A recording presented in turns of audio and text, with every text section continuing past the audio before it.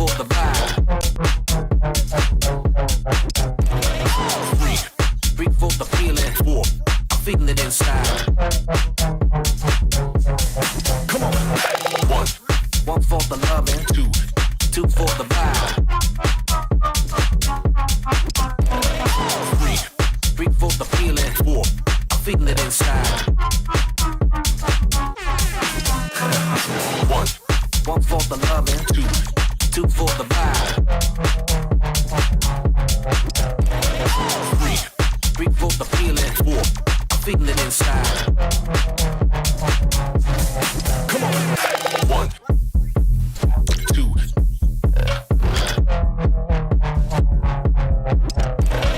Three, four.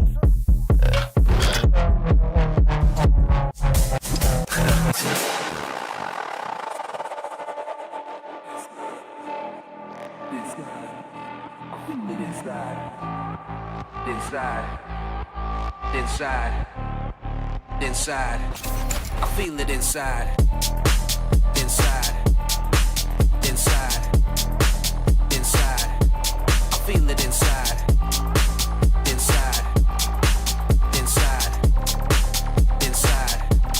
Feel it inside. Feel it inside. Feel it inside.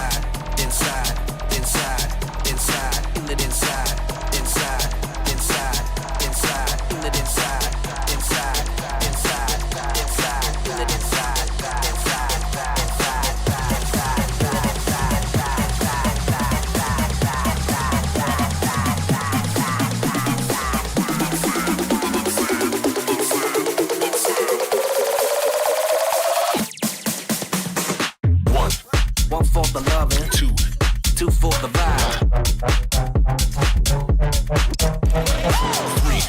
Three for the feeling. Four, I feel it inside. Come on. One for the loving, two for the vibe. Three for the feeling. Four, I feel it inside. One for the loving, two for the vibe.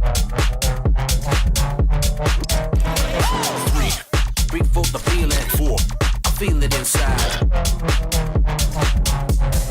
Come on. One, two.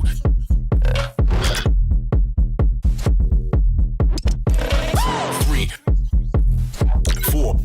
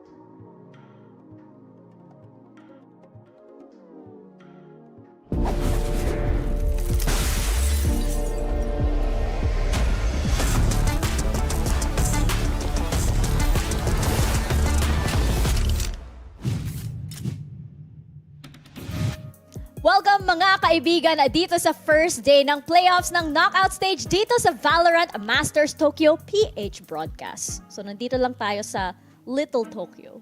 Diba? Little Tokyo. Yes. What? Yes. Yes, agree. Kasama ko ngayon sa Do we have a panel Little Tokyo si here? Asura and si... Huh? You've never been to Little Tokyo? There I'll take you is? to Little Tokyo. Wait, what? I don't know. This is news to me. I just been to Japanese restaurants. Dude, it's so good. It's so Okay. good. Okay, so Okay, yung plano sige. namin, magli-Little Tokyo kami. Tapos itong broadcast. Pero welcome guys. Invited kayo, by the way, kung gusto nyo, di ba? Syempre naman, alam niyo naman si Tita Mika, di ba? Parang mahilig naman sa mga masosyalin ng na stuffs. I will bring you guys to Little Tokyo, okay? Pero dito na tayo ngayon sa ating PH broadcast. This is Mika Fabs, Azuray, and Raf dito sa ating panel. And guys, I like that we are color coordinated in a bit. We actually, si Azuray tsaka si Raf, they are wearing pink today. At ito Yeah, din. this was Ito not nakapink. coordinated at Not all. at all. I know! I Pagpasok know. niya kanina, nakahiga lang ako. Oo. Tapos, seryoso ka ba? Legit, kahit yung belt at pants Ito talaga namin, yung nakakagulat nakamatch kasi eh. kasi parang pati yung shade and stuff parang matching talaga. Ako parang may konting extra stuff pa. Pero, Contrast, yeah. may contrast pa, diba?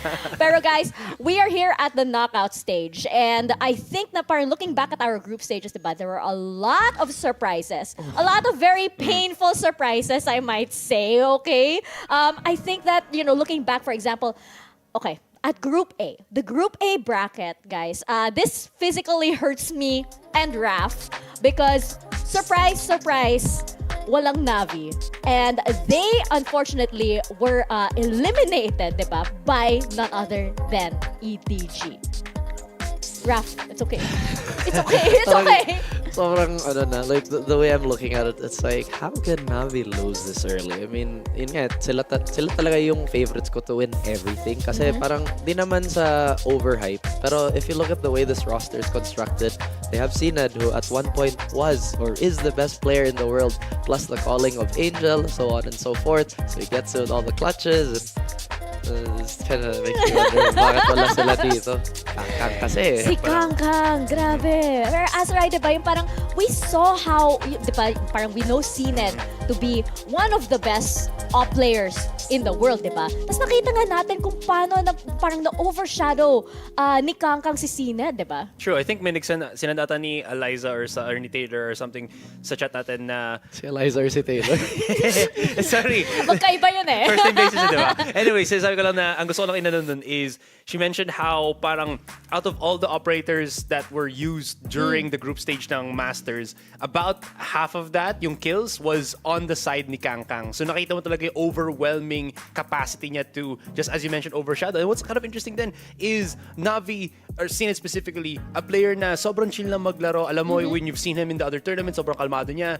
Nawindang talaga siya. Yung parang like, nagdabog siya dun sa table niya, just feeling that loss against kay Kangkang and the rest of EDG. Painful, di ba? My heart. As well as with T1. And T1, I think na parang, syempre we know that this team na parang still has a lot, I guess, sa journey nila, di ba? Pero I think na parang going up against EDG, we weren't expecting na talagang, di ba, yung parang that scoreline and just how EDG is turning into yung parang yung dark horse natin for possibly Masters Tokyo. I mean, it's crazy because I think in their region it's still in the closed beta. Valorant, it's not a full release. So how is EDG so good? Parang okay. So going back into that, I honestly really surprised how EDG have been performing. Pero sobrang nakatuwa na the operator on the attacking side, which is something that people are usually against, is being used so effectively by Kangkang. Yeah, and the scariest thing is, nafa-force ang mga players dito to try to adjust to Kangkang and try to beat him out. But as of this moment, at least in group stage, there was no group stage team that could actually beat Kangkang. That's the problem. And speaking of more of the group stage, diba, our Group B bracket here, unfortunately, Attacking Soul Esports have been eliminated at wala na ang chance natin to say HMFI 0DJC9C7. Gusto ko lang sabihin kasi wala ako na group stage. Grabe, no? Medyo wildcard yung ASE kasi if I remember correctly, their only win is against EDG and EDG have been pretty much stomping everybody else. So, yun nga, sinabi mo na daming surprises sa group stage. And I think we've been saying it since VPL naman na Valorant is truly one of those really, really wild games. I definitely agree. So that means na lang din dito is how long till other teams start to adapt na sa style or capabilities na pwedeng bigay ng Chinese region, diba? So that being said, ayun nga lang, how long will it last? And I think that parang, okay, so Attacking Soul Esports, tsaka Foot, diba? Unfortunately, we have to say goodbye to them. I think na parang yung isa sa mga big stories na lumabas dito sa Group B is how it was such a close call for DRX, diba? Parang the fact that EG took a series off of them and not just that, parang 2-0 din yung score, diba? Yung parang, ano ba yung nangyayari sa DRX, diba? What do they have to do in order to restore yung parang yung glory days nila? You're asking the wrong person. I've never been a fan of DRX. Di ba parang ako yung quote-unquote DRX hater kasi sobrang soulless ng playstyle ng DRX. I mean, super textbook. We all know that they've been very dominant in this region. Pero parang na-expose din yung, I guess, stylistic difficulties nila, especially against NA teams where NA is not very systematic, honestly. NA can be very run and gun and be very, I guess, super freestyle. Tapos, kung hindi makita sa DRX kung paano sila nag-approach the game, it's like, what do we do now? I think nagbago na rin ang DRX in that particular sense. Kasi the thing with DRX is, yung mga losing games nila all came with Foxy9 in that roster over kay Zest, diba? Then, at the very last portion na, nung nandun na kami sa panel, I was discussing na kung hindi labas ng DRX si Zest and they still stick with Foxy9, matatalo sila. And lo and behold, nilabas nila si Zest. I think more than trying to study yung opponents nila, they're also just going back to the basics na they're such a tactical team. Alam nila yung setups nila. They're very comfortable with that OG roster nila. And it did work. It almost blew up, pero gumana pa rin siya. So I think moving forward, they're gonna keep utilizing Zest. Kasi Foxy9, even though he's the young star, I think he's gonna get, as you mentioned, overshadowed, outshined by the other very massive Jet players from the other regions, at least as of this moment. And they can't bank on that. Sa ngayon, diba? At naman din niya, diba? Yung parang he's still actually getting the bearings the last time we spoke to him, diba? Yung parang Parang there are a few weeks between that time and now, pero it might not be enough yet for a player like Foxy9, diba? At nakita nga natin na binalik nila sa Zest during the grand finals against Paper Rex, diba? And speaking of which, surprise, surprise! Look at our playoffs bracket. Babalik na tayo sa grand finals ng VCT Pacific. PRX versus DRX na naman yung haharap dito. And we also have Fnatic versus NRG. I have a lot to say about that matchup dahil wala na ang Team Secret dito. I can be as biased as I want para sa Fnatic. But for now, for today, we do have Team Liquid versus EDG. And first up, Loud versus EG. Man, just watching or rather looking at the brackets, parang bakit na naman PRX DX ulit? Ito din, Loud and EG. Welcome to VCTNA. Diba? Parang, haven't we seen this before? Like, legitimately seen most of these lumipad matches? tayo sa Tokyo para mag-Pacific ulit. Tsaka mag-VCTNA ulit. Yun nga eh, kung siguro isa akong player sa laro, kayo na naman. Bakit nandito kayo? Bakit sa bracket ko mismo, sa opening? But again, just talking about that Loud EG game, I'm pretty sure you have your opinions on that too. I will stick by my opinion that Aspas is still by far the best player in the world we have. So, agree. Akala ko you were against that eh. No! What? No! I'm not against that. Sabi ko lang na parang, okay, I like EG. Pero talking about Loud, diba? I definitely agree with you. Aspas, one of the best duels. Nasa top 3, if not top 2 siya, I feel. Yeah. Because syempre, this is the defending champions. The defending world champions dito for Valorant, diba? And coming into this match, parang it's like, I feel like parang yung kailangan mas mapatunayan ng EG kung ano yung dala nila dito sa Tokyo instead of Loud. Loud are just there. I don't know what's happening talaga with Loud in specific. Kahit man nawala yung some of their players nga in the past. Again, just hyper-focusing, or not hyper-focusing, but like looking at the previous match histories, they are hella undefeated. I think out of the 4 series that they played, they've only lost 1 map lang. And that is in the span of like 10 maps in total. So nakikita mo pa rin yung dominance ng team na ito, whether it's the players themselves, kaya sabi ni Raf with Aspas, or yung kanilang support staff with their amazing coach. It seems like Loud is on that trajectory talaga to keep that championship wave going. Which is so, I guess, unusual kasi, diba si Pancada and Sassy left. Tingin ko sila yung nagkamali dun eh. Kasi, dude, look at Loud. Again, Nasa Tokyo na nga sila eh. Malamang. So where is it? I'm kidding, guys. Obviously, but looking at Loud, parang wala talagang dip yung power level nila ever since Champions, and Aspas has only been getting better. And I think siya siguro, para sa akin lang, siya yung the #1 duelist, because I think the consensus was either it was him, Yeaster. Who was her third? I think somebody from Durka, of course. No Pacific love here. We're talking about top 3. May 3 lang So kasi. who's the fourth? To be Hindi lang fair, ano pa lang, nagsisimula pa lang yung ibang Pacific players natin. So I think something is in that mix na rin. I think there was like a podcast somewhere na nagsabi na he's like in the top 4 ata din at the same time. So it's coming out there. This wasn't our podcast. No, this wasn't our podcast. Di ba tayo nagka-podcast in a little while, man? We gotta make another episode. Sige, plug natin yan mamaya. Yeah, Okay, salamat. yung podcast nyo.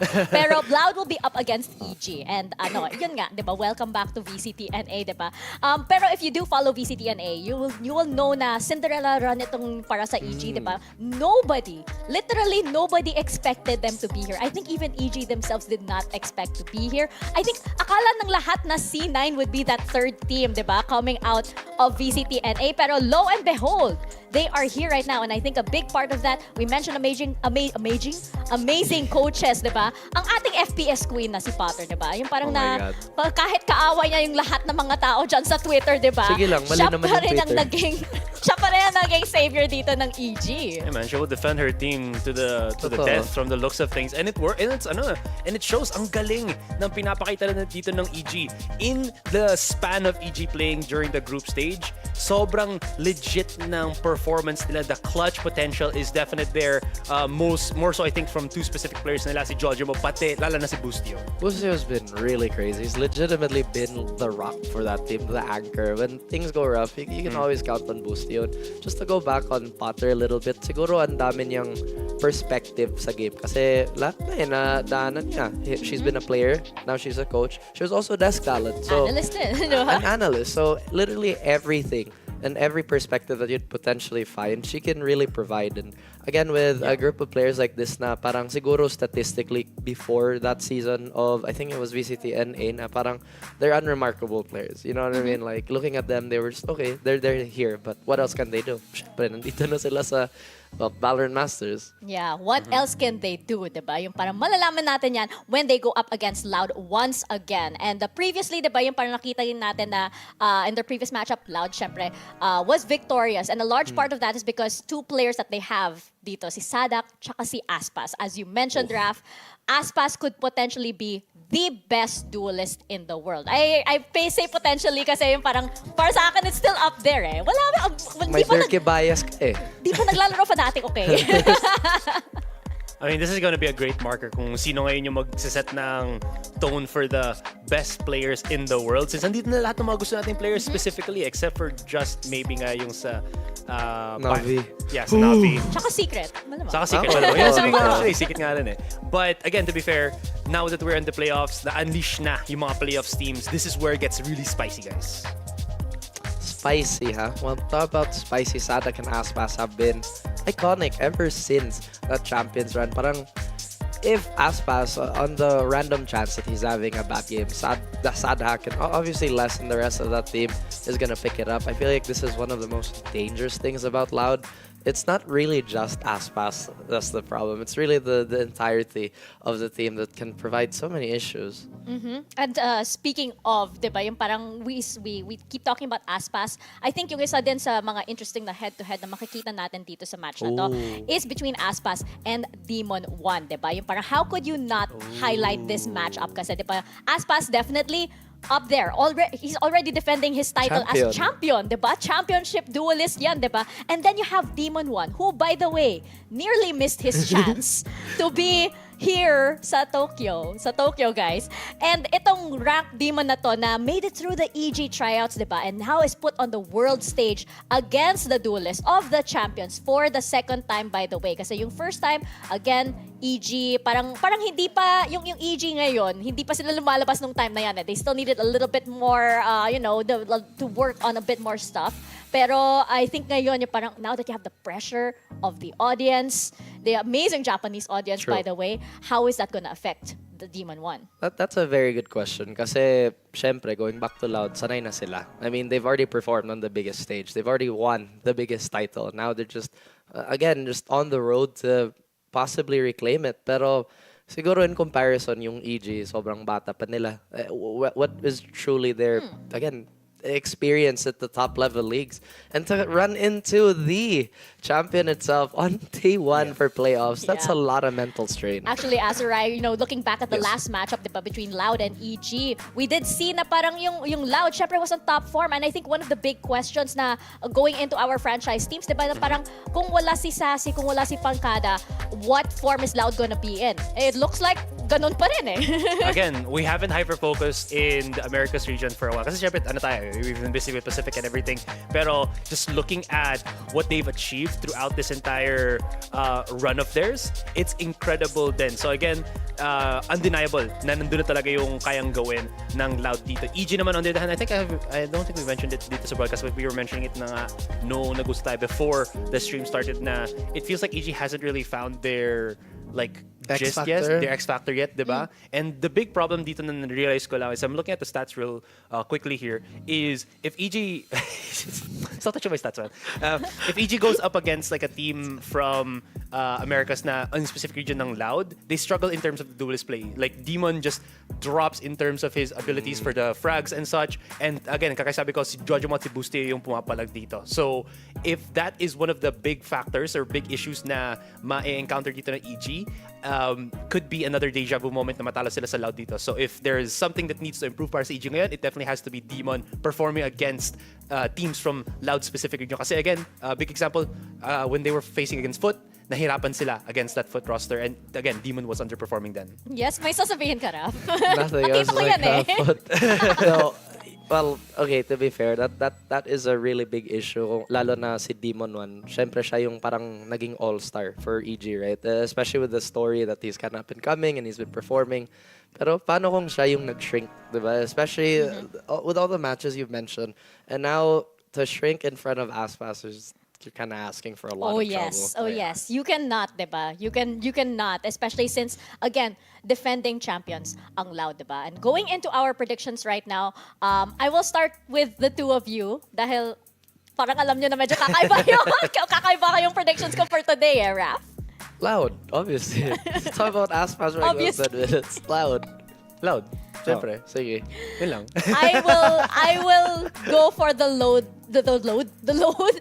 road less traveled and go with EG for this. Akala ko loud pa rin kasi may Loud. less. Kasi may less Load. eh. Less traveled. Pero And grabe go yun. for EG. Kasi, I don't know. I just want to see them complete their Cinderella run here. And I don't know. And I love Potter. Well, we all do. I love Potter. Potter. But I do think na parang Loud is definitely isa sa mga teams. Isa sa mga, EG is definitely one of these teams na parang can definitely surprise you, diba? After so long, they can still surprise you. Yeah, absolutely. So, again, this is a tournament na hasn't been done in a couple of months na rin, diba? Being able to hit all these international teams. And again, the playoffs teams haven't really shown their hand for a good chunk of while then. So, those coming from the group stage, ang dami nilang disadvantages kasi nakikita na ng teams kung ano yung what their, exactly, the VOD reviews, what they're bringing into the table, kung ano mo yung kailangan nilang i-focus ng mga players dito. And again, for EG, it's gonna be Bustio, Sakasi, Jojomo, and the performance of Demon nga talaga, which again, in Question the main mark pa. stage is a big question mark, like Raf said. So, parang yung mga notes ko kinopia mo. Balita ko, na-miss Parehas ko na tayo daw ng ako damit. eh. Parehas tayo ng damit. Parehas din kayo ng notes. Sige. Ganon. Pero it's a big question also. Like, again, EG was prepared for the fact that Demon 1 wouldn't be able to make it dito sa Tokyo, di ba? So, whatever they might have been planning that they had to scrap it, it could still, throw a wrench into their plans. Especially when you have a team like Loud. Napaka-whole package talaga ng Loud, di ba? Totoo. Yung parang consistency is there. The aim is there. The mechanics are there. And definitely shows. They know this the world round. They've gone up against the top teams and still have come out on top, diba? So bakit ni Tita Mika yung vote mo nasa EG? Yun nga parang lahat ng sinabi mo, pwede pang Loud talaga. The bias. Diba sabi ko, lalabas nga ang bias ko dito sa Tokyo. Yung fanatic na yun. Sayang yung bias ko, nasa playoffs. Nasa- That's 2 stages in a row. First it was Talon out. Come on, guys. So ikaw Don't talaga do yung this totoong to me. sumpa. Yun. Ako ba? Baka yun yun. The secret I don't know. the secret Ray Rakers. The secret Ray Rakers. May rough curse pala. I haven't been called out since like high school. Wow! We are uncovering a lot of history here. Pero before we uncover any more, we are going to go into a quick break. Babalik tayo and we will get into Loud versus EG.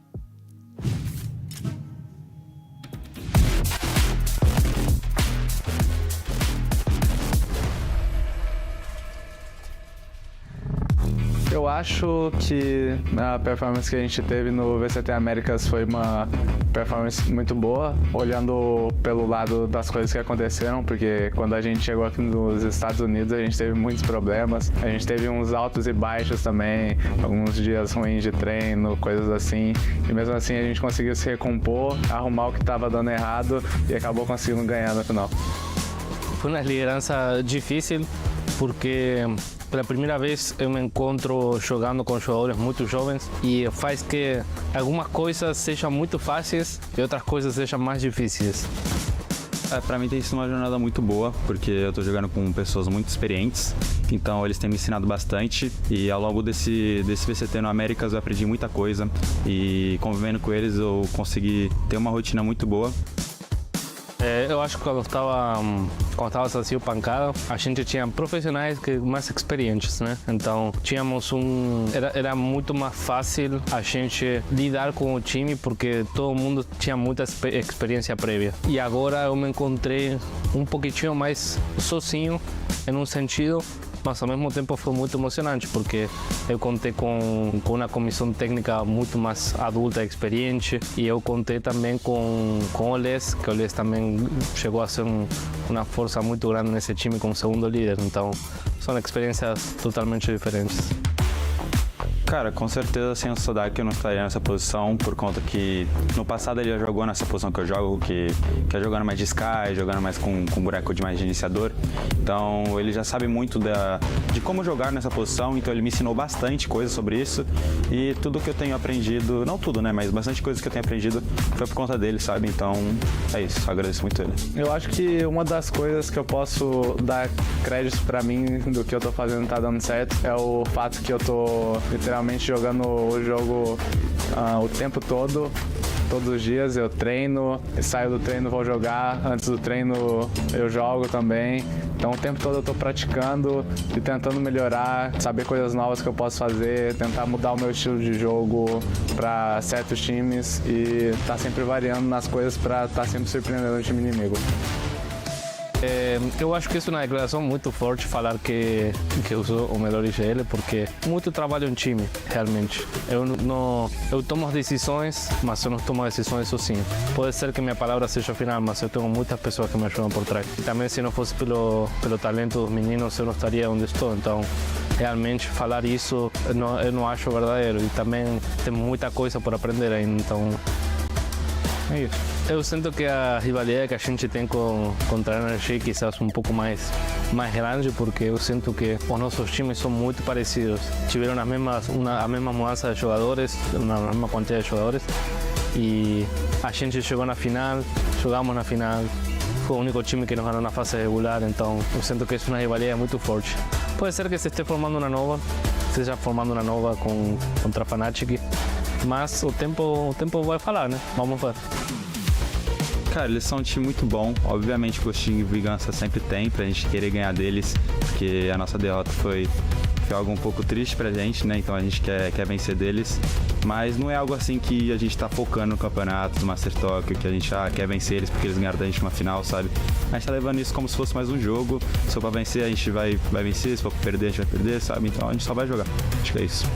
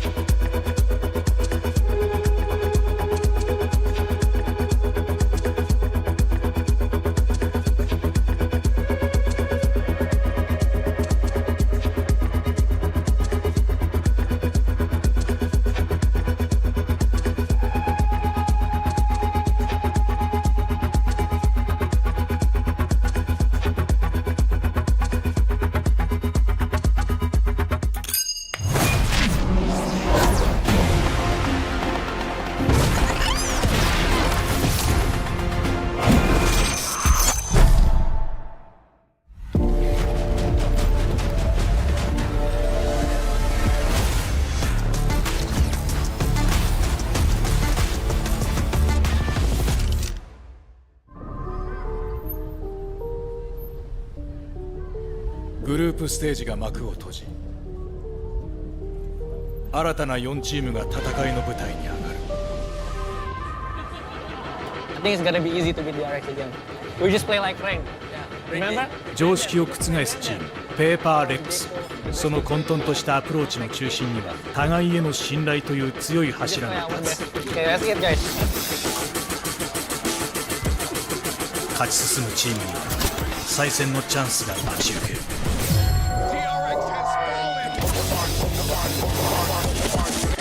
今では VCT の頂点に立つ者も最初は目立たぬ存在だった。 Eu comecei a competir no Valorant na Argentina. Eu sabia que estava o que eu precisava para chegar a um torneio internacional e conseguir ganhar. Então, o destino, a vida me guiou para o Brasil. ラウド、IGL サダーキーのリーダーシップがルーキーたちをチャンピオンへと育て上げた。 Eu quero ver que os meninos cresçam, eu quero ver que eles den tudo de si. Will be thousands of times. One day, make it happen. No idea how many tournaments I have left in me.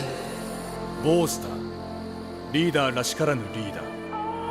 朗らかな言動の下には VCT の厳しい試練で鍛えられた王者の不屈の魂が潜んでいる。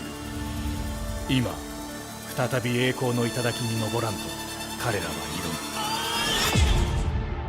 む。だが、どうすることもできない試練もある。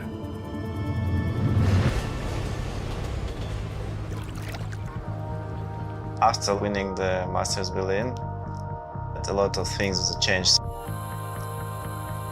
It was really tough. I don't want to let this opportunity slip away. チームリキッドは周囲の疑念にも屈することなく結束し高みを目指す VCT の精鋭チャンピオンでありながら次のレベルを追い求める者たち It's time to prove that it wasn't just a random thing.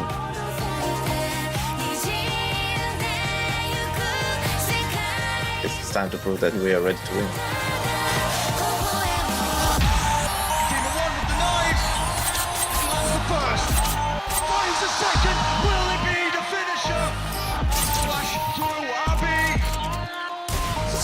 If I go here, destroy everyone.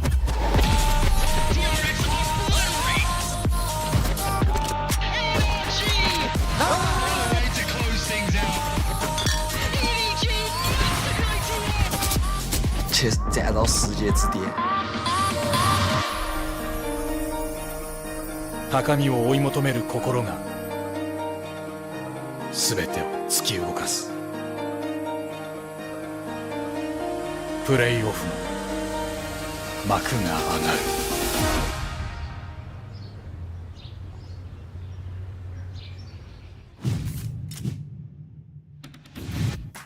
Welcome back! We are just about to start our first series of the day na parang namamanghala ako sa video. Ang ganda! Nakakainis. Shout out sa Good Boy Creatives. Wala lang. Hindi naman kayo nanonood, pero pero Send shout a out sa clip, inyo. send a clip. Wala lang, just in case, 'di ba? Pero eto na nga, Loud versus EG. A tale that we have seen just a few weeks ago, 'di ba? Pero what is new for EG? Yun ang tanong eh. Kasi yung Loud, as we have been discussing, wala na silang gagawin eh. Perfect na sila, Totoo. 'di ba? Yeah, absolutely. Pero yun nga, di ba? Like, if you look at this at a Loud perspective, parang siguro the pressure is on them. Kasi sila yung, sila Yeah. yung, I guess, big advantage here. And they can't really get any data from winning. It's like, oh guys, whatever we did. Kasi EG, di ba? Higher seed. Do you like Team A or Team B? Team B. Okay. So EG, we'll start with your first ban. Okay, we'll ban Bind. Okay. And Loud, your first ban. Pearl Okay. EG, map number 1. We'll pick Fracture. Okay. Side on Fracture. defense And map number 2. we pick a set Side on Ascent. Defense. We're going to go to the next set of bans starting with EG. You have Haven, Lotus, and Split.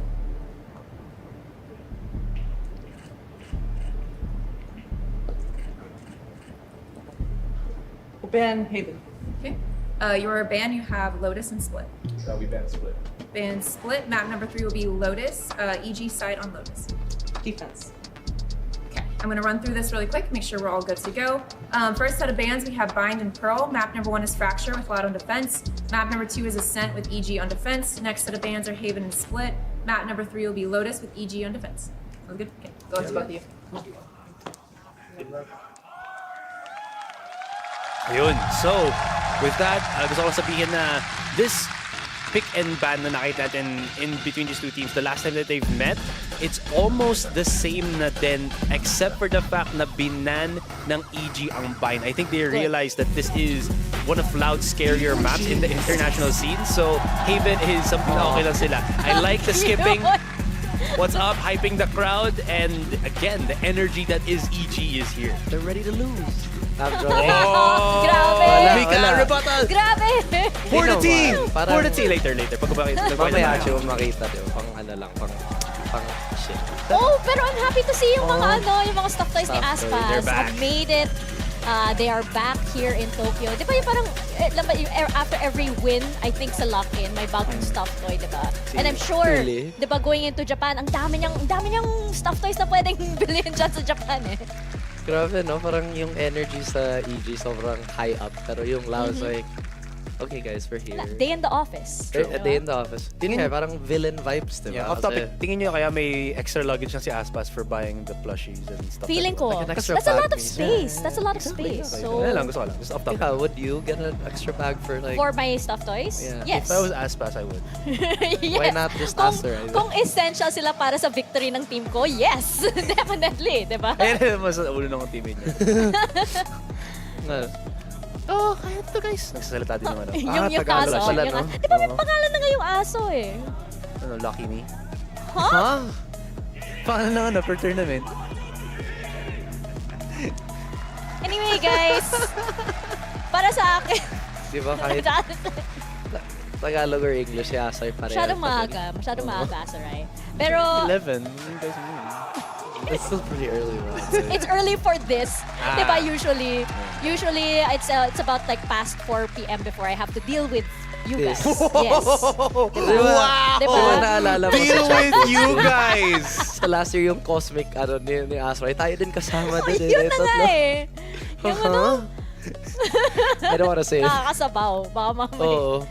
Pero, di ba, Asra, you did helpfully bring up, di ba, yung band on Bind, which I think is a good thing, knowing na yung scoreline between them the last time that they were on Bind was actually quite, I think, traumatizing for EG, di ba? Yung parang it was, I think, 13-3, di ba? And EG, I think they have to have a lot of things to work on. So if they want to be able to take this series from Loud and not repeat history, they do have to do that. They do have to bring out, I think Lotus would even be better than Bind. It's a very, very bold statement to put Lotus over Bind, but For ano EG. Ano pa talaga yung weak map ng Loud? Yun Is the lang, question. di ba? Yun lang. Parang wala silang weak maps nga. eh. Kasi, Honestly, it looked like it could have been Ascent. Even though this is a Loud map that they always pick, it feels like this is the map na at least every other team has a lot of data na to actually try to counter them out think on. about it this way, siguro ang daming data, like what you said. Pero kahit sa abundance of that, Loud still barely loses on a set. True. But at least it's the map na may umaabot ng 10 plus rounds as an opponent. Yun na lang sabihin ko. Yun Parang ang nadadagdag ko. consolation prize Yun na nga lang. eh, pero diba? I mean, compared to any other map, right? Might as well. And I think na parang dito sa ating agent select now, I'm very uneasy with Demon 1 being on the brim.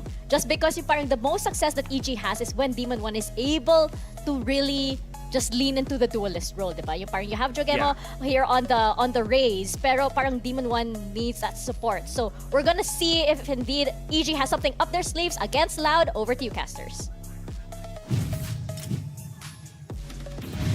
Maraming salamat, Tita Mika, at nandito naman tayo kung saan makikipagsapalaran na naman ang ating mga teams na itinalaga sa iba't ibang panig ng mundo. Kami nga palang inyong tagapagsalaysay para sa araw na ito. Ako si Mochi at kasama ko sa yon si Lee.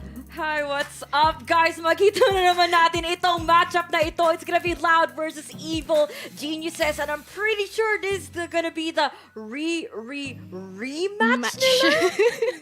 Kung matatandaan mo talaga dito, Mochi, we have definitely seen these teams go up against each other in the Americas League. But alam naman talaga natin how the Brazilians have prevailed in their series so far, putting out an almost flawless run. But we still have to see that here kung paano sila magpe-perform dito on Tokyo Masters, given that ang first map na laruin nila is gonna be here on Fracture. And syempre, karang kanina lang pinag-uusapan natin to, no, na Fracture is a map na hindi ganun kagusto ng Loud. And like what you said, this is where the Brazilian Guns has been able to see, or we will be able to see, na they indeed bled because of it. And Evil Geniuses really wanted to capitalize on this fact, and they want to exploit this. Siyempre, pipilitin talaga nila itong map pick na to, given na nakita talaga na yung mga weaknesses.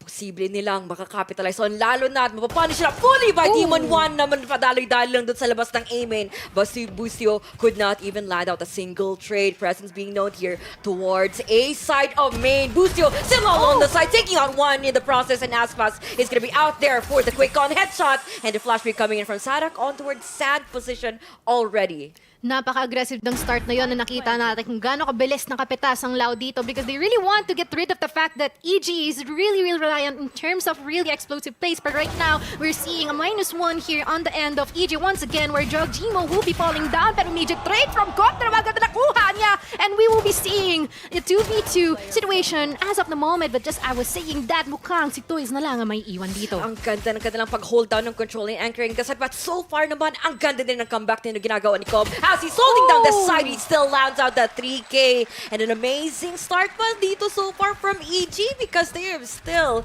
provided a bit of a solution there kung paano tinatackle sila ngayon dito ng Loud. Oh my. I mean, napakaganda ng palitan nila doon, no? But I really like how Loud has been able to actually go for a really good aggression. But at the same time, ang ganda talaga na naging salon ni Combs dyan eh. It's just the first round, pero immediately nakakuha siya agad ng 3 kills just in order for them to get that advantage. Kasi lalong-lalo na in the second round, Matic, may dagdag na mga baril yan eh.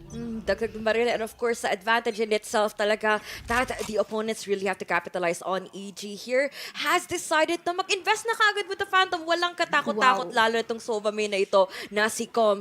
But of course, playing for the hard contact muna dito ang Evil Geniuses na magpipick dito para kay Sada. Kuha muna tayong information. Kita muna natin na Recon Bolt and the other side of the map. Si Busio muna ang kukuha para sa kanya. Parang kanina lang ang nakikita nating nasa spotlight is si Sadak and as well as si Aspas. But right now, EG wants to prove that otherwise. And now, they are currently going here sa ating B-side. But just like that, isang bala ka lang, sabi ni Les dito kay Bustio. And immediately, meron na agad mababawas dito. But syempre, as much as possible, EG wants to make the most out of their current buys. Kaya naman, ingat-ingat muna sila dito. Ingat din talaga because Loud has fully understood how pivotal these pistol rounds are so far for them, with advantage with their opponents na meron sila ngayon with these upgraded guns. What else can they do with this solidified play, with solidified identity that they have played against themselves? Smokes muna, paint shells, and the flash dito where Jogemo fully reacts into this execution. Now, spike planted by Ethan on towards A side, and of course, Loud players coming in from the stand position, papuntang A main, at mukhang magtutos muna tayo dito para kay Demon 1 makita. At dito, ang Neon na si Aspas, mangunguna with a frenzy, kuha ng isa, and of course, ganda ng trade, and the blink by Demon 1, taking out 3, and still, nilalabas pa rin kanyang duelist identity kahit Brimstone siya. Akala ko may something na may o-offer, nagmi-mission impossible yung Viper ng ng Loud dun eh. Akala natin magkakaroon sila ng tapat dito, pero just like that, Demon's been able to connect all of the shots here galing sa kanyang Guardian, and immediately there's going to be their bonus round, and wherein sinimplehan lang nila. Sinimplihan, basic lang daw talaga yung approach. Hindi na kailangan ipakomplikado pa. EG just have to frag out na kung saan talaga sila at their best. And of course, what else can you expect? Demon 1 was just there. One tap potential without Carnage is just gonna be the easy way for them to wipe out the opponents. Taking out control for the meantime, though, dito muna ang mga tropa natin ng EG. Kuha ng orb, papuntang disposition, at mukhang magpa-fake back at disengage na tayo and try to gather for more information bago tayo makapag-execute muna dito. They really want to gain as much as possible yung ating mga ultimate orbs, no? Pero we cannot get rid the fact na isang orb na lang meron na rin makukuha dito si Aspas, and they really want to utilize that kahit papano they can advance another round here, lalo na EG is at an advantage. But now it is still the bonus round, the end of EG here, pero let us see if Lau will be able to actually get their buys worth it, lalong-lalo na if ever man na hindi nila ito magawa ng maganda, Matic, mukhang mahihirapan sila sa mga upcoming rounds natin dito. But Hunter's Fury natin, hindi ko connecta. But with the Nano Swarm na binato ni Busio dito, mukhang meron agad malalagas. At ngayon, makikita natin na 3 na lang ang naiiwan dito in the end of Loud. Really, EG is just dominating the current time dahil talagang ayaw nila na maging worth it yung buys na ginagawa dito on the end of Loud, and we know how detrimental the map of Fracture is, and EG is really, really very much exploiting that fact. At napaka-safe din at napaka-passive na ginagawa muna dito ng Loud. At isa namang Prime Gaming, flawless ang pinakita muna dito ng Evil Genius. Naku naman, so far they have been looking quite dominant so far, and Loud has been, struggling a bit from the start, but I'm pretty sure they will have to reassess, make those necessary micro adjustments para they would eventually get the upper hand from their opponents. But if you look at that, ang dami din binuhos talaga ng Evil Genius para sa kanila, para makapagkuha man ng mga pickings at para mapapatuloy at maging successful yung execute na iyon. Apaka-hapdi talaga nangyayari sa Loud ngayon, no? Normally, you would actually call for a timeout, pero malay mo next round pa considering na wala silang buys ngayon. I feel like they can utilize all those with the one-tap potentials na meron naman nga talaga, pero hindi rin natin sure kung talagang ma-play off nila ito ng maganda kahit papano knowing that EG is on the groove right now and they really know how to address a Fracture map really, really nice. But still, this just the first half, so maaari pang maraming mangyari dito, maya-maya, pero ngayon, Busio, mukhang sisilip dito. sinubukan niya makakuha ng isa pero baliktad ang nangyari sa kanya. Si Aspas ang makaka-secure and we are currently seeing that they'll be pushing towards sa ating A side just in a bit and they now been able to set it up quite cleanly. And they would not cower against the opposition dito, lalo't may ultimate na kaagad si Aspas, who is gonna be leading the raid. Once again, taking out one kay Timon 1 at mukhang si Ethan naman dito makakuha ng kanilang kasagutan. But si Com, nagagaling sa likod, nagagaling para sa flank. Naku naman, itong Sova na ito, napakalikot at medyo naliligaw din siya. Phantom and Hound, gagamitin mo natin dito ng Snake Bite para nakapag-zone out man lang tayo dito sa site. At mukhang Kwanzin have other ideas on how this plan B could definitely go far. But, Strogemo, mukhang matatamaan muna tayo dito ng fault line. Dahan-dahan muna. Time is ticking. The pressure is on here for Loud to play out this retake. They are going to be using the splash. And Ethan is there with the window of opportunity to take out those frags in the way. But si Lester naman with the Sheriff plays.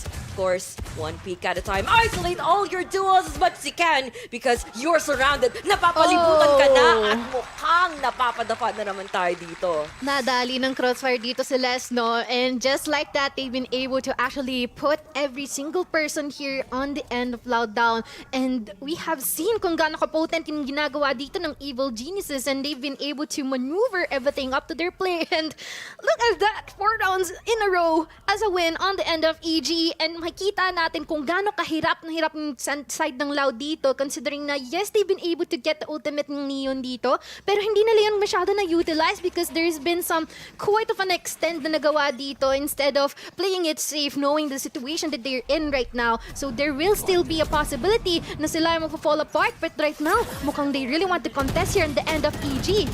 Contest and take out a few more frags along the way here from 2 easy lang daw para sa kanya. 3 taps para muna dito sa side ng Dish at mukhang Loud has full control already of the round, of the side and on the entire game. A good comeback for them at nakasawakas nakakuha na sila ng unang round.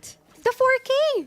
Grabe din yung 4K ni Quiz Don. And we have been able to see na regardless of the consecutive rounds na ipapanalo dito ng EG, hindi sila pwede maging complacent that much because Loud might actually bounce back in a way that they never really expected it to be. Bounce back, but konting setback muna tayo para sa kanilang unang pangatlong rounds dito in this first half. And Loud pretty much has this quick change ng pace na ginagawa nila so far with their aggressive stances, taking control on towards Arcade. And you could definitely see how Evil Geniuses has been reacting to the set utilities na tinatapon nila. But dahan-dahan, kuha muna tayo ng mga orbs at ng side information coming to play. Gagamitin din natin ng mga ultimates with the lockdown here from the Killjoy. But Cloud could basically not do anything aside from carrying away against or away from that dome of Detain.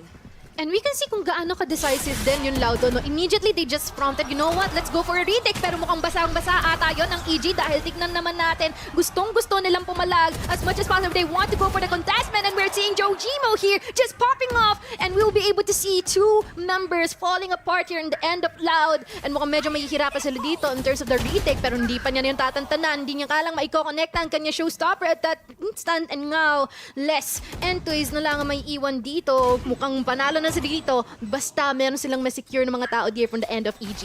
Secure ng tao, the space and the frag. Sabi daw dito ni Les, kuha mo na siya para kay Arcade position but si Tuisi. Mukhang yung hold down is mag-defuse. But Com, ako naman nag-spray down sa malayuan. Mukhang si Les dito magde-decide na naman to go for the first save para sa kanila. But makukuha kaya niya? Naku, Nakita. mukhang napitas niya actually. Narinig natin na meron tumalsik na ulo. Pero, yep.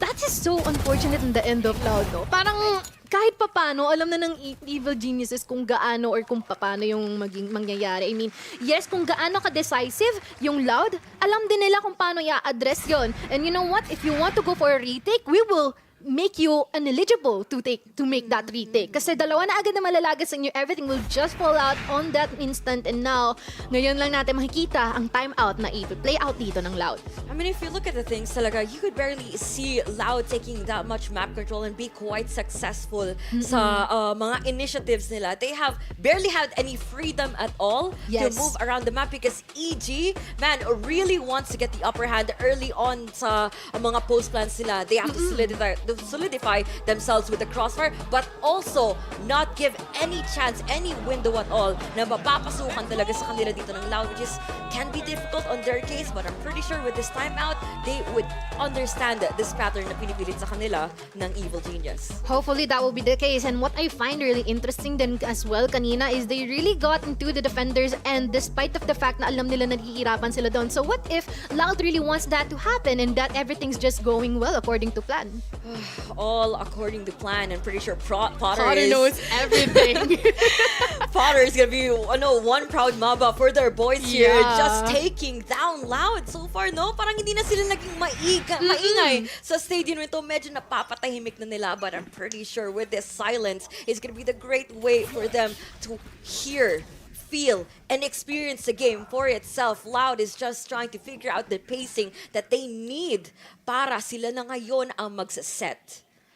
And hopefully, yun nga ang mangyayari dito because they, not gonna lie, this is quite some points na kailangan nilang habulan, and they really, really have to take this into consideration, and they should really work methodically from now on because there's a lot of stuff at stake here. Means just the first half, but still, iba pa rin talaga kung alam mo na merong advantage yung end mo eh. But this time, ganun na lang tayo. EG, really, really different from how they play usually na very chaotic, but chaotically organized, if that makes sense. Pero ngayon, they're just taking their time. They're making the most of the time na maaari nilang kunin dito. And now, they're just setting up, and there would still be this certain potential na maaaring makapita sila just before they're securing their objective.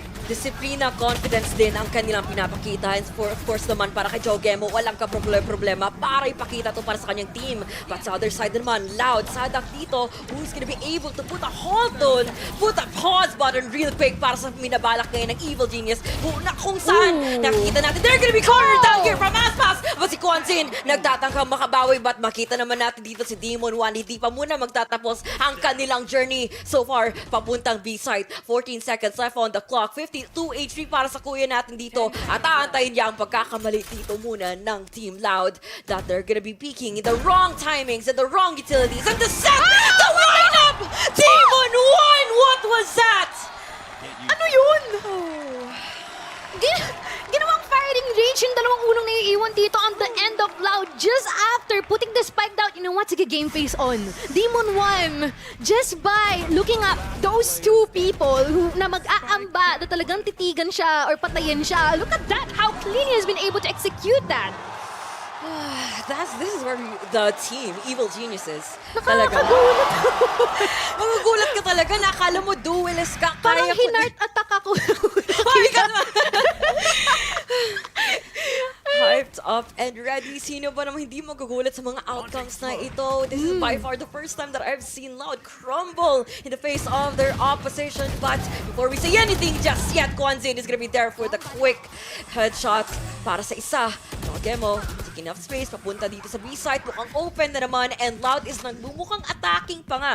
Sila ba na mga dito manggagaling sa B-main at rotate din muna dito para sa side ng EG?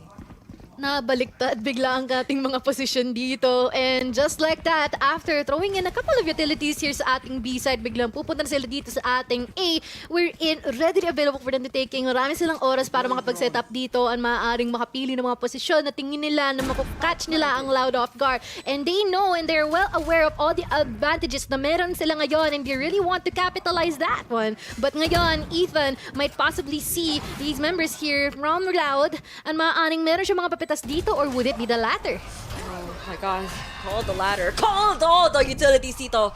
Paranoia muna tayo dito. That is not to be connected to any players coming out from the side of EG. They're playing in the crossfire strike, but unfortunately, Sadak understood the positioning, understood that what it takes for them to take out EG is just plain old frags. And that was just like them waltzing in the site. Retake easy, sabi daw dito ng Loud. Back to the classics yung naging tema during that round, no? They just focus on the guns that they have, all the bullets, and whether it connects or not. And Loud has been able to do that flawlessly on their retake. And as well as the fact that we'll be able to see if Loud might possibly get a grasp kung paano nila talaga makakounter tong EG. Because EG, not gonna lie, they're being so, ano ngayon eh, anong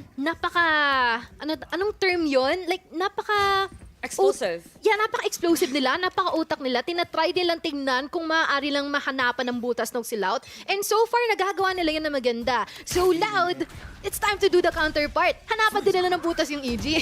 Hanapan din talaga ng butas. Ang harapan talaga nila kailangan ng paraan para hindi makakapasok ng madalian muna dito ang EG. Because so far, they're able to do retakes. But you know what's the best part for you playing as a defensive side is hindi talaga makapasok yung mga kalaban mo. Anchor down the sides as much as you can. And by the looks of things, Loud naman dito has played this, quite far back. The positioning dito yung ginagawa nila has been just them playing for the information and the hard retake. Given that meron silang ultimate dito, Rolling Thunder, galing kay Kwanzin, na magagamit nila later on. And seems like EG has not been over with the B-side takes just yet because nandito na naman tayo, a same story all over again. Or will it be the same fate dito gagawin muna ng Loud on towards B? And actually, I feel like the best thing that they can do here as well is mapitas nila si Jojimo kasi siya talaga yung nagsisilbing entry nila din. Oras na malagas yun, matik advantage siya para sa kanila. Pero ngayon, nakikita natin ng maraming mga trades na nangyayari. And so far, mukhang magkakaroon tayo ng karagdagang advantage in the end of Loud where Jojimo will now left alone. And we are seeing the try or the attempt to segregate these members here in the end of Loud. But still, mukhang hindi niya yun magagawa na maganda. And not gonna lie, we're seeing EG has been able to stand up for themselves one by one, how individually sufficient they are. But Loud really wants to prove that otherwise, and now they will be falling for a short in buys. I mean, if you were just to look at this replay, man, it was just a cycle of utilities na tinatapon dito muna ng Loud para hindi makakatawid ng maayos, para hindi makakommit ng objective man lang dito ang EG. At mukhang napapaisip sila kasi hindi pa nalalabas yun ng Loud early on in the game. Parang dina-download lang nila dahan-dahan itong laro. Pinapatikim lang sila ng konting panalo because Loud is just starting to warm up here on Fracture, and it just seems na it is for the side of EG, it could be sooner or later for them na makakatikim talaga on what the flavor of Brazil, like not the flavor of what Loud can be. And so far, it's spicy. Yeah, definitely spicy. And I'm not sure if kakayanan ba nung EG yung spice na yon, lalo na habang patagal na kinakain yung dish ng Loud, paangan na panghang, medyo napapainom na sila ng tubig eh. Time out din talaga muna eh. Kasi, so far parang... Saglit lang, Load. Break time muna. They have ultimate, so para ma-counter yung spice, inuman mo ng gatas and posible na magagamit nila yung orbital strike galing kay Demon 1. Maibsan kahit papano, Or sa tapunan din na ng konting spice sa showstopper. Gamitin ni Jogemo dito, but eco sila. Eco. So, they really have to take into account na as much as possible maaari makakuha sila ng mga pick-offs and hopefully na magamit nila or ma-utilize na ng kanilang mga ultimates later on after this round. Pero malay mo naman, hindi natin ma-underestimate yung mga one-tap potential ng mga sheriffs na hawak nila. But for the side of things, dito muna sa Loud though, they're playing it quite safe na naman. Hindi sila, usual routine, kumuha ng A-main. They have decided to go on far back, aantayin and play for the utilities dito, nanggagaling for sand position from the breach. Quite a smart decision if you ask me, but for EG right now, for them to not be able to take out those initial frags, this can be a difficult situation that they have to deal with. An execute could be a possibility, but it's still gonna be hard given it's a 5v5 situation still.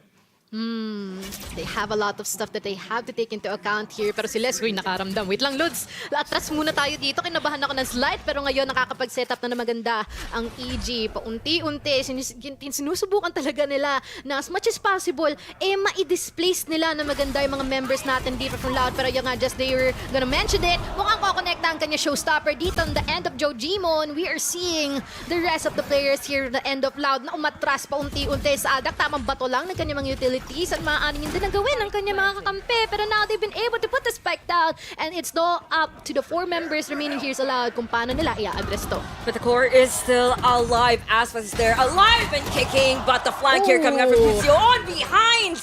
Demon 1 there to even complement this control that they're having. But for Aspas, meron lang siyang Vandal na magagamit at wala pa siyang makikita so far in this 1v4. Pistols ang kalaban mo, Lods. Paisa-isa lang talaga mga pickings at paisa-isa din talaga ang inaabangan niyang pagkakamali dito ng EG tulad na ginagawa sana ni Ethan. But unfortunately, my gosh, it was a thrifty daw na magkayang gagawin ng EG and Wow, actually, I'm impressed. Wow. Inarenjin lang siya ng frenzy eh. Alam nila na medyo low na lang bahagya itong si Aspas and yep. Well, it just takes one. Siya lang talaga yung tumakbo lang. Sige, ako na magpe-friends. Ako na bahala, guys. Just sit back, relax, chill lang kayo dyan, and let me do the trick. And they've been able to actually do that really good. And yes, once again, it is a thrifty. So this already the best time wherein maaari na mag-guide ka ng mga ultimates. And other than that, kahit na nga na nasa eco rin sila kanina, ginamit nilang orbital strike, ginamit nilang showstopper because they are well confident na maaari nilang makonsider ang magawa yun na maganda. Pero ngayon, si Aspas mukhang merong ibang balak gawin dito. Maaari makakuha siya ng isa pero immediate trade here from the end of Ethan. But now with Kawanzin going for the counter here, maaaring makakuha siya ng isa pero atras muna, back off muna, kalmahan natin ang bahagya. They were just overly punishing dito. Actually. An instance for Loud there, just wasting out a single ultimate dito ng gagaling para sa kanilang Leon na si Aspas, who has been tried, tinatry naman niya maging productive with their efforts. But unfortunately, though, EG... Hindi sapat. Oh, hindi talaga sapat. Almost is never enough daw para sa kanila dito. But for EG, exercising the same amount of discipline and teamwork, coordination na pinapakita nila in these executions. Once again, si Com ay mukhang mangunguna na naman in taking control here on tower position. But for the rest of the team here, has not even fully decided for this commitment. Nako! What a flank there from Les, taking out one with the Sheriff. But unfortunately, nako, ay, yun lang ng kanyang makayang gagawin. Si Sadak though, putting the brains and the brawls here into action. But the Sova main, si Com dito, just decides to react on fully and takes out a quick 3K muna para sa round. Same drill, jiggle-jiggle lang sa ating mga Radionite boxes at that specific site. And we have been able to see kung gaano ka-explosive din talaga yung mga members natin from the side of EJ. Mukhang sa ngayon, nagmumukhang sila ang kryptonite ng the end ng Loud. And so far, they've been executing very, very well in terms of their objectives. Pero I wonder kung paano yung magiging difference nito once na mag-swap na yung sides. Kasi if they would still be able to be this explosive, chaotic, but still well-managed dito sa end ng Evil Geniuses, magiging groundbreaking talaga to for the end of Loud. They need a game-changing move dito. They need those ultimates to happen here for Les. Para makuha man lang ng side control. Fortunately, they decide to put all the matters into their Vandals. Gagamitin mo para kay Kwanzin at B-main take na naman kung saan sila man naman magkakamali. Demon 1 waiting the process for them to make another mistake. Nako! Si Ethan nandun na kaagad, generator precision, kuha na naman ng isa at mukhang tatlo. Kaagad ang matitira muna para sa Loud. Oh man, that is not looking good on the end of Loud at all. Kasi just like what we have seen from earlier on, Aspas really didn't expect that someone would be there kung saan siya pupunta. At ngayon naman, marami pa silang kailangang kaining bigas dito. Apat na naman ang naiiwan dito from the end of EG. Abay, nadagdagan pa with the Hunters Fury connecting here in the end of Sadak. And we are seeing Lesson 2 is the lone survivors here in the end of Loud. And we are wondering if they'll be able to Loud enough to actually go for the counter. And mukhang hindi na nga talaga because EG is just dominating every single one that goes on their path. Loud is not louding today. Yeah, they're quiet. It's they're not quiet, working. sister. It's... Shh. Tahimik din talaga din muna mga players. At mukhang mabilis ang halftime break muna tayo. And I'm pretty sure Mika has a few words to say. Same here for the side of Raph. Now, we're gonna be going back and passing this back to the panel. Nasaan muna sila magsasalita.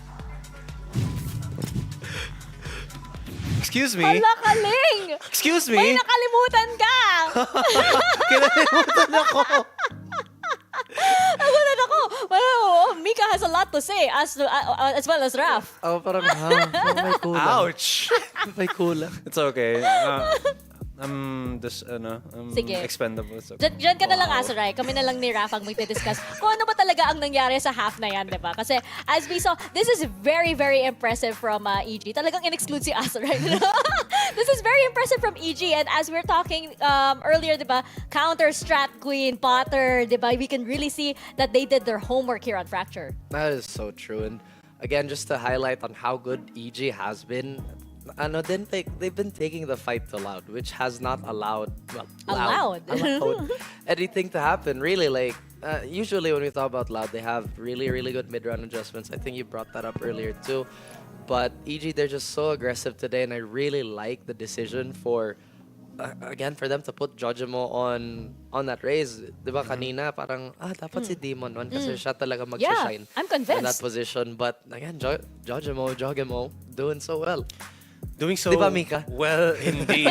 Yes, I'm a voice in your heads. I'm just a random voice. Dati kung makikita nila na onti dito, pwede i-zoom in lang dun sa mukha ni Raf. May nilagay lang akong mga parang sharp notes lang real quick. So hindi nyo makikita masyado dito guys, pero I just liked how so aggressive yung playstyle ng EG dito, where they're able to actually isolate yung mga points of interest against sa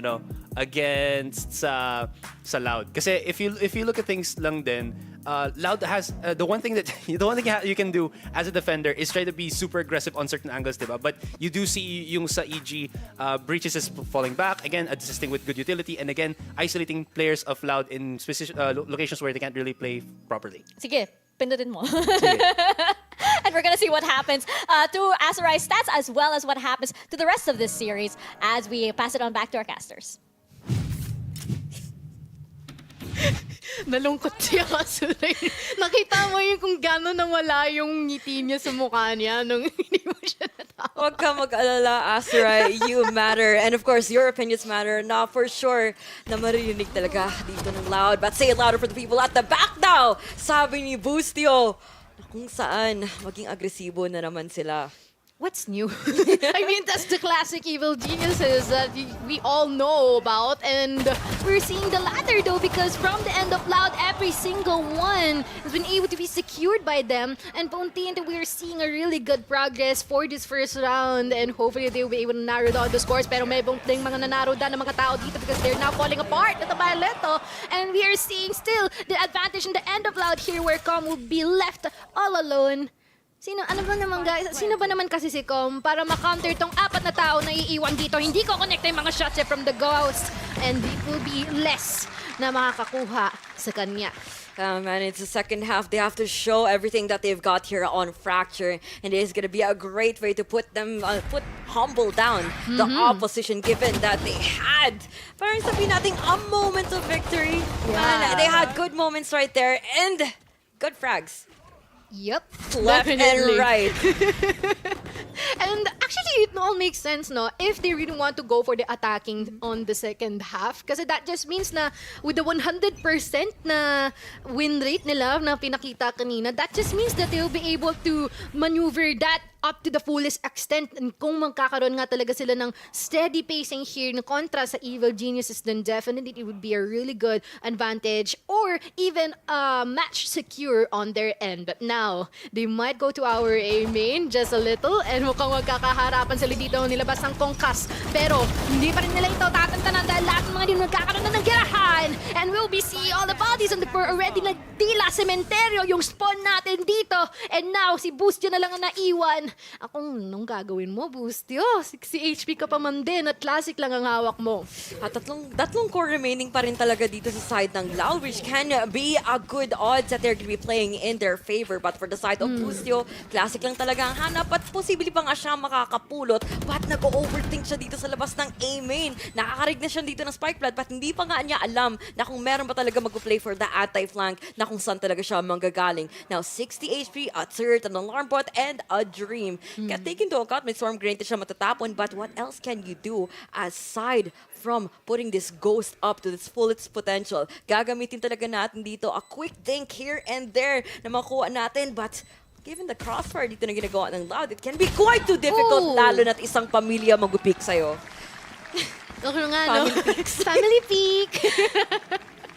Ay, wala na rin talaga magagawa si Boostio ron. I mean, you admire the effort, but still not doable. But at least they will be able to go for a buy round the next round. But we will be able to see if the bonus would still really work for the whole duration para sa Loud, no? For their third round. And maaaring makita din natin if magiging sufficient ba to para sa kanila because they are full stack in terms of their utilities here from both ends. And we will be able to see if there will be some changes here because for now, with Loud, how they're addressing yung EG's existence, maaaring everything's well according to plan nga. But now, mga nabawas na agad sa kanila.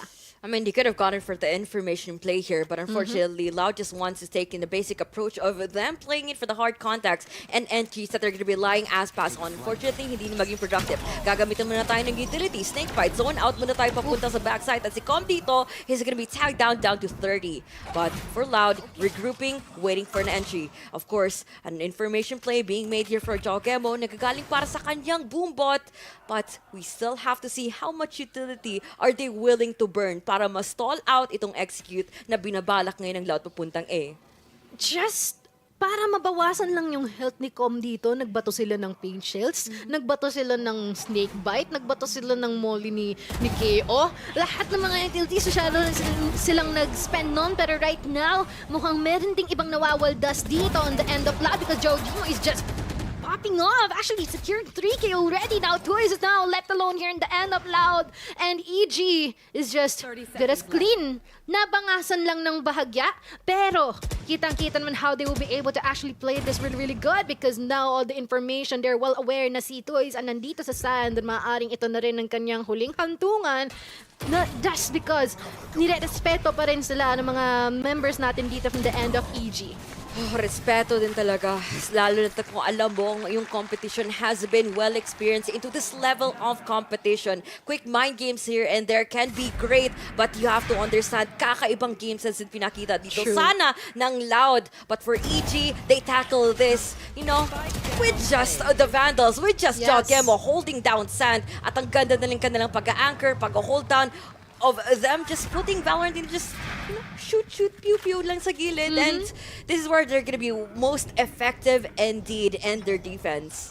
Very scary from the end of Loud at this situation. They're 2 rounds away from the match point even. And we're seeing how EG is just addressing just really, really nice. Aspas, nag-extend ng sobra. And we have seen na nagkaroon tayo ng mga trades pero mas lumamang pa rin dito ang end ng... Actually, hindi. Pantay sila pareho. Pero ngayon, we are seeing that there's still a potential for them to actually commit here sa ating A site. And si EG, actually, they're just gonna wait for them to actually secure the objective because they really know or they're well aware that they've got time naman and as much as possible, mas maganda kung kompleto tayo just in case din na merong nagbabalak na mag-plant dito from the B side. And of course, they have actually been successful in taking out many objectives, taking out the key players here to side ng Loud na kung saan si Aspas at si Sadak is no longer in the presence of the rest of the team. Now, in this 3v3, tingnan natin kung how they're gonna be able to hold down a full A main control for their post-plant. Ako naman, tapon muna tayo ng recon, paint shell, steer in hand. At mukhang wala din magtutos, walang digmaan na magaganap muna tayo dito. At isang mabilisang paranoia, hindi magkoconnect para kay Jogemo. Snakebite na naman para sa isa. At si Com, madedelay ang kanyang defuse. Jogemo, nako, smoke criminal dito. At nagsaside tempo para sa dalawa! 2K muna para sa kanya and a quick wipeout but not enough time though for EG to play out this defuse. Unfortunate. That is such a clean way to actually get all the most of the advantage. Nakita naman natin kung gaano pinush ni Jojimo to. I mean, it's still yung common ng mga sakit ng mga Valorant players though. Just because na merong smoke there, that doesn't mean that it is a barrier you can cross. And mukhang nahulog doon sa fact na yon ng end ng Loud. And we have been able to see rin kung gaano kaganda rin na sana yung positioning ni Kawanzin. But hindi siya nagkaroon ng suporta because all of the other friends that he has there are already dead. And sinong gumawa nun? Si Jojimo lang din naman. Kailangan din talaga niya mag-step up eh. Sooner or later, Loud could have gotten them in the worst situation possible that EG has to deal with. But for now, mukhang maging easy breezy walk din talaga ang gagawa muna dito ng attacking side natin papuntang B side. But kasagutan muna natin dito ng EG is utilities. A great way for them to buy enough time for rotations and for the rest of the team to figure out kung ano ba talaga ang maging matitira sa arsenal dito muna ng Loud. Ano nga ba ang maiiwan sa arsenal ng Loud because at the current time, they really had to make this buy worth it kasi if not, then they'll be forced to go to another eco the next round and they don't want that to happen, lalong-lalo na that we have just a few more rounds remaining dito on the end of EG but we still have the Rolling Thunder available here in the end of Kawanzin. So just in case na gusto nila make the most meron dun sa ultimate na yun. Maaaring magamit nila yun. Pero ngayon, mukhang nagkakaroon na ng lagasan. And we are seeing them na medyo na-hold sila sa pag-entry nila dito dahil yung spike natin na nandito sa medyo malayong lugar. Ngayon, magta-try siya na TP pero isa-isang nalalaglag yung members natin dito na end of round. Yoji mo, tatlo na nakuha niya dito. And now, with just as fast as the only person in the end of loud, makikita natin kung maaari na bang isegregate yung mga member natin dito. Mukhang hindi na talaga dahil tulad nga na sabi ni Ling, isang pamilya na naman ang nag-welcome sa kanya sa sala. And ang rami din talaga ng ultimates na itapon doon ng EG. At the cost of 2 ultimates, they were able to take down almost everyone here from the Loud squad trying to penetrate towards B-side. And if you look at the replay, Jokemo just played the quick discipline and they're making all the right decisions para mapipigilan din. And the repause was just huge in itself. He was able to take out 2 in the process and Loud was basically left with question marks all over their heads because asan ba talaga ang mga EG players na naglalaro? They have to keep each other at their feet, keep the opponents guessing, and I'm pretty sure Evil Genius figured out on how they're gonna be able to put out counters para sa Loud squad na ito. I actually find that really scary on the end of Loud, no? Kasi for Evil Geniuses, it seems like, or just so from the previous rounds na meron tayo, it seems like they're always one step ahead. In a way na medyo na papakamot na lang sa ulo din itong mga members natin sa laro. Pre, ano ba pwede natin gawin dito? Kasi nakikita naman natin kung saan tayo pupunta, may nakaabang na dun kaagad eh.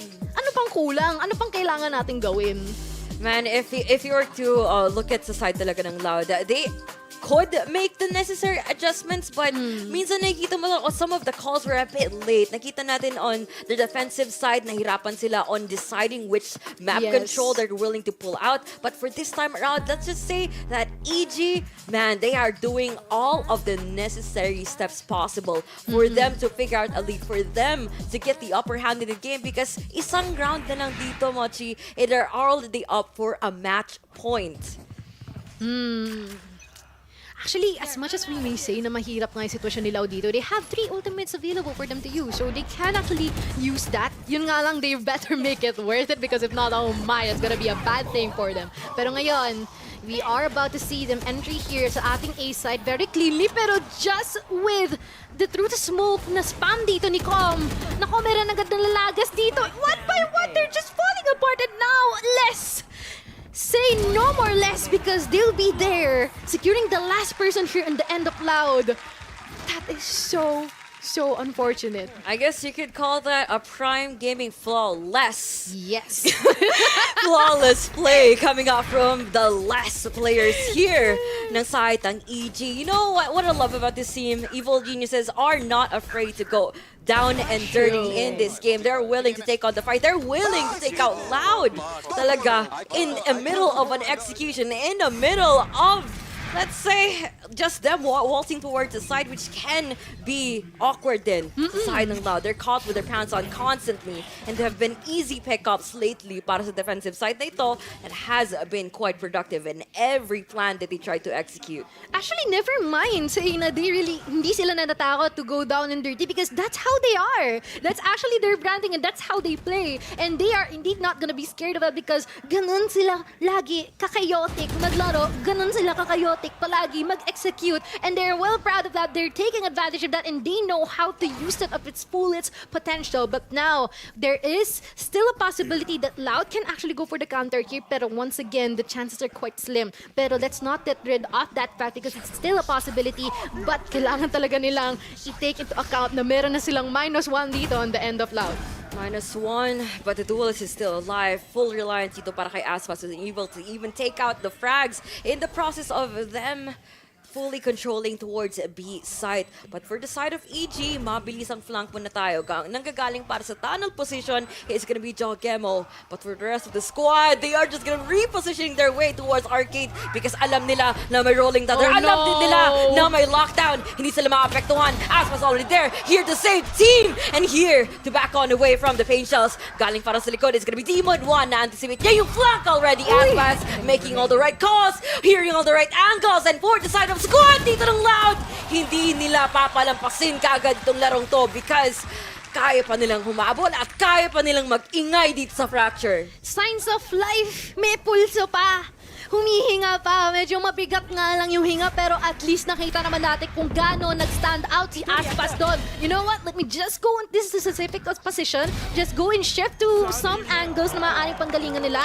And yes, they're well aware of where they are. And definitely, they've been able to manage to win the round for themselves, which means they still have this lifeline left. Fighting chance.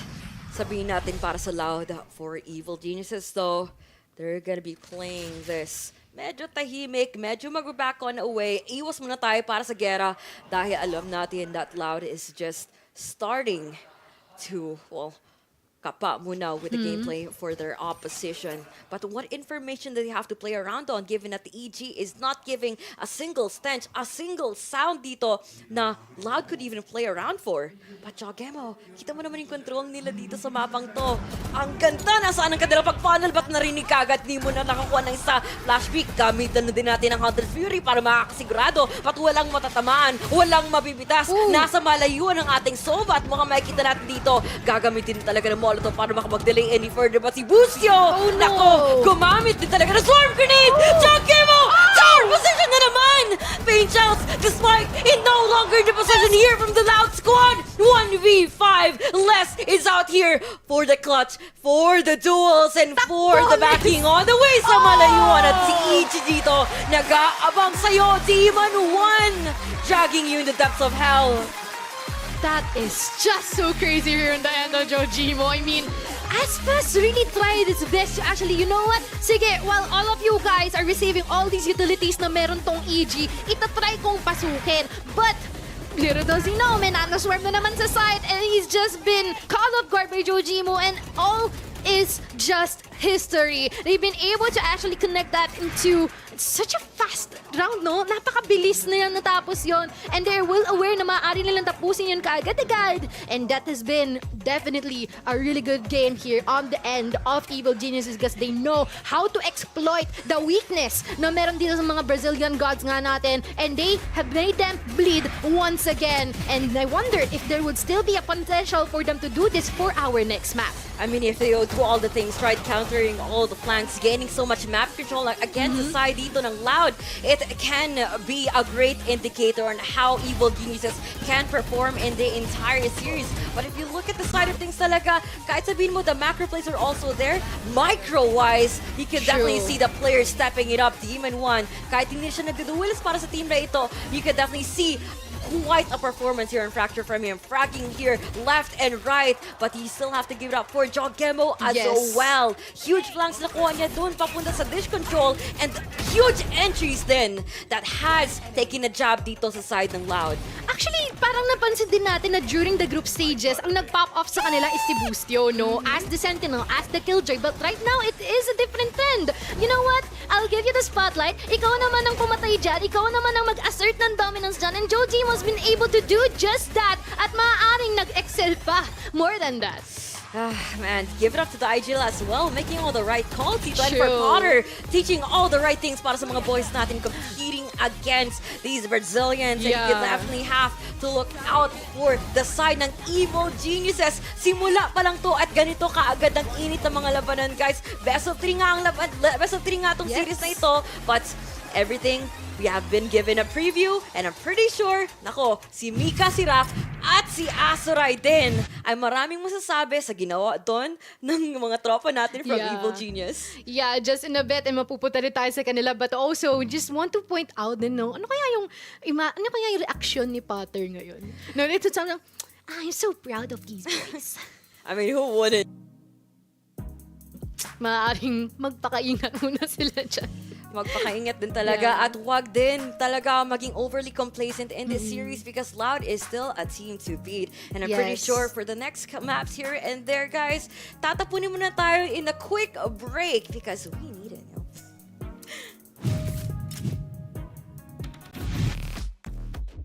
Feels good, but in my mind, we were always the favorites, so it wasn't like anything different for us or for me individually. Just played my game and we came out on top. Definitely Bustio and like Potter, you know, they always put a lot of work together. They always prep for the teams and stuff. So we were super prepared and we knew like the game plan going in and we executed. Incredible work under pressure there from Marco. I love the idea from EG on the bonus round, but Jorgamo with 60 health has got to do it all. Oh, okay. And he's brought it back just a little. He's aware as well of this. Potentially hearing the sound cue. He's caught Buzz out and he's forced it into a 1v1 nade online. Lands the shot anyway. 4 in the round, it matters not. So we're about to face Loud, and obviously I have not beat them yet. They're 2-0 against us, I think. They beat us twice. We were close both times, and I would love to get my revenge, especially on even bigger stage, on international. So I think this is the one where like it really mattered. So people put a lot of words to like describe my playstyle and who I am, and put a lot of comparisons from other pro players to compare me. But to be honest, I'm just Demon 1. I'm just gonna play my game and, you know, do what I do.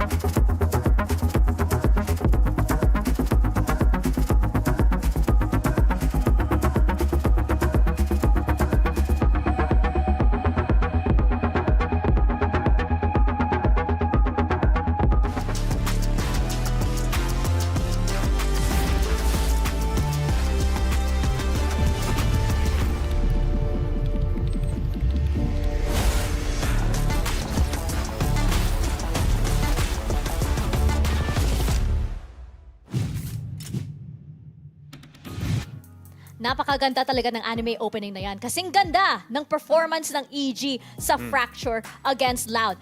They came very, very prepared. As we mentioned earlier sa halftime natin, di ba? Potter, counter-strat queen, and it really, really shows yung parang basang-basa nila yung Loud, which is very, very rare for any team to do. That is true. And another thing na medyo uncharacteristic on the side of Loud, sila usually nagda-dominate sa mga choke fights, sa mga early aggression.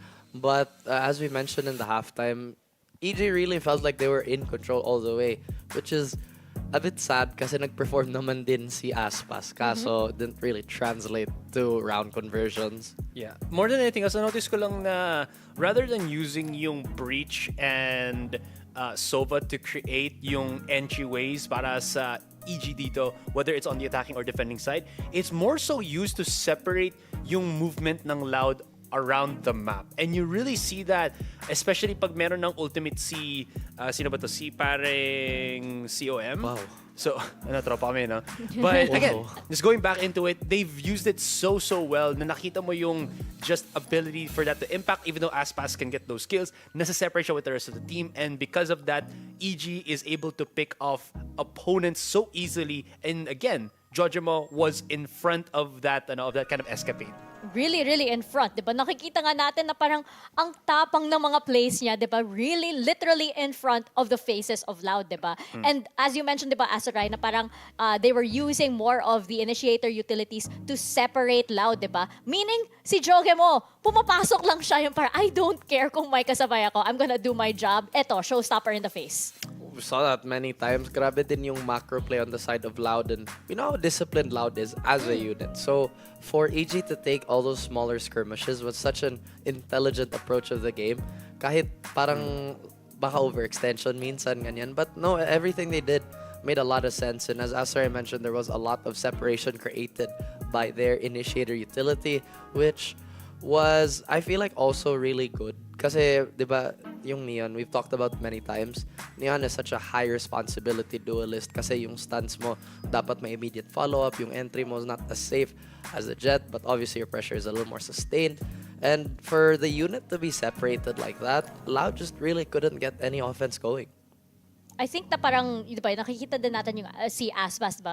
Really trying to fight back, especially with the stunts ni Neon, especially when on the attacking side ng EG, di ba? And it was working for a time, pero yung EG kasi really came prepared with, again, the counter strategies, di ba? Nakikita nga natin dito, I believe this is Sadak, di ba? Getting ready for the map that is about to come next, di ba?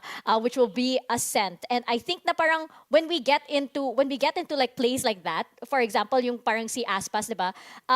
There really needed to be more support for Loud to be able to push back EG. Kasi yung parang nakikita natin yung execution nila just depends on those first few seconds that Jogimo gets in. But it's so hard for them to try to do that. Kasi again, I think the specific types of utility na meron yung Loud in that Fracture map wasn't really well suited sa fight nung gustong gawin ng EG. And then again, it's all because of how hyper-focused yung counter-strike na sinabi nyo from Potter was coming from. It was so different from what we saw from the first time na naglaban sila on Fracture a couple of weeks ago. Oof, looking at Ascent though, I will say this, I've said this many times on previous broadcasts, Ascent sucks. This is literally the worst map in the game. Can we please? After Bind. Di naman, tingin ko mas okay na yung Bind ngayon eh. Kasi mas may variation. Yeah. Tapos, anyways, meron din pala, may ako tatawag, gusto ko nga na yung heat map natin dito. Nakikita ba? Kaya ba i-zoom? Yes, Teacher Asaray. Yeah. So kung makikita guys, kung ma-zoom in pa ng boss direct natin, or ako mag-zoom in para sa kanya. Sige, tayo ka na lang. Manual na zoom. Sige, pwede ba lumapit? Hindi makita kasi ano eh. Anyways, kung makikita nyo lang guys, real quick lang, blue is EG, green is Loud. Nakikita nyo kung gaano ka like little yung map control ng Loud in this particular Fracture map. Kasi nakikita nyo, EG is just so confident or so aggressive sila sa pag-take ng map control. Always, in this particular part ng drop, nakikita mo nagpo si Jojimo with teammates. You'd see probably Loud play around arcade, but they get pushed out because of the stun ni Ethan. And because of that, they're gonna go back sa underground, matututukan sila ng grenade. And then, that's like 4 members of Loud. Tapos after that, EG's like, okay, we can actually start pushing on the rest of the map and basically screw over yung kalaban natin. And that was like a formula na tinuloy-tuloy gamitin ng EG all throughout that entire map. That philosophy is what they've used continuously. Kalma lang. Continuously for this first map, and it worked flawlessly para sa kanila. Maraming salamat sa ating munting map breakdown na yan. Parang kailangan na ni Asaray ng mas malaking screen. Mas malaking segment, hindi ba? Wink, wink. Wow. Pero dito nga tayo sa ating map 2, going into Ascent right now. I feel like Loud do tend to, I know you hate Ascent, pero I feel like Loud tend to do better on classic maps. So actually, yung parang, okay, EG took Fracture, very, very good. Pero parang sa tingin ko sa Ascent, I feel like baka magma-map 3 na nga to para sa atin eh. Siguro, kasi yung Ascent din, or rather yung Fracture, mas set play oriented siya. So, yung aggression ng EG, it's really gonna be in the forefront. And another thing that Asray mentioned earlier was that EG was so good at getting that utility out of the way to be invested in those fights instead of, again, just overall map control. And right now, going into our Prime Gaming Agent Select, no, makikita nga natin the head-to-head that we were highlighting earlier, diba? Demon 1 versus Aspas here on the Jet battle dito sa Ascent. And that's what we were waiting for, diba? Yung parang si Aspas on the Jet, on those off plays, diba? Is something that I think that parang everybody is really waiting for, especially when it comes to Loud. And I think that parang right now, as we highlight that head-to-head, and as we get into our second map of the day, Ascent, we are just about ready to pass it over to our casters. So Mochi and Ling, take it away. Ayan, thank you so much, Tita Mika, Azurai, and as well as Raf. And you know what? Ang gusto ko lang banggitin, yung Azurai reminds me of that professor during online class na, class, kita niyo ba tong presentation ko? But the moment that he settles, he will be able to teach everything clearly. Like, oo nga, ganun pala yun. So awesome. Walang terror teacher vibes. Wala. Non-existent. Non-existent indeed, and I just like how these talking points really made sense on how Loud was playing a while ago. They have been a structure continuously been taken apart dito sa side ng EG, and I'm pretty sure Loud has to go back to the classic, has to go back to the basics, dahil Ascent na naman tayo dito na kung saan everyone can be fundamentally tested as a team, as a player, and as an IGL in making all the right calls and making sure that everyone is playing to their full extent. This is going to be a crucial one para sa EG, no? Kasi so far, Loud never dropped this map. And we have seen kung gaano kalinis nila yun ang gagawa, pero kung gaano kalinis din ko-connecta yung mga shots dito galing kay Demon 1 dahil meron siya napitas dito na isa, and that is less one now on the hand of Loud, but there are no answers as of the moment, so this might be something that is gonna be really crucial on the end of Loud. It's going to be the trades na mangyayari dito from there on. Trades, frags, utilities, bibilangin muna natin ang lahat. But everything has to add up here in this equation where Loud is going to be left with 4 players remaining. But for EG, syempre magiging kampante sila ngayon. Ang Killjoy side at dito na who is going to be swarming on towards A of site na saan tatangkain na naman dito ng mga players ng Loud. Nasa spot off na kaagad sila dito ng turret. Information coming into play. Paranoia, posible nga matatapon. But may lurking play. Shadow, nako, lason angle na naman dito para kay Busio. Nanggagaling on towards help position. The setups are gonna put up to full use at ang ganda din ng kanilang mga pickups. Ganda din ang pasok din para kay Sadak dito ng mga kuha kaagad dyan ni Jogemo na maging flawless play na kaagad early on in this game. Flawless by Prime Gaming lang naman. And we have seen kung gano'n ka-spicy. Yung naging simulaan natin yung napaka-lethal ng mga placement ng mga traps dito ni Busio, and they've been able to leverage from that so well. I cannot emphasize it enough kasi even if they've been able to make their way towards this specific site, the moment nandito sila sa mismong site, hindi na sila nakagalaw. Even if they want to advance further into securing their objective, hindi nila yun magagawa because of all the utilities preventing them from doing so, and they've been so caught up to that na everyone just focus on it, and now before they know it, lagas na silang lahat. At mukhang they have to step on the gas pedal sooner or later. Make those force buys coming into play here na naman for the side of EG. A good advantage for them to settle in first in the second round. But for the side of Loud, they're just waiting on the opportunity here para makakuha lang man lang ng manpower advantage, which is what we expect too easy to do with this cubby position that is going to be fully utilizing on. But Demon 1 lurking into the shadows and lurking into the play dito para kay Ethan with the Spectre. But Jogemo decides to put in a quick action. And of course, the Guardians from Demon 1 can still be lethal. 2v5 kaagad dito. The share is coming into play from Kwanzin and less, but they could not use it with no visual information that they could use against this smoke. I don't know. I mean, the rest of the people here, cleansing, unless they're just thinking of, ano pa nga bang pwede natin gawin dito? I mean, everyone's already here, and they might as well expect that someone's already at the flank. So, what are we left here to do? Kasi we no longer have our utilities. All we have to do is wait for our time, wait for our deaths, and that's what just happened, or that's what just transpired dito sa current time natin. And so far, Loud is stumbling so hard. They haven't been able to find their groove ever since, and you can actually see that in their faces too. Exactly, and you can definitely say talaga that the structure has starting to crumble down, especially sa mga ginagawa sa kanila dito ng Evil Genius, counter after counter, like what we've seen here, like previously on Fracture, and they're trying to replicate that type of success here on Ascent. Quite straightforward approach, but it still works. There's no use for EG to change up the strats here and there unless they're trying to condition and try to count them out. Of a quick surprise dito, tulad na ginagawa ni Demon with the quick take on mid. No assistance at all, but there's gonna be a smoke though to help him control as much space on the map. But also, you cannot disregard the fact na merong Odin na hawak si Konzin. So let's see how that's gonna be used here. But now, all the Free Fires here, kokonekta ng bahagya ito kay Z.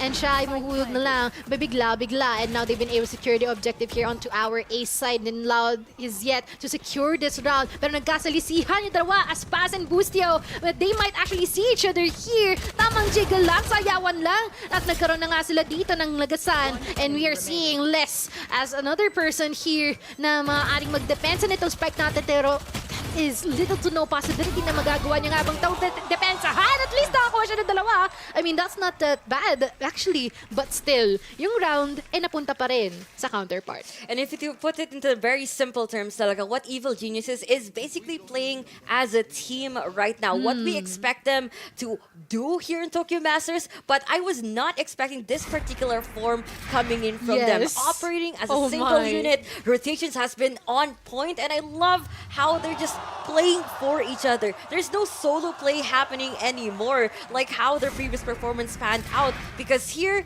against Loud, they have to put in their A game, and this is so far what they have been giving out for us so in this game. And actually, kung magkaroon man talaga nung second half dito, wherein si EG pa rin talaga yung namamayagpag, they've been able to figure it out. They figured out the equation. They know the answer. They know the solution. And it is well thought out accordingly. Pero ngayon, according dito sa nakikita natin, meron na agad dalawang mga tao dito na hulog sa parehong teams. And we are seeing the Odin who's come onto use here from Com. And mukhang kanina nasa kamay to ni Konzin. Pero you know what? Sige, ako na lang muna gagamit dun. Hindi mo naman nagagamit na maganda eh. So, now it's going to be the wallbang here. Pero hindi siya kakonekta kay Les. Dinagdagan pa ng shock dart para magkaroon ng cherry on top. But still, they have to play this really slowly on the end of Loud because not gonna lie, this is still winnable. But they have to take into account a lot of stuff here on the deck.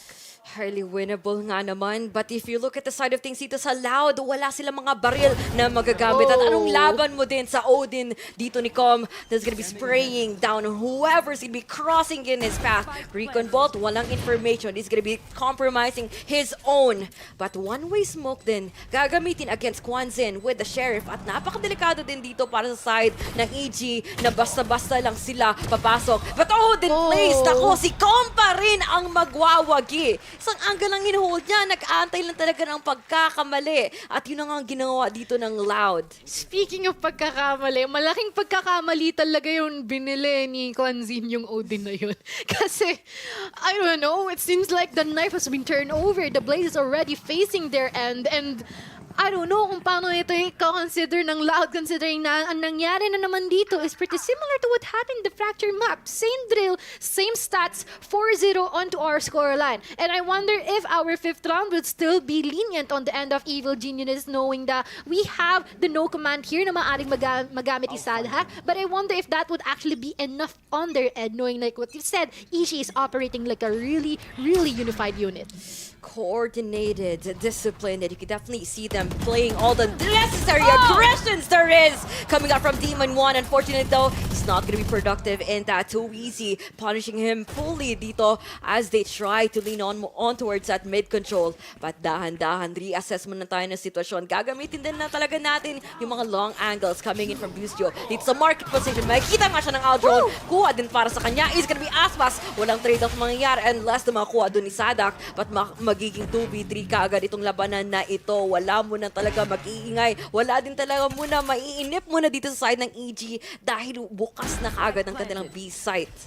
Oh, they really need to segregate them as much as possible because Tatlo pa ang naiiwan dito in the end of Loud. I mean, maaaring magawa ito na maganda because we have two initiators, which is Ethan and as well as Com, pero you still cannot disregard the fact that Loud might already be one step ahead of them. Malay mo, nag-aabang nun sila. Tulad na ginagawa ni Too Easy dito. Galing sa likod. From the backlines, he will be able to actually connect that shot onto Ethan, but Com really doesn't want to back down. Gusto niyang inarrow down yung ating mga distances na maaaring masecure niya si Too Easy dito. And that would be it. 1v2 at this current situation na maaaring makita pa rin natin. This is going to be a long time for him to actually get around things. I doubt that he will be having enough time to actually defuse this fight.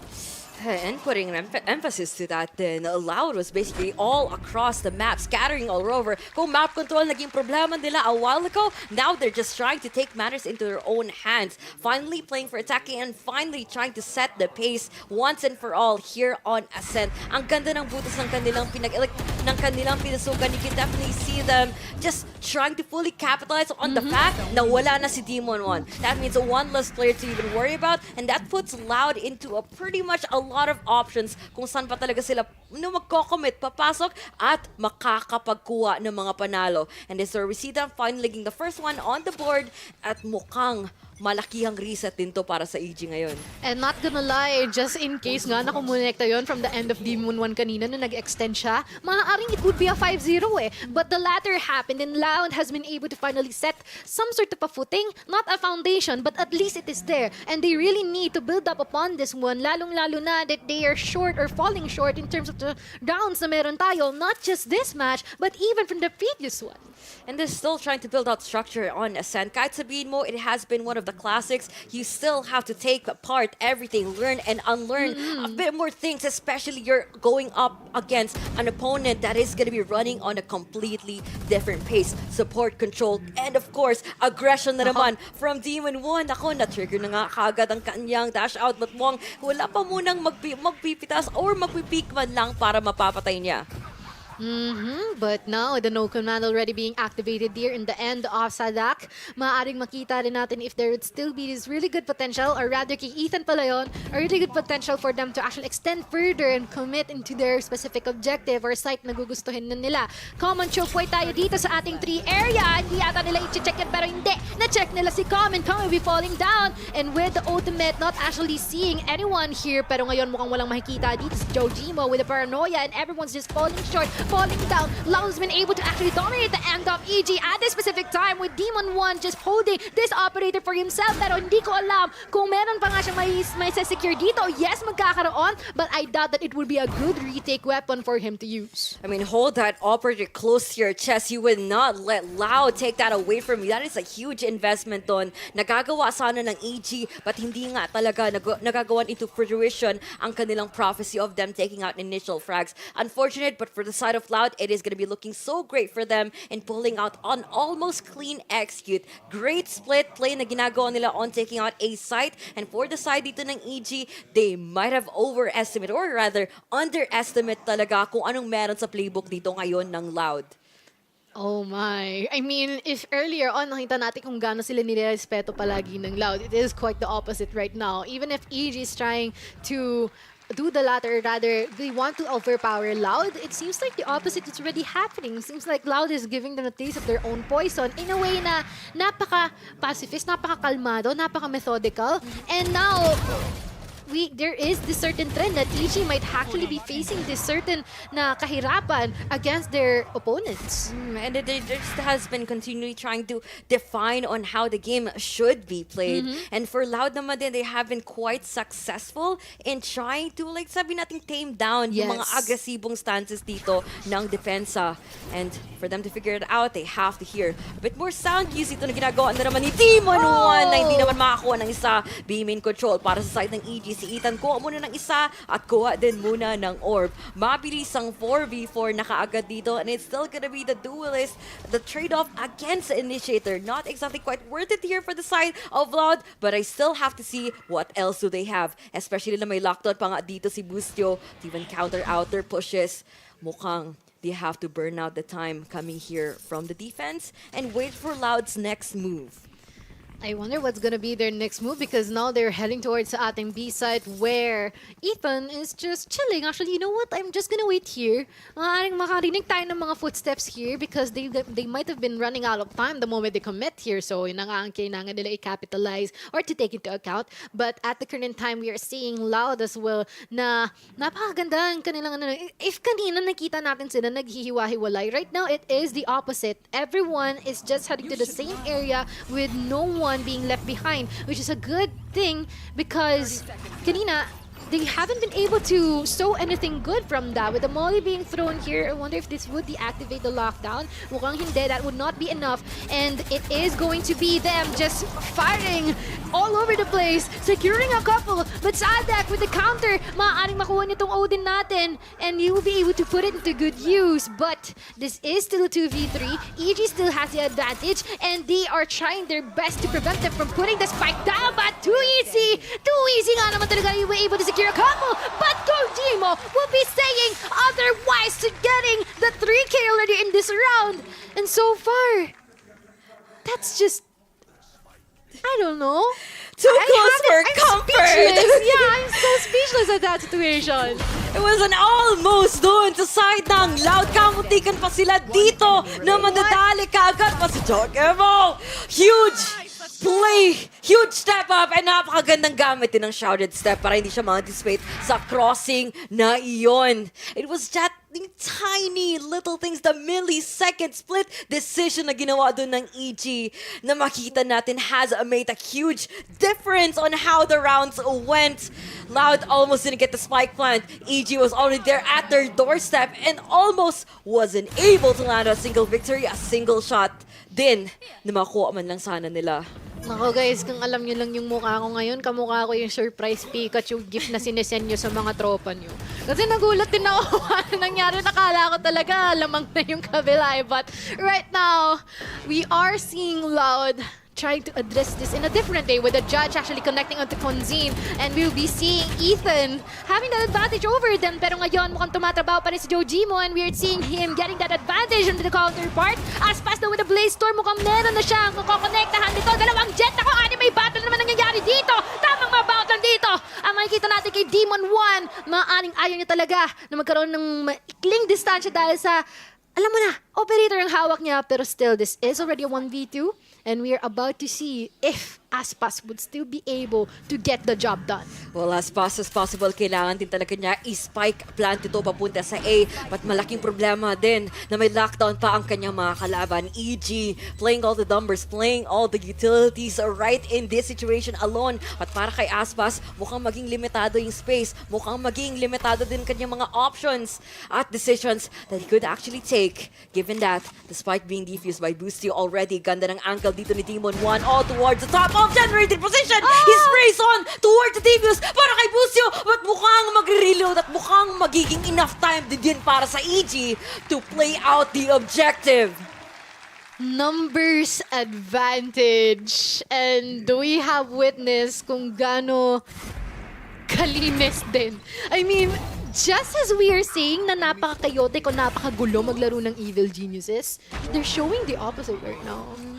They found their groove, they know how to work with it, and so far they've been able to do everything flawlessly. I mean, there are some mishaps, there are some mistakes, but not entirely that enough para masabi natin na it would be shifting the momentum towards sa end ng Loud.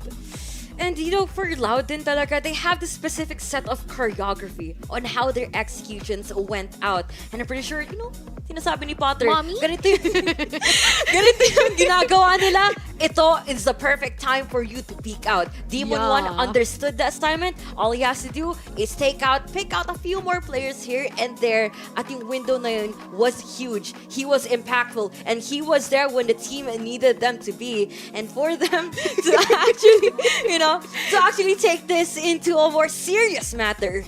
Man, Loud really have to switch things right now. EG have them figured out, and this can be quite too difficult given na itong series na ito, nasa delikadong posisyon sila. actually like what we have been able to point out din kanina, no? I mean, it's very explosive here in the end of EG, but at the same time, this team from Loud, like what you said, they capitalize more in micro adjustments. And the thing here is the micro adjustments doesn't work because of how kung gaano ka 101% yung bigay palagi ng Evil Geniuses, and they really have to do something different. But how do they be able to get out of that common norm na ginagawa nila if they are fixed into that? And yun yung lagi nilang ginagawa, or yun yung usual na what do you call this, kini-carry out nila. But right now, they have been able to find their way here at this ating A site, and just like that, we are seeing bodies on the floor already, but still in favor here at Nevermind. Numbers already equalized, but in the end of EG, they would still be able to secure all the rest of the members here until na si Bustio na lang ang may iwan. And we're seeing Less and Too Easy just looking for the right time kung kailan nila mapaplant yung spike, locating where Bustio might be. And amidst that chaos, there has to be some sort of order that has to be executed dito. Coming out from the side of Loud. Clean shots there from the Killjoy Bustio, but unfortunately, it's a 2 against 1, and the slices, or rather, the chances are definitely slim on winning that one out. Ang ganda na ng position nila. True. That could definitely be a difficult bridge to cross, but still, the effort was there from EG. Just trying to stomp on everyone, trying to penetrate the site. And unfortunately, though, Loud just had the necessary calls, just had the firepower, just had the positionings that were on point in that situation alone. Kamuntikan pa. I thought you'll be able to 1v2 them, but well, at least they've been able to prove it otherwise, because now we have the Hunter's Fury here, and as well as you from the Shadows natin in the end of Loud, and we have the No Command in the from the Shadows are here in the end of EG. But I wonder if they'll be able to use this one, lalong-lalo they're on an eco, but there is a possibility they can utilize the one-tap potential na meron mga Sheriffs na yan. Bustio would be able to do or be the Exhibit 1, pero meron pa tayong Exhibit 2 on the end of Ethan, and we will be seeing additional eliminations here in the end of Loud, and they will be able to do that wonderfully. But Demon 1, Exhibit 3. Oh my, this is gonna be really crucial in the end of Loud. At buy round din nila yon. Posible pa nga sila matitrift dito ng side ng EG. But kailangan din nila magawa ng rotation, magawa itong draw. At of course naman, may eliminate yung mga possibilities na si Jogemo dito. Already up on top of generator position. Naku, kuya! Kumingin ka! Atakin ka! Sabi na nila! Classic lang daw kailangan! Too easy daw! Making it too easy on the frag. 1v1 with the grade 1 muna tayo dito. But si Com, may recon bot na magagamit. Walang masascan. Tago muna tayo dito papuntang hell position. Gagamitin din natin itong shadow covers coming out from the Omen. Reposition papunta sa Kabi. Spike planted on towards A. At aabangan din natin dito kung anong angles, anong swings, anong duels, at anong frags. The headshots are there. Too easy with a 3K. And Loud starting to catch up on the pace. Red like a book lang naman ito easy itong ating Sova, and immediately they've been able to play that well. They've been able to secure the round, and yun nga lang, it's their buy, diba? So, kahit papaano maganda pa rin yung bilang on the end of EG, and I just wonder how they'll be able to go for like the counter here for our next one. They're just pushing the limits here. Yes. Evil Genius, oh man. They're pushing Loud off the edge. Thrifty na makamunti ka na mapapanalo, and you can definitely see how Loud, I mean, I could feel it. It was an intense moment. It was parang sobrang gravitated ng situation that they had to deal with. And we do not want to see a team that has a very solidified structure crumble down in this phase of competition. The pressure is on for both teams, but especially here for Loud. Now we have this specific set of expectations for them. But for them to, parang muntikan pa nga makuha dun sa pistol round na yun, it is starting to look like they're lost. Yeah, actually, I cannot deny that the pressure is on indeed. And you know what pressure does? It can break you apart, or you can be a diamond of pristine beauty. But we will see if they'll be able to do that really nicely, because like what you've said, mukhang medyo nahihirapan na si EG dito kung paano nila i-address yung mga pinaggagawa ni Loud, because kanina, they are dictating the pace, but now, it's starting to shift. The tables are about to be turned. And this is something that they do not want at this current situation, knowing na they've been doing so well along this run. Man, you do so well, but sooner or later, your opponents can do better. Iba talaga yung grind na pinakita dito ng EG. Iba din talaga yung evolution na nakita natin in their performance. They have continually tried to innovate, break their own barriers, break their own limits in this game, which where we put Loud into the ultimate challenge kung paano nila matitake down itong momentum na meron ang kanilang mga kalaban. But side nila, gagamitin mo natin ang ultimates. Lockdown being committed here, coming out from the side of Les. A-main control. Busio though, mukhang may ibang gustong kapalaran na ibibigay niya para sa kanyang kalaban. Les though, out of the board. Madedetain na naman tayo inside the smoke. But tingnan natin kung paano gagamitin ni Too Easy to yung mga pushes on towards A-main. He takes out the frag finally. But with the rest of the squad here from Loud, they're still waiting on the chance for EG to over-aggress, to even peek out on towards Cubby para makakuha ng isa and to even make the things to their advantage again.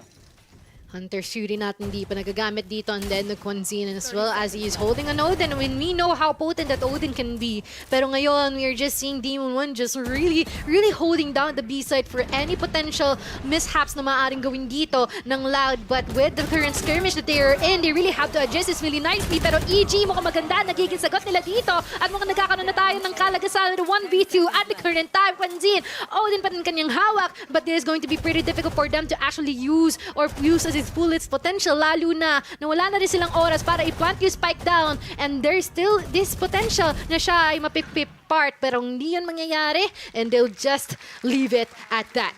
Ang hirap eh. Parang, you know, I know Loud as a team that has fully relied on the information play and just reacting onto that. But given the side dito ng EG, hindi talaga nila binibigay yon. Kung Ritik ang usapan, Ritik ang kanilang ibibigay. Kung gusto nung lalabas ang labanan, they would put it their all. Kahit sabihin mo, they are able to like not get frags along the way. Ang importante, nandun lagi ang trade. Nandun lagi si Demon 1 coming all the way towards heaven and making sure that they have everything. They have the right positions and they have all the right timings na kung saan na mababurn down na kaagad dito ang Loud. They have everything, they'll give it their everything. That's like what you've said. And there is this really great potential that EG can actually, you know, lakihan pa nila yung kanilang lamang. Pero Loud, I doubt na hahayaan nilang mangyari yon. Pero ngayon, mix ang kanilang bias is quite broken because lalo is in the last round for the first half. But now, mukhang kukonekta ang kanyang Hunter's Fury dito sa isang member natin dito sa Adak. Mukhang magiging mababa na ang kanyang health dito. Isang pitik na lang. Pero I wonder if they would still be able to push forward dito sa ating mga sites na meron. Lalong-lalo na nakakalat na lahat eh, no? They're just waiting for the right time to strike, but Too Easy. Mukhang may mamamataan, pero hindi ko connect ang kanyang mga shots with the RNG na ginawa ron ng kanilang kayo na si Ethan. And now we are seeing them just trying to go dito, picking kung ano yung site na kailangan nilang pagkumitan. But now, they're being indecisive. They don't know what to do. I mean, sometimes you have to go back to your default. Sometimes you have to put matters into your own hands. Sabi nung Dibus yun, nagagamitin mo talaga dito ang judge. But Bladestorm din talaga muna para kay Demon 1. Hindi niya alam na may jet dito na naliligaw si Aspas dito na mabilis sana ang kanyang pagtawid. But si Demon 1 kaagad na makakuha para sa kanya. Now, Bladestorm still in hand. Di mo na makakatama. Odin mo na ang malakas sa muna, sabi ni Quanzine. At maging 2v2 kaagad itong sitwasyon na ito. With the lockdown still online dito sa side ng Evil Genius, this is gonna be a completely winnable round if they play their cards right, if they're able to evade here the shots coming here from the angles ni Jogemo from the B main position. Dahan muna tayo dito. Time is ticking, 40 seconds and 10 muna para sa lockdown dito, para sa lockdown. But para kay Les, CP position! Naku! Odin lang! Hindi na doon kailangan makita! Ay, inom lang ng kape. You know, guys, easy. Napainom lang siya ng kape, no? Napainom din tuloy lang yung katabi ng kape. Pero, grabe, napaka-potent ka talaga ng Odin. You know what? Just go for the spray control. He's been able to secure both because he's well aware of their whereabouts din. And you know what? Kung nandyan siya, maaaring nandyan din ang kasama niya. Wow! He connected the dots really cleanly. And ngayon, it is going to be the time wherein we have to know something more. Ate Mika or Tita Mika, pasok po. Napainom din ako ng tsaa dito sa panel, di ba? Pero, ayun nga, di ba, I did not expect EG to be so dominant on Ascent, di ba? I actually thought the score was going to be reversed and that Loud would be leading here. Kaso lang yung Loud, they are making a comeback and I feel like parang ito na yung parang trial point ng EG na are they gonna run out of steam? Nandyan ba yung endurance or nauubos na ba yung mga counter strats na na-prepare nila for Loud? To be fair naman, sobrang ganda ng initial momentum ng EG, especially, you know, with how they were opening up sites and just not being outmaneuvered by Loud, because usually Loud is a team that's super dynamic in their approach of the map. They'll pull aggro somewhere else and then try to pinpoint where the weakness is. But EG, they've been very, very patient at nakita mo hindi sila hypersensitive sa mga gunfights. Parang, sige, if it comes our way, we'll do it. But if it doesn't, we're not gonna force anything.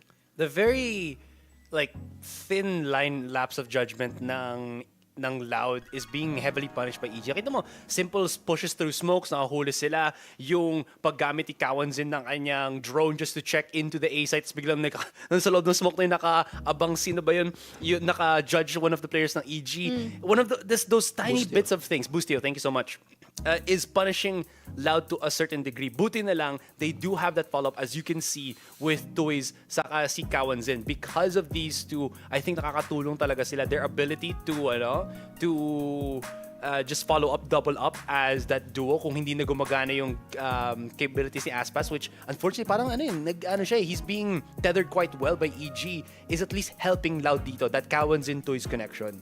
And I feel like yung parang the question dito for Loud, diba, especially as the sides are going to switch, is ngayon, how prepared are they for the attack ng EG dito? Yung parang nakita nga natin, diba, that parang EG on Fracture, they did have a very, very, parang set play on attack, diba? And I'm wondering dito sa Ascent kung ano yung handa nila para sa Loud. And I feel like, on the side of Loud, parang kailangan lang nila parang not really parang let EG parang just go in. Pero I feel like yung parang Loud plays better when they're parang level-headed and yung parang yung chill lang sila, di ba? Yung parang they're less prone to making mistakes. I know them as that kind of team na very, very polished, don't even break a sweat, di ba? So parang I feel like just let EG make the mistakes that they're bound to, di ba? For Loud. Let EG take the wheel. Parang, What? Let EG take the wheel?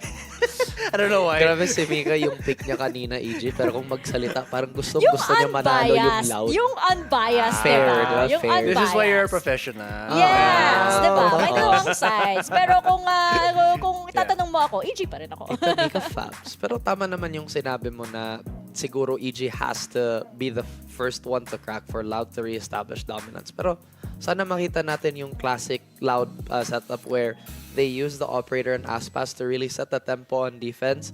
Try to force out that mistake a little bit more instead of just kind of waiting for it. Kasi kung napansin din natin kanina, yung there's so many times, right, na the ultimates plus the hit were so disjointed. Yeah. I think you were talking about it too. I think this was round 11, round 10? Yeah, round 11, I think. Where there was supposedly a Hunter's Fury, but sana yun yung opener instead of the supplement follow-up. to the hit, Yeah. diba? Exactly.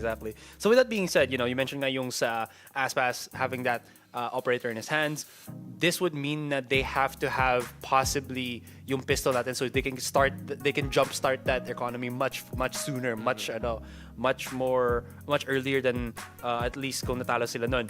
That being said though, I wonder siguro if EG has to be aware, right? It's obvious na at the start of this entire series na they're already hyper-focusing on certain issues that they had against Loud in their previous series. So that being said, ano kaya yung magiging answer nila naman nila dito with that jet operator na meron si Aspas? Yeah, that's gonna be a big question, especially since yung parang Aspas, as we saw earlier, diba? He's not exactly not playing well, di ba? Yung parang he's still delivering. It's just that yung parang, I guess, yung strategy ng team and how prepared EG are, hindi talaga siya makakaano, yung parang pop off in the way that we know he will be. But we're going to see if indeed he can do just that as we switch sides and we get into the second half of this map. Casters, balik na sa inyo.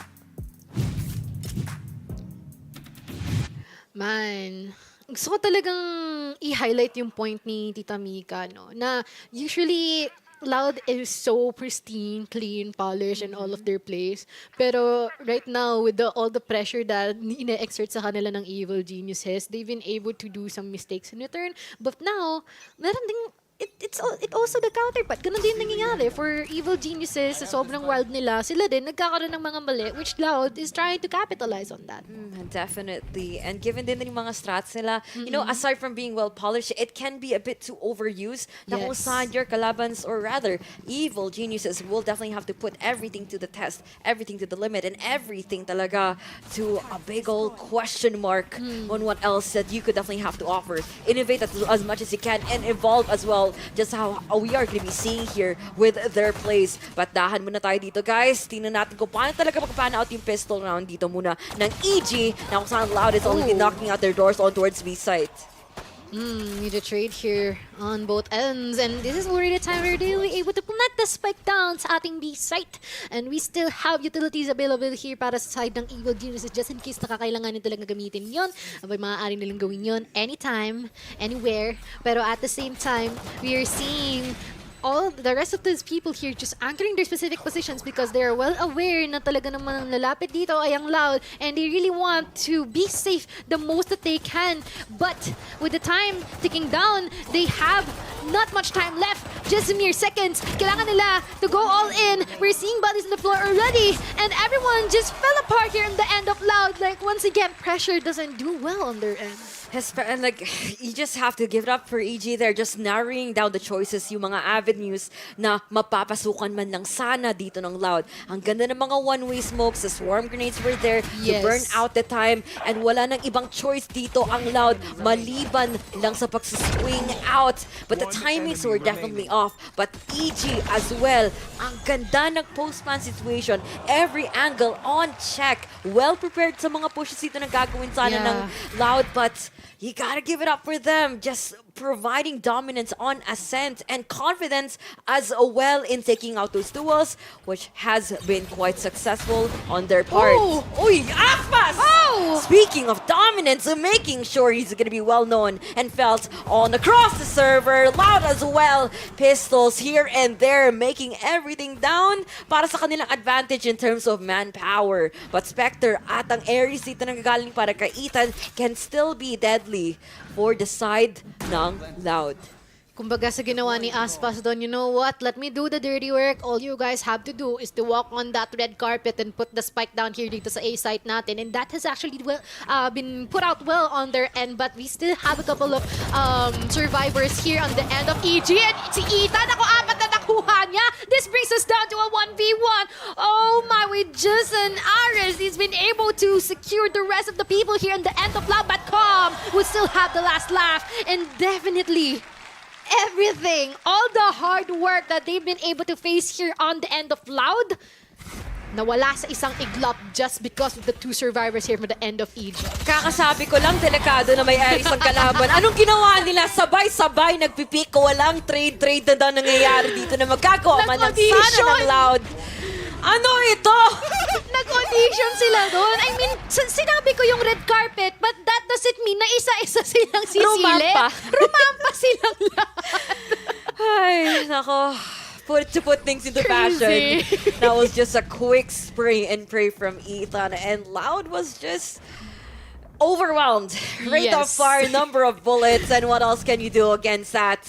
But for the side of things, mukhang nagiging awkward bias na naman tayo dito sa side ng EG after losing almost a bonus dito. Tingnan natin how well are they going to be able to put out those flash peaks na ginagawa sa kanila dito ng Loud so far. But kita mo naman, ganda ng crossfire. Nandun pa nga si Toys, but mukha nandun behind the box, behind the smoke. It's gonna be the KO, Ethan, with the stinger. Deadly as he stung. At wala na silang ditong matatalas na mata para makita man ang Sunning Pixel na buhok ng Jet. Si Kwanzin, Odin, up to play para maka-zone out ng mga tao dito for help position. But for the side of things ng Loud, they're only left with the avenue dito papuntang Rafters na kung saan inaabangan sila dito ng side ng EG. Ganda ng crossbar, kuwasan ng isang angle! Naku! Uy, naku, saan tayo tumitingin, ma'am, sir? They're just all over the place dito sa map natin, no, in the end of Evil Geniuses. And even if Loud really wants to cater every single angle na maaaring panggalingan ng Evil Geniuses, hindi nila yun nagawa. Why? Because they lack manpower. And Yojimo just behind the boxes. You know what? Sige guys, tabi ako na. Ako na ang tatrabaho. Lahat ng mga naiiwan dyan, ako na rin ang lilinis. Niwalis niya. Yung dalawang naiiwan doon, the end of Loud. And we had just witnessed how Loud is quite lost right now kung paano yung maaari nilang gawin. And I wonder if there's any additional stuff that they really want to play out here because right now EG is just dictating everything. Parang kanina, Loud has been able to hopefully mas-snatch na nila yung momentum, but no. EG's not letting them.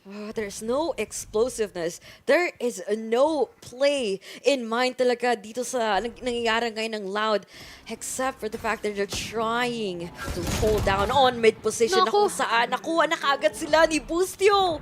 Of course, side by side. Inch by inch, they're moving closer! Kuya! Kuya naman! Wag po! Kuya, likod mo!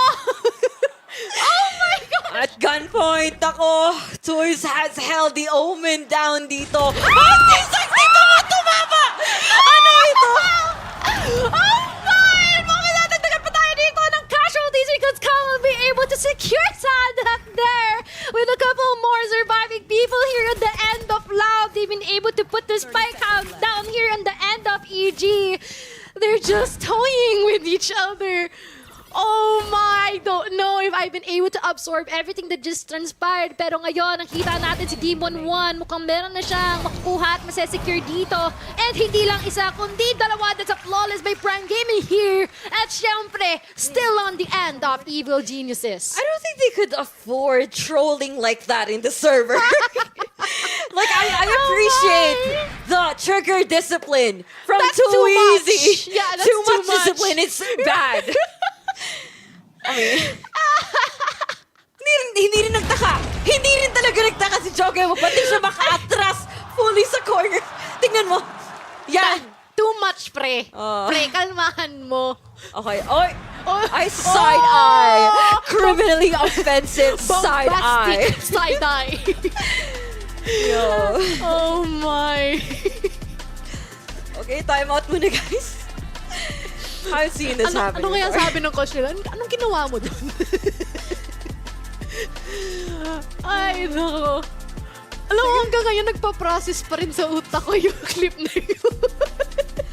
It was a misstep on their part. Yeah. Yeah. Copium. Copium talaga. Copium malala. Natawa na talaga ako sa bombastic side niya. Okay. Yung ginawa mo doon, too easy, ha? Kasi nangyari na eh. Fast is fast. Yeah. At move on din talaga. Loud naman. Ay. Kailangan nila mag-ingay. Kailangan din nila ng suporta. Sure. From each other, for each other. They need to be loud for each other. Kailangan i-hype up talaga. Kailangan mo i-hype up yung mga duelist mo, yung mga initiator mo, para lahat kayo online. Kailangan din talaga nila mag-communicate what should be done, what should be said, and what should be stomped on, especially dito from EG. Man, they are looking unstoppable right now. Grabe. Nadapa ng malala yung Loud doon, no? Nadapa sila. Una yung ngipin. Ouch! Ang sakit. Ganon kahapde, guys. Ganon ko siya may explain. Pero just like what Ling mentioned, they really have to find their way in order to try to still be unified despite of all the circumstances na nangyayari ngayon. Kasi wala eh. Hindi talaga sila nagkakaroon ng magandang flow because EG is always one step ahead. Like what they've said, they've been able to free a good amount of space para dito just for Loud to no longer be comfortable in moving forward.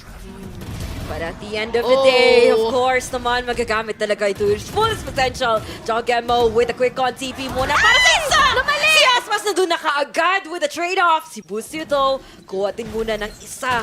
Naging 3v4 na naman ang labanan. Naging seryoso na din talaga dito ang Loud. But tingnan natin kung gaano sila kaseryoso as they take on duels in the long distance. For Team on 1 though! Easy pickings for him as he caught Sadak with his pants down. IGL no longer the presence for the rest of the team. But for here, the side dito is kinakailangan din niya gagamitin lahat ng utilities. Check lahat ng angles na kung saan si Demon ay naglalurk. From the shadows, no? Doon si Demon, nakaabang lang palagi kung sinong pepwesto sa crosshair. Oh my. You can see, nabasa na yung mata niya. It's just too much to handle at this point. Everything's seeing too much. I mean, we still have the lower bracket, pero iba pa rin talaga kasi yung nagiging advantage pag if you're gonna stay sa upper because you'll be able to continue with your groove, you'll be able to be consistent long while, and you'll be able to get another chance. Pero ngayon, with what is happening right now, it's already the match point here on the end of Evil Geniuses. Loud, it seems like they're all quiet right now. More thinking, less ingay right now. You have to reassess. You have to make all of the plays happen. Successfully or not, they still have to be productive. Kahit kuwala ng frag, kahit kuwala naman ng control dito. Para kay Aspas, patang-ganda din. Nagkuha ni Aitan! 2K para sa kanya! Patang-ganda din ang kasagutan ni Tuizi at Kwanzin as they playing in for top mid position. Spike no longer in the possession here for Evil Genius. But si Jogemo mukhang nag-lurk dito sa gilid. Mukhang makakuha para kay Sadak at mukhang magiging 1v2 kaagad. Gamit muna tayo dito. Sana ng Bladestorm, sana ng Hunter's Fury. But si Demon 1, hindi pa muna dito magtatapos. Hindi pa muna magpapahaya din! Match point, make that 13-5! What a clean run there from Evil Genius, putting this series to a 2-0 fashion and humbling down this resilient Giants in the server. And now the gods has been defeated. Then we have witnessed how Evil Genius has been able to do such a steady run. Kung paano nila, parang step-by-step process kung paano nila maaaring i-dominate or matalo tong mga members natin dito from the end of Loud. And they've been able to do that cleanly. Look at how proud their mama is. Father just really being happy for her boys. And they'll be advancing further to our next stages. And we will see how the end of Loud would be playing the rest of their journey at the lower bracket. Man, I'm already seeing the biggest upset of Tokyo Masters. I'm already seeing Loud being beaten down by Evil Geniuses, and this is this is not exactly the outcome that everyone expected to see, expected to even witness making history in itself. These players, this roster, man, na-underestimate sila. Pinakita nila kung ano ang kanilang makakaya, but makakaya nila is the Giants, the Brazilians, which has dominated the scene, but their streak has definitely ended from a flawless run, being taken down by these boys. And wow, proud mama indeed. Look how the boys have grown. Parang dati lang, they're still wondering, anong meron? Bakit ganito yung team composition ng Evil Geniuses? Nakakapagtaka na ganito yung kanilang, yung mga members na nandito. How would they be able to actually get that sort of synergy? Pero just like that, Demon 1 became the prime catalyst on how they would be able to play everything so well, being supported by their coach when just wonderfully defeating this Loud, the team na akala natin is gonna go for our, alam mo yun, the top one ng Americas. It's just too crazy to say the least here on the end of Evil Geniuses. Definitely unbelievable run na pinakita dito so far ng Evil Geniuses, but they have to give it up for them. The rest of the team giving the necessary contributions possible. And of course, a player that we have to still put in the spotlight is this Demon 1 once again. But you cannot really discount the fact that the rest of the players, Jokemo, and of course si Busio, Ethan rather, has been setting up their duelists, setting up everyone for success. Ang ganda ng mga flash peaks, ang ganda din ng suporta na pinakita nila sa isa't isa operating as a team. Sinasabi natin kanina sa Loud, but Evil Geniuses can do it a lot better. Approaching this series into great form and approaching this game in a calm, collected, and cool manner of them not faltering sa pressure na pinakita sa kanila ng kanilang kalaban. Of course, flexing on the side din yung mga supporters natin dyan na napaka-excited sa matchup na ito. But everyone did not expect this. Every single one on the end of Evil Geniuses has been able to go for a fair share of work. Walang component na walang ginagawa. Every single one merong purpose. Every single one nagpa-pop up. Every single one, they get the job done. And kung sino man or kahit sino man ang maiwan dyan, there is always this existing clutch potential. And meron ding mga instances na kahit nga na nearly impossible na para sa kanila manalo, they were still able to do everything. Just in a glimpse of an eye, everyone. This is a 2-0 of this series. Evil Geniuses once again proving that they are not the underdogs of this story. Oh, make that a dark horse. Rename. Of course, rebranding na talaga sila dito. Dahil mukhang nag-iinit na talaga ang labanan. First series pa talaga ito, Mochi. We still have a lot more games to look forward to, but I still could not move on from that. Evil Geniuses have done it. They have taken down Loud. And man, what was already a grand finals worthy matchup, honestly. Yes, totoo na close to Evil Geniuses talaga. They live up to their name. But I think we will be able to break this down further once we pass out onto our panel. Tita Mika, kayo na po. Evil wins, and it is a good thing this time around. 2-0 versus Loud. Imagine that. Pati ako, actually, boto ko EG. Pero hindi ko in-expect na mata 2-0 nila yung Sige. Loud. Promise! Gilang. Parang dito ka pa tumingin, ha? Oo! Lahat na Sa'yo lang ng talaga. pick ko, bugbog pa. First Navi, now Loud. But, you know, looking at that game and just looking at the body language of Loud, lalo na sa second half, parang sobrang impatient na nila, sobrang sloppy ng mga rotation. And EG did such a great job of just, as you mentioned, in the first map, to just really seize map control away. And when Loud just really could not win those gunfights too, it just looked like a desperate attempt to try and 5v5 it, especially on the side. Pero yun nga, EG is so good at cutting off those rotations and compartmentalizing all those issues. Yung kagaya lang sinasabi natin kanina, it felt really forced kung ano yung gustong gawin ng Loud dito. Usually you'd see them just try to bullet themselves into the site. I think the problem is not them being impatient and such. It's more of like, it just isn't, what's the word nga ba? It just wasn't really working sa kanila because EG were so disciplined and napakaganda ng timing nila on how they wanted to peak and aggress those certain fights, diba? For example, natatrap si Jojomo dun sa Hell, Demon would peak at the exact moment for Jojomo not to get pinched. And those multiple situations kept, again, happening over and over, which really helped out EG in this situation. They were disciplined, yes, but they took a lot of risks. I think that's what really set them apart from Loud today because, yun nga, medyo uncharacteristic sa Loud na sobrang safe sila. It looked like it was about to work on that very, very last round where they took the fight in mid and got early picks. Kasi yun nga yung trademark ng Loud. They're always pushing the tempo. They're always trying to be the ones leading the dance.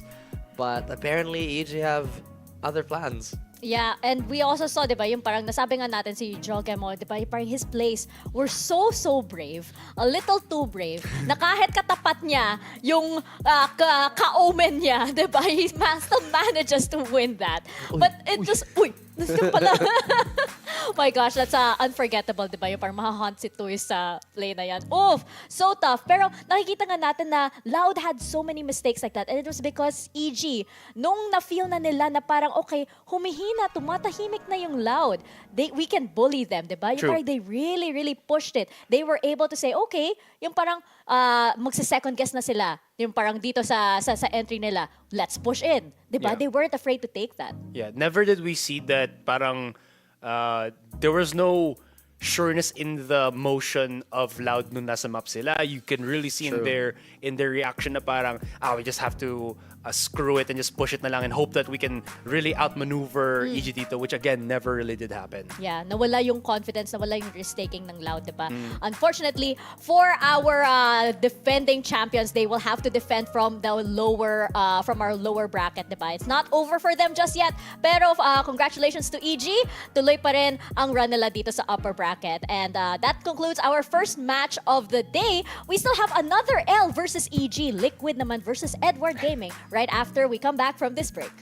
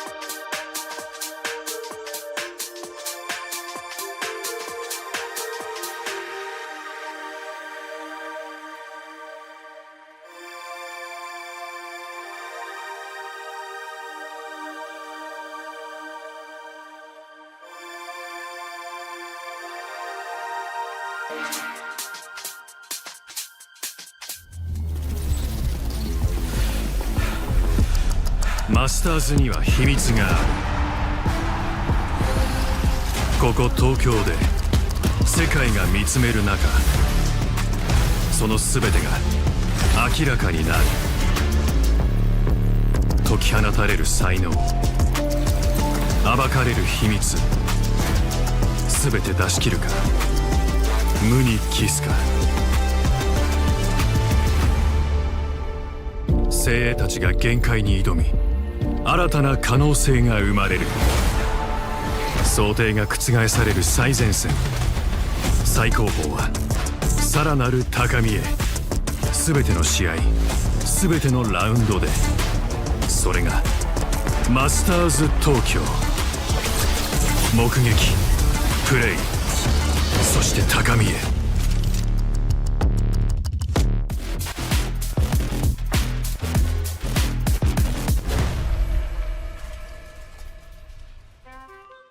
I think in Sao Paulo, when we lost to Team Secret, it was like hard punch into our faces, and we should like find out what was the issues, what was the problems. We didn't give up after one lose. We didn't think about the changes in the roster. We just want to win. So our performance during the season, it was, in my opinion, kind of good because we evolved during the season, like I thought, because our play style and all other stuff, it's that thing that you can't like make in one day. You need a lot of games to find out what is like works for you, what is not, and I think we did pretty good during the season. I think it surprised me that during the season some teams play worse than I thought, because I think we had in EMEA really like good teams. I really thought that we have a strong like individual players, but sometimes they're not stacking, and I'm really disappointed. But I thought that on the next season we're gonna be much stronger, but right now we protect our EMEA crowd. I didn't see Fnatic as unbeatable, I guess. You could say that they had a head start from the other teams because they had the core of their roster and we needed more time, and the more time we had, the better we got, and we proved it.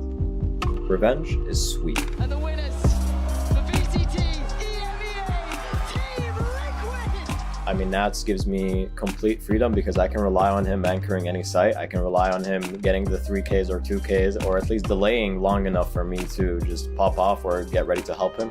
With Redgar calling, I feel like he gave me the responsibility to decide what I'm gonna do and what I do with the players around me.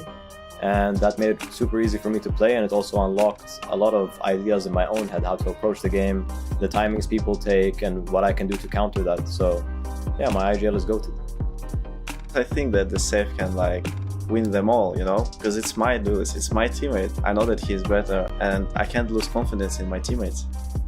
I think when a lot of people saying that it's right now the Fnatic era and no one can beat them and other stuff, they might be true, but the main thing is when you're winning one tournament and proves nothing in esports, in my opinion. Maybe I'm wrong, but if they won like 3 or 4 tournaments in a row, yeah, that you can definitely say like these things, right? But every time you need to prove that. I think that we can win not only Fnatic but all other teams. If I gonna think that we can't win them or the other team on the tournament, why I'm here? I already start from EMEA, I made like my goal is real. The second is Tokyo and the third is champion, so let's make the second point valuable.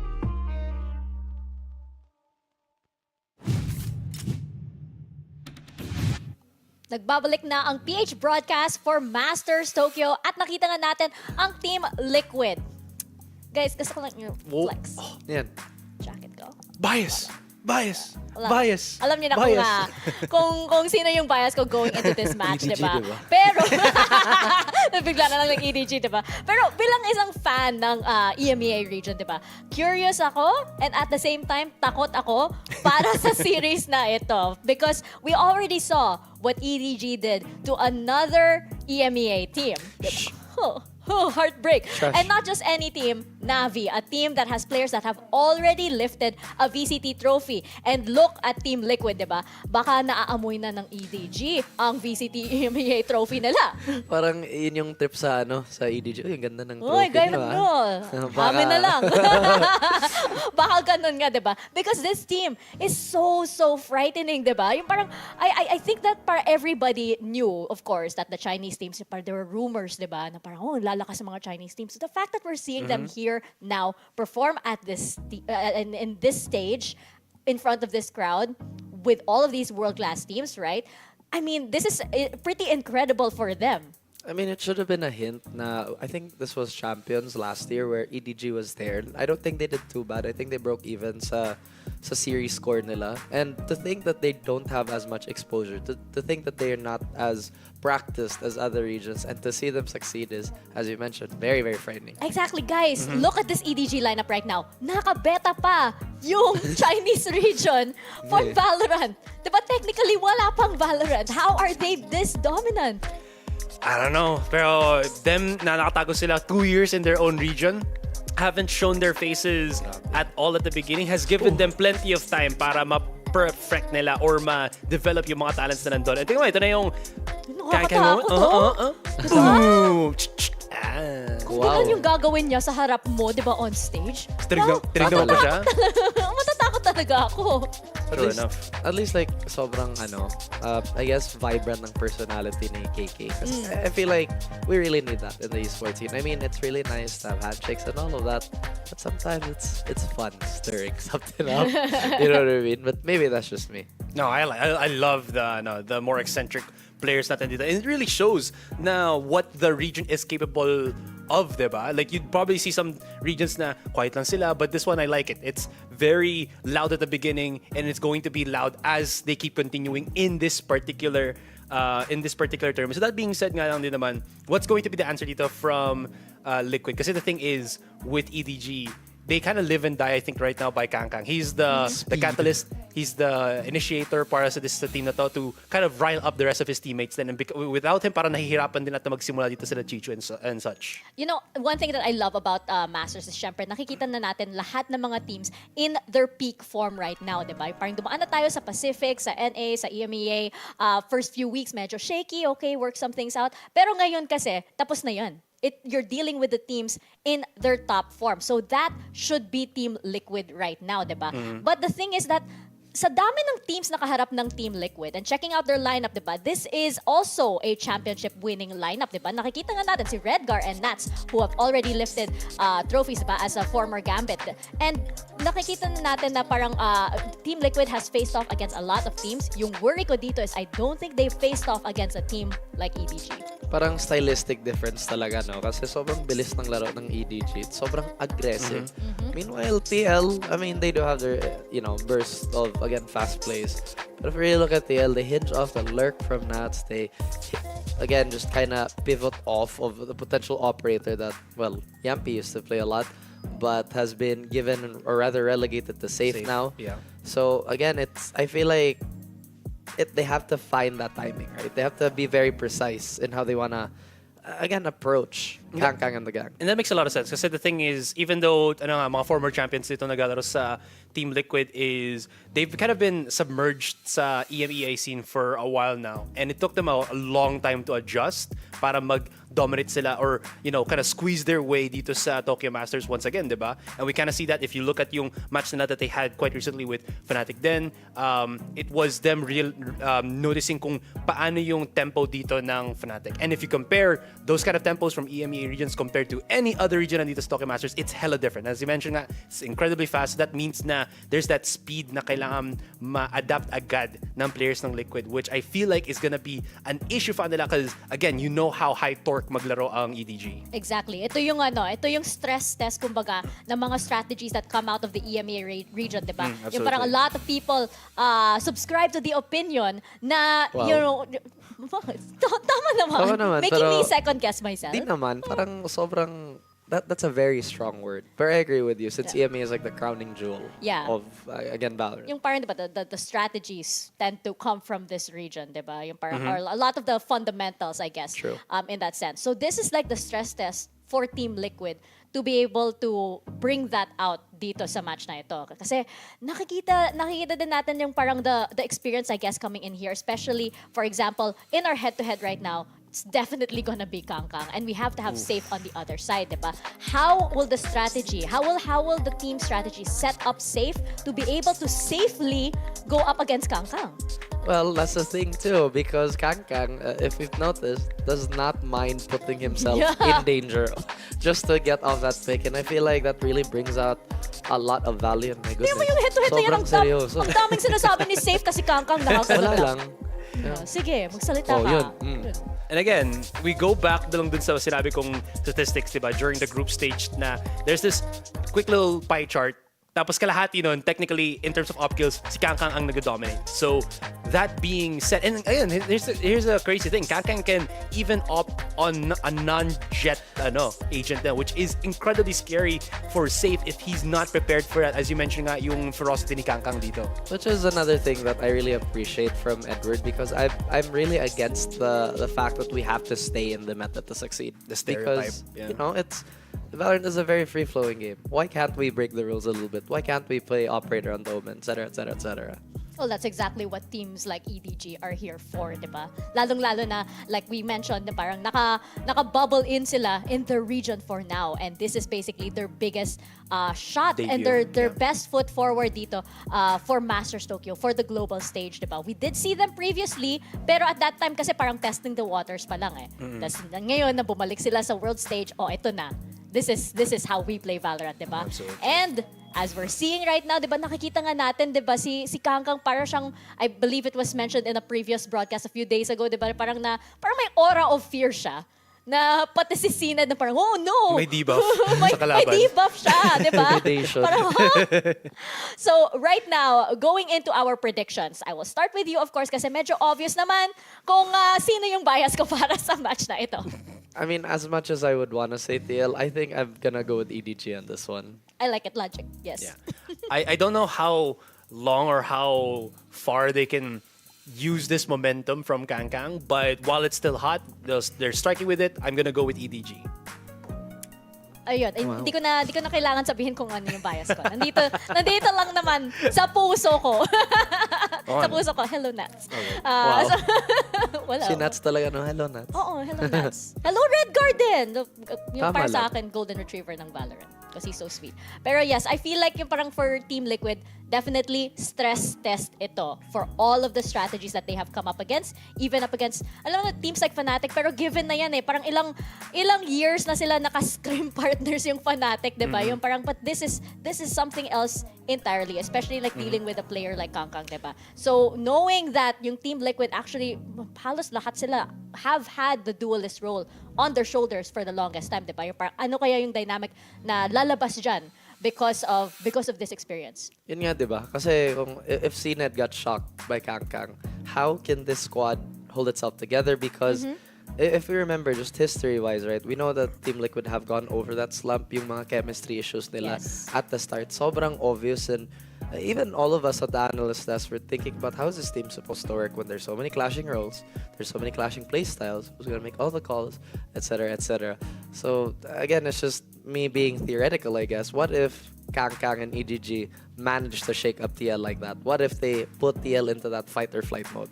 But this is ano rin. Again, this is just going back na rin, I guess, sa methodology na some teams, if they don't perform as well in the beginning, you don't change your players agad-agad. That's true. Diba? That's true. You gotta Shout invest. out dyan sa mga nagpapalit ng Mga players re-roster. after 2 weeks. 100 tips. 100 tips. Uy. Sorry. Anyways, that being said, at least mukhang naka-upward trajectory na dito on TL. But at least, what's kind of good about this is if they go against EDG, this is a great, as we mentioned nga, stress is para sa kanila, and this is a great point of where they can really adapt and evolve. Kasi EDG just brings a whole different playstyle of Valorant on the table. And if they can beat that, I feel like they can really utilize that moving forward dito sa playoffs. Definitely, no? So, yung isa sa parang, I guess, like hidden head-to-head na gusto ko din makita dito sa match na ito is actually Howdong versus Redcar. True. Kasi IGL battle din ito eh. Di ba yung parang a lot of teams are shaken up by EDG. So, how can Redcar make sure na, you know, yung buff niya nandyan for Team Liquid? Shake it off, di ba? Shake it off. Yung parang hindi, di ba, tao lang din sila. You know, to have that aura that EDG has broken down, di ba? So, that's a test for Redcar to be able to lead Team Liquid into this. Yeah, being intimidated is, no matter how experienced you are as a team, it can happen. Lalo na with the explosion of EDG, as you've mentioned. Especially with, again, we've highlighted a bunch of players. I'd also like to put a highlight on Chichu, who's just so reliable in the clutch. Actually Chicho disgusting. and Nats. Chicho and Nats. Yeah. That's, ano. Sorry, I wanted to add Smoggy then in the mix. So just add for everybody, EDG. you know. It's a 5-person game. True. Pero you're right, diba? Chicho has definitely showed like a lot of really, really mind-boggling, Like, no amazing way, plays. yeah. Oo nga, yung mga plays na parang, hindi naman yan talagang possible, pero for some reason, it's possible, diba? So, I'm wondering how that will match up against Nats, for example, na one of the best-known lurkers, diba, sa Valorant world. So, parang ano ba talaga yung nahanda ng Team Liquid dito for EDG, especially considering that yung playstyle ng EDG is so foreign, diba? It's not a Fnatic team. It's not, another EMEA team. It's not even like Team Secret actually na nakaharap nila sa lock-in, diba?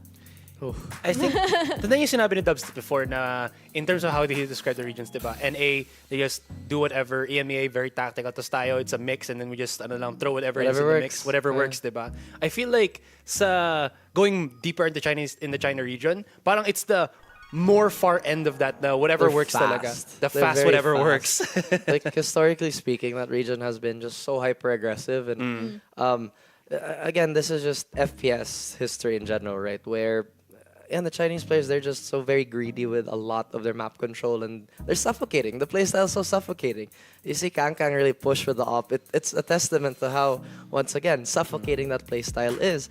So now, what if most of the team on TL side is getting surrounded by EDG, and again, Nats is on that lurk? What if he gets too far removed? Because once again, when those EDG hits go, it's just like this, boom, and everything just kind of falls apart. Actually, as we're waiting for our map select to come in, diba? Yung parang I'm curious kasi nakikita nga natin the past few days, diba, EDG, they tend to ban, for example, a map like Ascent, which I think they're just getting rid of the one map that teams might do well against them. Yung parang I feel like maybe they're hiding something din, diba? Yung parang, so I feel like baka no surprises, they might start that. I mean, first day pa lang ng knockout stage natin, diba? They might do the same thing. As for Team Liquid naman, I'm expecting either Haven or maybe Split to come in. What's Navi? Oh, right. Oh, Rob. It's okay.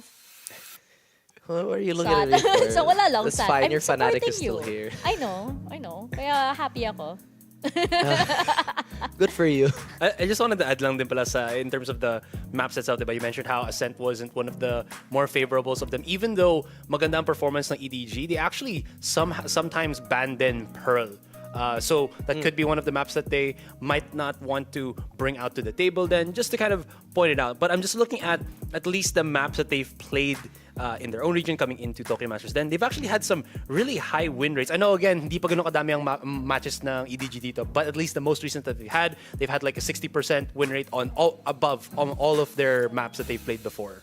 And that's an interesting point, diba? Yung parang na EDG, as powerful as they are, as powerful of a showing that they have, at the end of the day, Team Liquid still does have a lot more experience, diba? And I do believe in that. I do believe na lalabas yan, especially sa map picks, the knowledge, and of course the strategies, diba? So parang ito na yan yung parang how far can EDG take it na talagang todo aim duel lang sila So parang the playbook that EDG have is, as we know it, not that wide just yet. That's true. And experience is going to come into play with intangibles. You know what I mean? Like, just adjusting, being patient with yourself and your team, and basically not tilting. I feel like that's the biggest thing, right? To not tilt against a team that's so incredibly tilt-inducing, like EDG. Because once again, when we look at the VOD, sometimes it's like, but why would they do that? Yeah. Well, it worked anyway. Yeah, and here's kind of a big issue then for TL when they were playing in their own region, against Fnatic, against Foot and the rest. Nahihirapan sila in adjusting after like a couple of rounds. Make it to playoffs. Nice to see you guys. So we're gonna go ahead and get started. You guys will come in as the higher seed. Do you want Team A or Team B? Team B. Team B. So EDG, you will be Team A, and we will start with your first ban. They ban Ascent, your ban. Ban Pearl? Yeah. They ban Pearl, your first map pick. Side on Haven. Map number 2. Yeah, that makes sense. Split, side on split. Attack. So we're going to go into the next set of bands, starting with EDG. You have Fracture, Bind, and Lotus. Band Bind. Your band, you have Lotus and Fracture. Okay, so map number 3 will be Lotus. EDG, side on Lotus. Attack. Okay, I'm going to run through this, make sure you're all good to go. So first set of bands, I have Ascent and Pearl. Map number 1 is Haven with Team Liquid on defense. Map number 2 is Split with EDG on attack. Next set of bands were Bind and Fracture. Map number 3 is a Lotus with EDG on attack. Good? All right, good luck to you both. Oh, so Raf, nandiyan pa rin si Doom Bros, so may Navi pa rin. Ouch.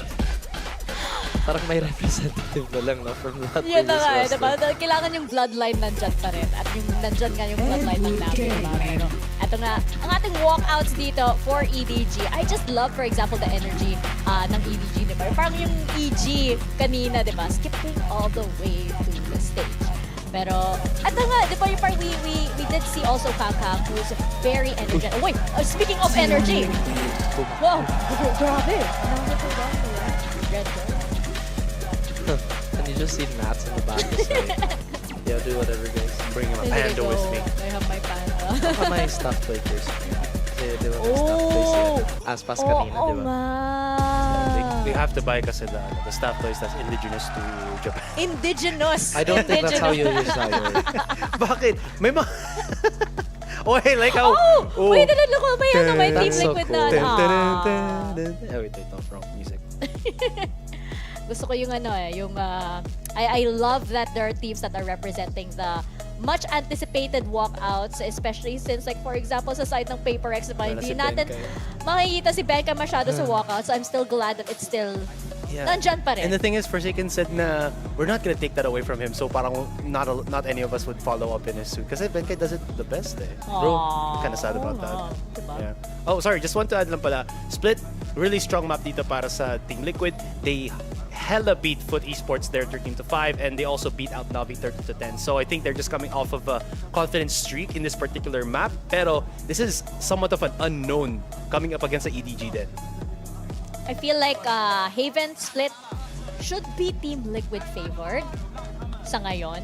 Pero parang malalaman pa natin kung kamusta ba yung yung vibes nitong EDG. How will this series go once we get into the first few rounds, 'di ba? Yung parang Kangkang, kamusta ka naman? 'Di ba?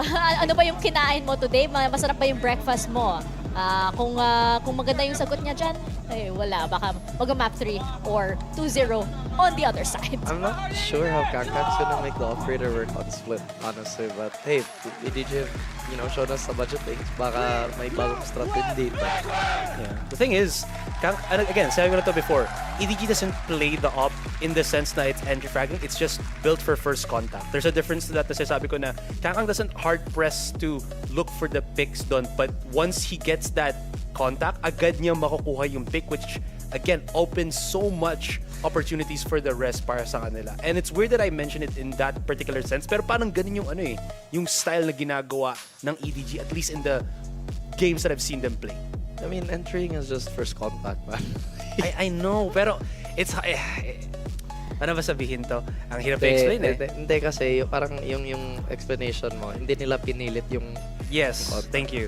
It's not like his hard entry fragging. It's We more don't of like anger Raf right now. Oh my God, he needs extra special care today. Okay. Why? Because Navi's not here. Is that it? Is that it? Nandyan nga si Doom Bros or the legacy of Doom Bros, diba? It continues. And as we head into our Prime Gaming Agent Select right now, very exciting nga na nakikita nga natin yung Safe versus Kangkang that we are expecting right here on Haven, diba? The Jet battle. And as expected, the Op battle as well. I mean, Haven really is one of the maps that lends itself to the operators in the long-range fights. I'm more curious why Edward decided to go with the... Ano sinabi niya? Narinig mo? Tara pare! Sigaw, EDG! Sir, tahimik lang po kayo, bawal po. Pinatigan siya! Pero as the energy is up, we're gonna pass it over to our casters to get into this series.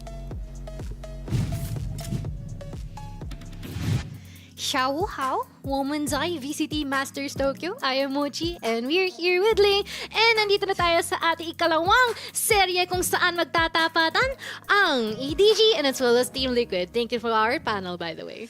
Oh man, I mean everyone just wants to hype up this game, EDG with the Kangkang power. And of course naman dito, Team Liquid taking every form there is to adapt, to react, and of course to dominate in the server. Welcome nga pala guys to Tokyo Masters na kung saan we're gonna be witnessing the series EDG versus Team Liquid. In this first series naman, lalaro muna tayo dito sa Haven. And I'm pretty sure Mochi has a few words to say para sa mga tropa natin sa EDG. Bakit nga ba pinili ang Haven? Siyempre, yan lang naman ang Haven para maging aggressive. And we are well aware of how Edward Gaming plays about that. Lalong-lalo na, i-point out lang natin because I was browsing on our statistics yesterday and I have seen that Kangkang so far has the highest kills and it is 161 kills from the past few days na meron tayo, and I'm quite sure na madadagdagan to and hindi malabo na before mag-end tong week natin ay nasa 200 plus na.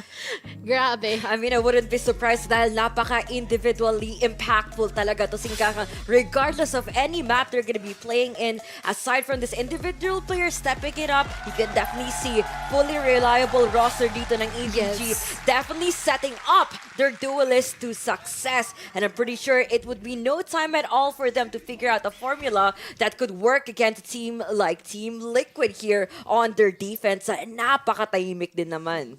Napakatahimik nga, and I quite wonder kung paano ito ma-address ng Team Liquid knowing that EDG is so much powerful or so much explosive that pretty similar to EG. And if TL with Nats and as well as Redgar, if alam nila kung ano yung magiging sagot nila dito para i-counter ang EDG. But right now, the coast is clear, it's quite quiet, but never mind, mukhang binati ko. And they're starting to move inch by inch dito sa ating A site wherein Soulcast is the only one in here. Siyempre, magpaparamdam din talaga kinakailangan to ng EDG ngayon. But here is gonna be a quick reaction though from Team Liquid in their rotation where we see Syph in the right timing, right place, right time of course, and the right set of utility to counter their peaks, their pushes. Na kung saan they're gonna be disengaging themselves possibly from this A-side take. Oh, immediately Kangkang has been shut down. Mukhang yun nata magiging target dito ng Team Liquid. It's to shut or tame the nagwawalang wolf natin dito on the end of EDG. But right now, nobody. Mukhang meron siyang makikitang somebody sa ating A-side, kaya aatras na lang siya dito while C-side is readily available for them to take and they will be able to get their way into this site. Of course, may masamang binabalak mo na sila dito papunta sa C na kung saan naging open na nga dahil sa mabilisang rotation na ginagawa agad dito ngayon ng Team Liquid. It's still gonna be a 5-man retake for them. Every set of utilities still gonna be online. Aside from the flashes that they need, wala nang paranoia, wala na ding flashes si Yampi dito. But tingnan natin kung paano nila itatackle, rather, ang mga postmans na ginagawa ngayon ng EDG. They're gonna be setting themselves up with the succession, setting themselves up with the set plays coming in from the guiding light. But Gigi though, taking first impact from the team here from CT. Si Nats, Soulcast taking a few frags for themselves, but EDG just wiping everyone out with that push. That is the choke point wherein everyone just entered from and everyone just came from the same position as well. Like everyone just stared at the same angle. Walang pinangligalingan dito sa ating garage. Maybe si Redgar and si Jam pinapabagya, pero everyone's been here from our spawn and little do we know that's already going to be a round win here from the end of EDG. And so far, look at these faces. EDG is pumped up.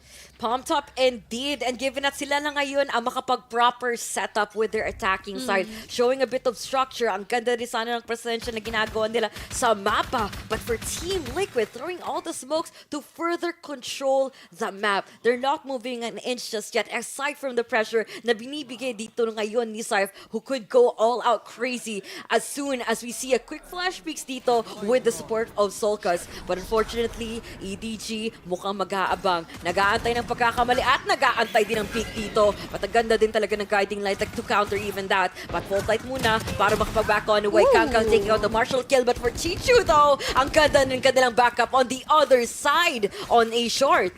napakalikot din talaga makipag-duel to mga members natin dito from the end of EDG, no? And ngayon, we are seeing habang wala pang operator, Marshall muna ang tinatrabaho ni Kangkang dito. 3 na, agad ang kanya nakukuha. At mukhang madadagdagan pa just in case na kitaan itong dalawang ito na si Soulcast at siya. Pero ayun na nga sinasabi natin with the 4K here onto our second round. Nagsisimula pa lang ang laban pero ganito na kainit ang mga kamay ng mga members natin dito from the end of EDG. Man, he's already doing serious work in this game. Kakasimula pa lang, pinahawak na ng Marshall at nakita naman...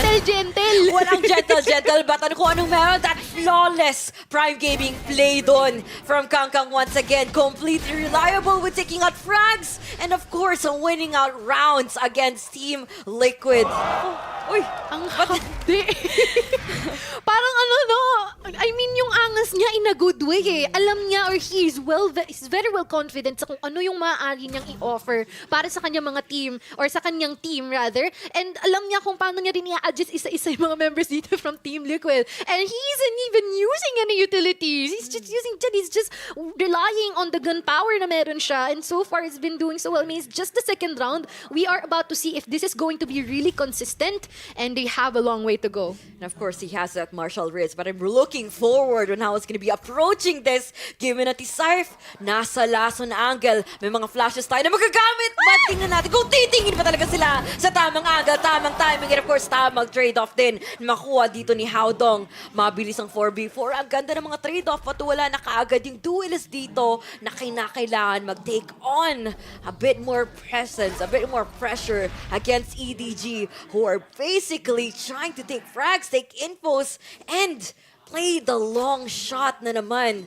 Balik na naman tayo papunta sa marathon. They have to run towards C sites. And for Team Liquid, mukhang napapa-question sila ngayon sa kanilang rotation dahil wala na namang presensya, walang sound cues, o walang anuman lang naganap sa A dahil ang kalaban nyo has already gone for the quick rotate.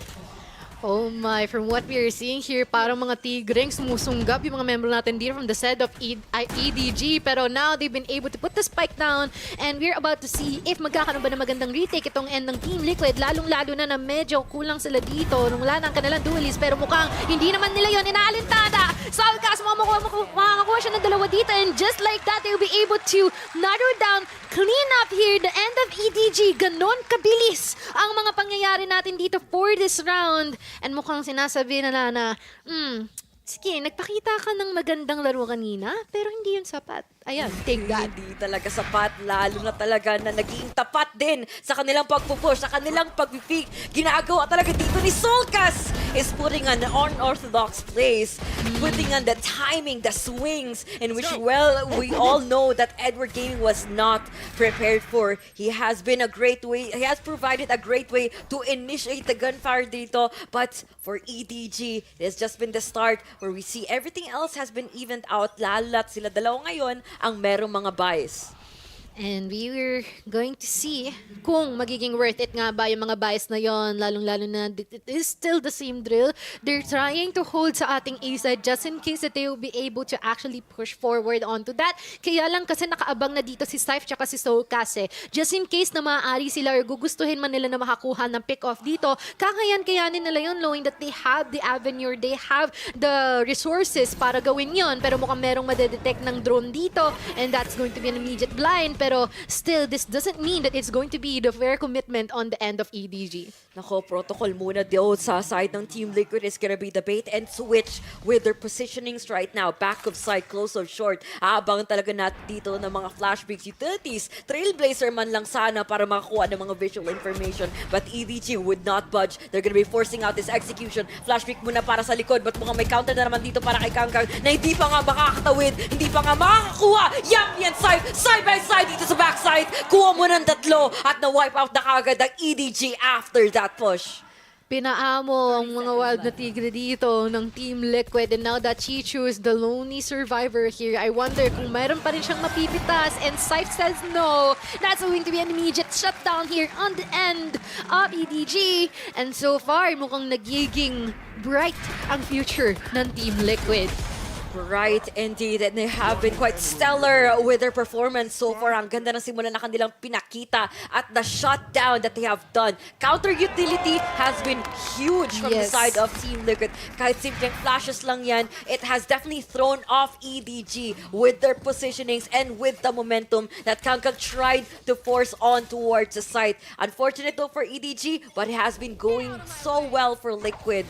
Just filling in the gaps that this would not let the attacking side just penetrate just yet. And what we have here right now, ang daing mga ultimates na mayroon dito na maaaring magamit ng parehong sides. Pero at the same time, I doubt na gagamitin yun ng end ng EDG except for Kangkang, of course. It's the Blade Storm as well. So kung maaari mo naman sila mga pa-pick off tier, that's going to be a really good advantage on their end. But I wonder how they'll be able to secure the guns na meron ng counterpart. And if makaka-receive din ba sila mga ultimates in return. Pero ngayon, pumasok na, merong siyang nakita dito sa bandang gong at mapapatay niya yon. At mukhang madadagdagan pa tayo ng mga casualties dito just in a bit. Because so far, Redgar, mayroong kasagutan dito. Si Chichu ang kanyang pinitas. Pero ngayon, si Kangkang ay makikita na naman sa may garahe. At mukhang nako, meron na naman malalagas dito. Si Redgar pa nga yun. Katlong kill niya na yun.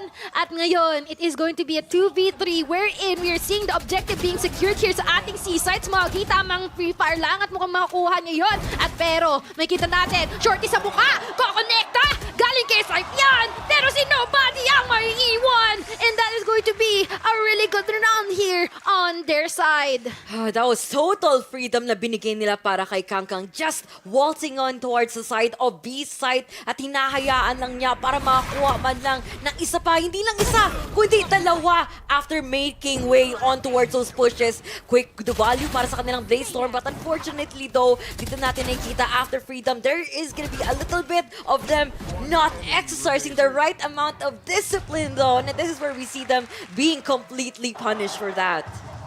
I wonder kung paano yung magiging sagot ng EDG dito. Lalo na from what we have known, napaka-aggressive at napakaganda palagi ng kanilang nagiging plays. Kung explosive at explosive lang din naman ang usapan. Pero ngayon, ibang nagiging tema eh. Team Liquid, napapaamo nila na paunti-unti itong si EDG. And I wonder if EDG would be held consistent from what they are known for or kung merong magbabago sa kanilang pamamaraan ng paglaro. Kailangan talaga, meron silang may ibabago dun sa mga laruang yon dahil nakita naman talaga natin yung mga pacings dito na pinipilit nila against each other. But it's so hard for you to force and prove your dominance inside the server given that no one decides to even budge sa mga initiatives nyo. But for the side dito ngayon ng EDG, meron lamang silang mga 50 seconds remaining on the clock where we see Team Liquid has been patiently waiting on towards the side. Nag-aantay na may papasok but nag-aantay din talaga dito si Saif with the operator place papunta sa platform position. They have to wait for the execute. They have to wait for the angles and they have to wait for that Blade Storm to be triggered sooner or later as soon as they hear the execution. Then the big lineup lang sana makuha ni Saif but di pa nga siya dito makaka-evade given ng recon bottle spot off siya. Gagamitin muna tayo ng smoke as a huge blanket of protection to delay that push. As ganda ng Rolling Thunder. Lalabas muna tayo dito ng operator. Si Nats though reacting fully well. 14 seconds. Walang magagawa ngayon ng EDG dahil wala na silang utility or power man lang para makareact fully well onto this. But gagamitin na natin dito lang for the shadows. Ganda ng kanilang pag-TV. But kita mo naman, Team Liquid already there, cutting everyone up to the scene. Huy! Lagas! Ubos! Direktang-direkta kung gaano kabilis nila nauubos ang mga member natin dito on the end of EDG. And so far, we have witnessed how good Team Liquid is good in terms of addressing kung paano nila ma-shutdown yung mga entries na ginagawa dito ng EDG. And so far, we have seen na kanina nga, munti ka ng kumulat in terms of that operator shot here on the end of site. Kung hindi lang talaga nakasurvive ng isang pitik na lang in terms of HP tong si Smoggy, nako, it would be much more easier for them to secure that round. Kakaibang environment tong ginagawa ng Team Liquid against EDG ngayon. It's just that the type of playstyle na gusto nilang magagawa for their duelists is not exactly the most effective right now, given that hindi talaga nila hayaan na makakuha ni Kangkang yung mga initial frag. They have learned their lesson and it was very quick how they fully adjusted against the playstyle ng kanilang mga kalaban ngayon. And Edward Gaming mukhang napilitan pa nga sila mag-timeout para pag-isipan nila what the next step should be. Team Liquid has been patient. And this is the type of playstyle na ini-expect mo talaga coming out from their region. And ang hirap parang yung pasensya mo, like, to penetrate sites, to take out frags, has been worn out. Parang hirap nito. This is like the battle of endurance kung mapapatagal nila. But I'm pretty sure Team Liquid will maintain their form. Actually, hindi nga lang in terms of patience They know that the code na kailangan nilang i-hack dito is the fact na exist si Kangkang. And the moment that they would be able to shut Kangkang down, that is already the time na everyone would be able to carry out all their respective duties para makapag-advance sila dito sa mga rounds natin dahil well aware sila that Kangkang is that person na kailangan talaga nilang i-shutdown Kailangan nilang patayin, kailangan nilang i-get rid dito, i-cancel out dito sa equation natin. And so far, they've been doing that well. But now, it seems like this is going to be a match wherein there will be a lot of stretched out rounds. Definitely. And to take one for the team, si Kangkang na naman dito. Mangunguna with the operator for the Enchi naman lang sana pero hindi siya makakuha. Ganda na sana ng peak but the time was a bit off. Of course, EDG tries to take a bit more map control for this time around na hinahayaan nila yung mga initiator plays. The supports making the space. They're making the first contacts in this game but you can definitely see Solkas though initiating a bit more frags. Support, flashes, hello, bait and switch muna tayo galing para kay Haodong at kay Redcar. But mukhang mag-back on the way na naman yung mga Trailblazers. Tatapunin na sana ng Sky! At hindi naman magkakatamaan. Nobody quick on cherry plays against Redcar. Omen players out of the board. At mukhang maging 4v5 na naman ang labanan. Nobody though who's gonna be able to tag down Solkas with that recon. At mukhang he's gonna be picking in the wrong timing possible. Guy disabled. He's still gonna be effective. Solkas taking out 2. Haodong out for the trade. At maging 2v3 kaagad. Lahat ng mga aksyon ay nangyari sa bandang sewers natin. But ngayon, maiba ang ating kwento because ito na ang punto kung saan mailalapag nila ang ating spike.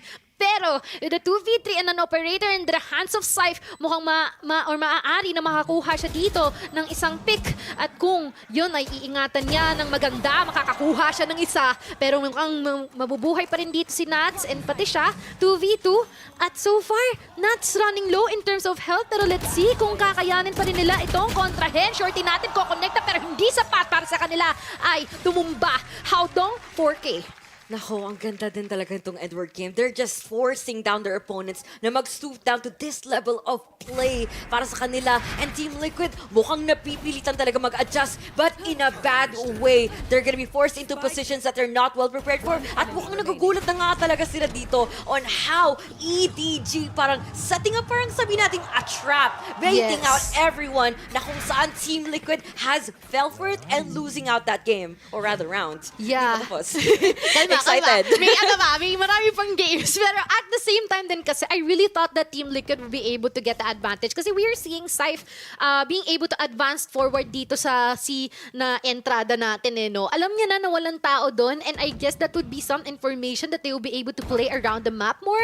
Pero I guess, alas, it is the opposite. And in turn, EDG has been able to do the necessary commitments and eliminations just like what Scythe is doing here. But it is the latter, the counterpart. And it is going to be immediately a -1 here. Wala na si Smoggy, wala na kanilang crowd control. And definitely, it is going to be quite difficult for them to push forward knowing that they are lacking manpower. Nako, what is this duelist without the setter? What is this play without the flasher? At yun na nga is gonna be the question na napipilitan ngayon ang EDG on Haven. But, of course, magdadahan-dahan muna tayo dito. Aantay ng mga pickings na hindi pa nga makukuha so far ni Kangkang. At this is not exactly the performance that I've been expecting for him so far. He's gonna be out for the lurk, letting the team play for themselves and let this postplan happen for the side of EDG. Team Liquid ngayon has every ounce of utility. Has the lockdown, gagamitin nila all the way towards mid link. But si Yampi dito has to take matters into his own hands. Gagamitin ng fault line na si Nobody. At mukhang ito na nga ang somebody na makakuha niya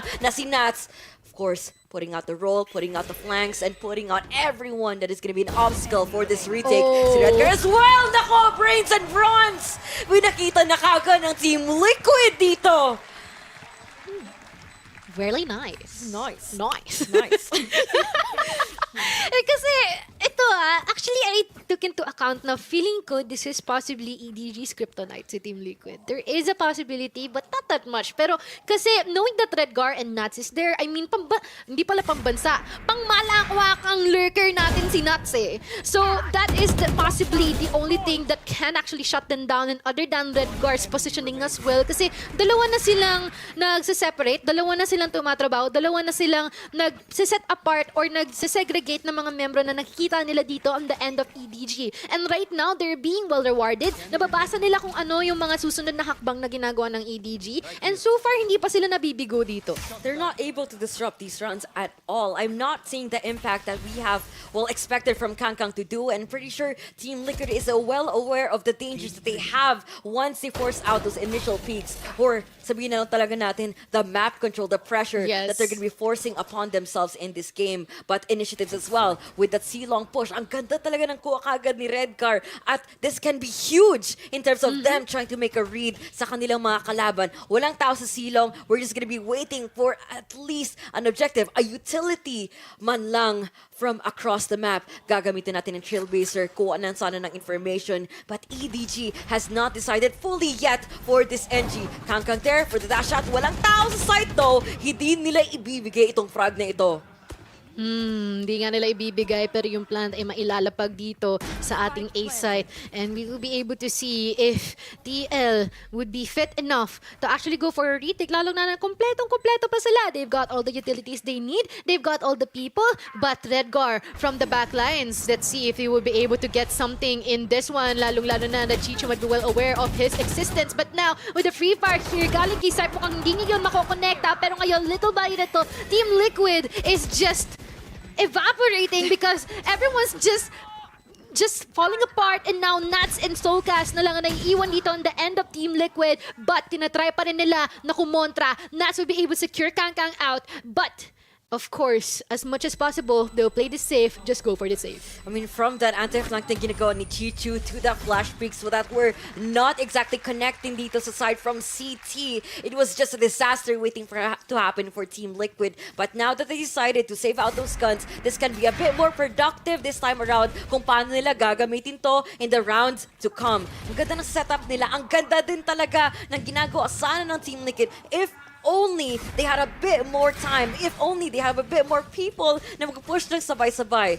they could have easily taken that out. But EDG, man, I got to say, they have solidified themselves dito sa site na ito. And ang hirap talaga wawasakin nun. Siyempre, ano nga naman ba ang maipantatapat ng Liquid sa Solid? Pero now, they are gonna go for the default here sa ating grass area. Might be a potential na they're looking into securing someone dito from our B site or sa ating garage even. Pero hindi ko rin kasi sure kung magkakaroon sila ng mga karagdagang extension dito or mag-extend yung mga members natin from the side of TL. Lalong-lalo na with the situation na meron sila ngayon. Pero ngayon, si Nats, mukhang meron siyang makikita dito. Siya ay mapablind, kukonekta ang kanyang spray at mukhang magkakaroon magandang trades dito sa bandang garahe. Pero mukhang hindi nila to papapasukin sa kanilang bahay. C-site lang naman ang kanilang punteriya. Pero si Kangkang na lang naiiwan dito. Kukonektahan niya ang isa. Pero Blazestorm niya ay hindi. Si Redgar lang pala ang papatay sa kanya. And that's going to be a win here on the end of TL. Man, that was a red like a book. Team Liquid has done their homework indeed. And I'm pretty sure, nako, Edward Gaming, you have to innovate. You have to be more creative because kahit ako, nakita ko na to. They have done this C-split in previous games on Haven, and I'm pretty sure talaga it's very crucial for you to understand your competition, the level, the place, the strats, and the counters talaga na kinakailangan mo i-prepare. And of course, Team Liquid delivers in this game. Kahit sabihin mong napaka, they're playing in for the long game. It has been a tie-out score, but if you were to condense, look at the milliseconds of them forcing out those engagements, you see kung sino talaga ang naglalamang. Team Liquid through and through with those rounds possible. Yes, like what you said, if you pick part all the rounds that they've been able to play out, so Team Liquid talaga nga yun lumalo. I cannot agree more. And so far, we are about to see if EDG would be able to have a counter doon. Kasi so far, nakikita rin natin kung gaano sila na-overpower in those individual rounds na meron tayo. Pero sa ngayon, mukhang meron tayong Blazestorm as well as from the shadows na existent dito sa the end of TL. Pero nga ako, mukhang magkikis yung dalawa. Si Chichu, siya ang makakakuha kay Scythe. And we will be able to see if there there is still a possibility para dito sa mga member natin from the end of TL to offer a retake just in case na makapag-commit ng maganda ang EDG dito from the contra. Pero ngayon, mukhang magkakaroon tayo ng magandang play dito. Nuts and si Smoggy lang naman ang magkakaroon ng tapatan dito. Pero si Kangkang, nako, tumatrabaho. And we are seeing nobody being able to connect those shots into Soulcast as well. And now, it's going to be the time for them to put the spike down here sa ating A-site na si Redguard na lang ang naiiwan. Nako, paano kaya to? Oh, quick change of tempo din talaga ang gagawin mo na dito ng attacking side. Oh, medyo nainip. Ito, naramdaman ko na medyo talaga nainip ang Team Liquid doon. Naubusan sila ng pasensya. Aabangan lang sana nila yung A-lobby Oy! A-lobby control! Ang lamig din siguro dyan, no? Kaya siguro napapasingan na sila. Gulat ako doon. Ako rin natawa ako eh. Ay, nako. Play at your comfort. Mixing Of course. Hala, na-bad trip siya. Hala, ano ba yan? Napagano na lang siya. Konti na lang si Kangkang mahikis na niya yung monitor eh. Oo nga, no? Nakagay na nung monitor sa mukha niya. Sa baba pa. Grabe. Paano kaya yun, no? Kasi parang hindi ba masistress yung balikat mo doon kung Nasa-stress ganun yung leeg nakalapit? ko para sa kanya. Diba? Yung leeg tsaka yung balikat mo, ganun kalapit sa mukha mo yung monitor. Anyways, akala nila sa B-side pupunta, pero joke lang pala, maraming mga nakakalat na utilities dito ang ating kumparing na si Nuts. At mukhang madedelay nila ang kanilang pag-entra dito on the end of EDG, pero hindi yon sapat para i-put sila down. Pero never mind, si Nuts, ayaw nyo umatras. Well, ako na ang tatrabaho, ako na ang maglalagas para sa inyo. Hanggang sa sumud na ang kanyang mga tropa, may rest back na sila, pero si EDG walang masasabi kontra doon. And that's going to be a flawless here by Prime Gaming. Oh, flawless game indeed. And ang ganda din talaga on how they were just waiting for Edward Gaming rather to fall into their traps. And speaking of traps, swarm grenades, alarm bots, a turret, all around na doon lang sa site na yon. And ganda din talaga ng timing ng rotation and how they still remained someone rather the controller players holding down their ground sa garage position, and yung mga rotations na yun had made a huge impact in this round. But now, it is going to be time for us to understand this further. Please enlighten us, panels. Wow, nakaka-pressure naman Kailangan ko i-enlighten. Kailangan natin i-enlighten ang mga casters. Ayaw namin. No, enlightening. I can see that. Okay. So, balik tayo sa match na yan, di ba? Kasi, ngayon na nga, you can also be enlightened on Haven, di ba? Kasi it's like that, a very, very meditation-oriented map, di ba? Pero, yung nakikita nga natin dito sa nangyayari is that Kangkang still cracked, pero Team Liquid are definitely showing some strategy against, counter-strategy against EDG. That's true, and when you say that this is a map where we can meditate, I just really don't feel it watching this game. It's the scenery. Yeah, parang medyo stressful yung exchanges nila. But yeah, you mentioned Team Liquid handling this super well. One thing that I like about EDG is that they secure the rotations first and burn utility before going into all those gunfights. And we saw that in the last round. Yung dash ni Saif, I think, was burnt even before any fight could occur. You saw them try to remove as many Sentinel utility away from A before they engage, but naturally, since Nats was there, Nats just had to do Nats things. Yeah, problema pa rin dito I think sa EDG is after they do that, they just throw caution to the wind na lang. It's the EDG stamp of approval talaga dito. But in Haven, nakita mo yung understanding of just better timing and angles ng Team Liquid, at least for this particular, start of the first half. So with that being said, that coupled in with how just Safe started so immense dito sa first half na ito, it's allowed at least yung head-to-head nila. Pero you cannot deny. Kaya nakita natin sa halftime na head-to-head natin, Kangkang is still an absolute menace in this Haven. Or actually, any game that he plays, he's just a menace. Yun na nga And we can see that Safe is definitely up to the challenge, diba? And we can see that he's definitely delivering. Yung worry ko dito is Team Liquid are doing very, very well on the defensive side, especially since you have players like Nats. Now that they're gonna switch on over to attack, ano ba yung balak nila, especially since EDG, they're gonna strip them down right to the aim battle. So we're gonna see how they're gonna do just that. Pass on over to our casters. couldn't agree more with that statement that Kangkang is a menace. That's why as much as possible, TL is trying to eradicate that guy. Kaya lang kasi minsan there are some attempts na hindi nila nagagawa eh. And especially when you take out the winning condition na ngayon na kinakailangan ng EDGs can be quite too difficult for them to execute, for them to penetrate, for them to actually make their ways, make moves rather sa sites na ito. Now, Trailblazer, gagamitin naman natin to cancel out the utility dito na makuha kaagad ni Saif ang entries. But EDG, already up with the flank, can make that a Kangkang difference na naman dito sa labas. Now, anti-flanks, walang magagawa, and we could definitely see what of a bit of an aim battle makuha natin dito from A-Link. But mukhang magdahan-dahan dito muna at gagamitan ng utilities, gagamitan din ng utak daw. Sabi ni Soulcast, hitting hard for EDG and hitting where them it hurts! So, nobody with a quick on trade. 1v2. IGL has to put out a quick game here. Gagamitan muna natin ng utakan. Gagamitin din natin ng headshot at ng ghost. Tichu, walang magagawa. Humarap ka dito naman, Kuya Nobody! Sinimplehan lang. Oh my! I mean, si Redgar pa talaga ang tinapatan yung IGL pa, and we know how cheeky this guy is in terms of what he should do next. Especially na nandito tayo sa ganitong sitwasyon and this is 1v2.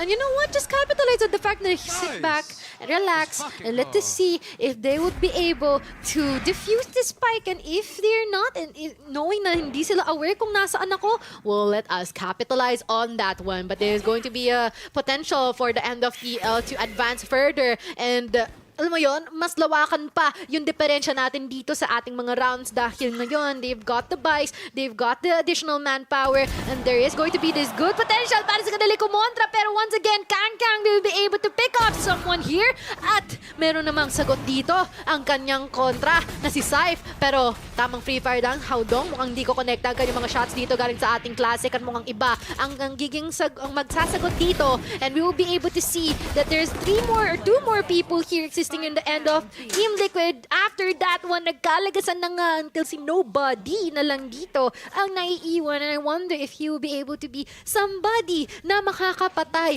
dito kay Saif at kay Nuts. Now, Kangkang got his one, and that's what the only thing that matters ngayon for EDG. But kita mo naman how much casualties they have inflicted, not just the economy, but towards the man number dito ngayon sa side ng Team Liquid. Spike being planted on towards B. Nag-aantay naman tayo ng mga pushes all across the map. But the Killjoy, nako, si Nats at si Saif could be waiting in for the wrong angles. Swarm grenade being triggered. At abangan talaga natin dito ang turret na makaspot off kay Nobody. But somebody is still gonna be there. Gagamitan muna natin ng recon bolt. Ang ganda ng crossfire. Ang ganda din sana ng mga bait and switch. Si Saif playing for the contact. Abang muna tayo sa ilalim ng box.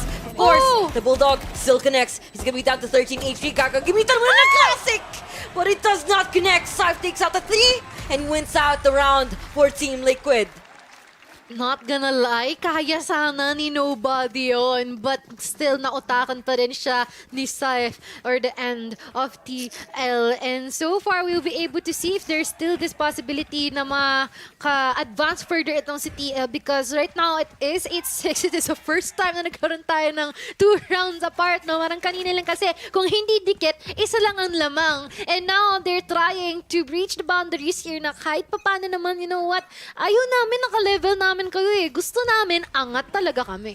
Gusto talaga nila makaangat at gusto talaga nila makalamang, which is what we want to see Team Liquid keep up the pace, the gap, and the scoreline para sa kanila. 8-6, and you can definitely see how much of a struggle it is for EDG right now to even catch up. Tulang kinakailangan nila ihabol, but it's almost impossible for them to even take down Team Liquid in this phase right now. Now, presence being known, papunta sa garage. Tatapunan muna natin ng smoke. Si Saif could be playing a bit more mind games that did trigger the rotation coming in from EDG. Napapa-question sila kung saan ba talaga nagagaling yung mga kalaban nila.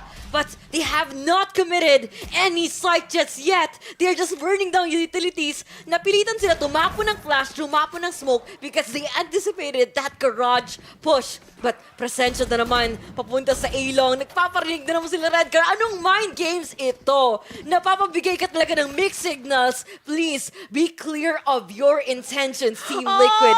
Edward Gaming is losing their patience right now and losing utilities as well. But kapang din, papuntang garahe. Scythe na naman dito ang mangunguna. Gagamitan ng flash, guiding light, bolt line din para sa isa. Papatin kayo si Kangkang and he does with the bulldog. Ganda din ang kanilang mga crossfire ni Chichu though, who's gonna be out for the trade. Tago sa smoke, gagamitan ng flash. Dito papuntang default side. Solkas taking one for the team. Same from the side here for Redcar. But Smokey though, annihilating everyone. Same goes for Chichu. Oh my, they burned everything down, and even this round they burned it in favor on their end, and nakita naman natin kung gaano rin kalinis tumabaho tong end ng EDG. Kung pautakan lang din naman ng labanan, abay kayang-kaya nila yon sabayan dito on the end of TL. And Team Liquid, medyo nagtataka din sinasabi na ay pre, parang napasobra ata tayo ng bato ng mga utilities natin doon. Parang we played onto their intentions. They played in accordance with their hands. Sumayaw tayo sa kanilang palad. And so far, they've been able to prove na EDG, they are up into this game. And hanggat maaari, gugustuhin talaga nila na ipatasan o kahit higitan itong mga member natin dito from the side of Team Liquid. I mean, they have to now or later. But you know, to even break down yung previous round na yun, naubusan rin talaga sila, not just utilities, but also Oras that din. time. EDG, na doon na kaagad sila papuntang backside. May mga, kahit yung isang kamunti, like maliit na flash lang yun, Yes. malaking bagay yun on how they shut down Team Liquid's objectives that they were trying to meet. But, quick change of pace, tingnan natin kung they're gonna be replicating the same plays, the same sets, and the same entries that we're gonna be expecting here for Scythe. But the question is, magiging successful kaya sila once they go on for the quick commit, quick plays as they're trying to set up towards B? I wonder if they will be able to catch up sa kung ano ang gustong gawin dito ng Team Liquid though. If EDG will be able to stop everyone here on their tracks, and if they will be able to win this round on their end. The Hunter's Fury natin hindi ko connecta dito sa end ng EDG, pero titingnan natin kung meron mga balang ko connecta dito sa ating side because ngayon they're all scattered. They're trying to do something else. Si Redgar ang layo na nararating, and as much as possible tong si Haodong daw meron na ring ninalaga sa mga membro dito on the end of Team Liquid. Pero makikita rin natin na si Redgar baka maging huli na siya bago siya makakuha dito ng mga miyembro because TL, Soulcast, tumatrabaho paunti-unti hanggang si Kangkang na lang ang naiwan dito sa ating garage area, and he is unfamiliar of the whereabouts of Team Liquid, and that's going to be a kill here on the end of Jumpy. Man, Redcar's flank was chef's kiss. Wonderful. Ganda ng timing, ang ganda ng read, at ang ganda din ng call nila. Kahit sabihin mo, it was not exactly playing in for the long game yung mga teammates nila. Nag-aabang ng pitas, medyo nagkakainipan with that postman. But kita mo naman, that big impact, taking control on towards A, making sure na walang nagpa-flank, and making sure na walang magdi-defuse or makakalampas man lang papuntang B site to take them all out. EDG mukhang nagsisimula na talaga ang tunay na laban dito because Team Liquid is starting to put their brain cells up to use na. True. I mean, as it should be, di ba? They need to eat and leave no crumbs naman dito sa ating game. And so far, we have the Bladestorm already activated here under the hands of Kangkang. And we will be able to see if they will be able to be, you know, very precise or accurate. But so far, we are seeing na they're just gonna hold her here. They're just gonna creep into dito sa ating B-site. Site mukhang i-expect niya na ang existence ni Kangkang dito. At makukuha niya yun. No trade here from Chichu kasi mamba out kaagad si Kuya mo Scythe doon. And we will be able to see if there is this potential na makapag-commit na sila dito sa BRC site natin. Lalong-lalo na nalagasan na ng paa itong EDG. At ang solid din talaga ng contact plays na ginagawa ngayon ng Team Liquid. It definitely threw off the timings and of course, information na makuha din talaga nila for each other. Now, somebody, nako, mukhang naliligaw na naman tayo dito po ng Sima. Kuha kayo ng isa dito si Saif. Kuha sana ng entry. Ganda ng flash kaso walang magpa-follow up sa side dito ng Team Liquid. Nag-aabang na naman tayo ng pagkakamali dito ng ETG. Paisa-isa na naman nag-swing out of smoke at mukhang matadalit na naman sila with the shorty. Mahal yan pero mahal ka ba? Sabi daw ni Nobody. Napapag-question ka talaga ng mga desisyon mo sa buhay dahil si Yam pinakaganda dito para sa'yo. Mapapa-question na nga lang din talaga ako kung ganun yung mga mangyayari dun sa round na yun. Nagulat ka, no? Nagulat ako. Parang may halong hugot palagi.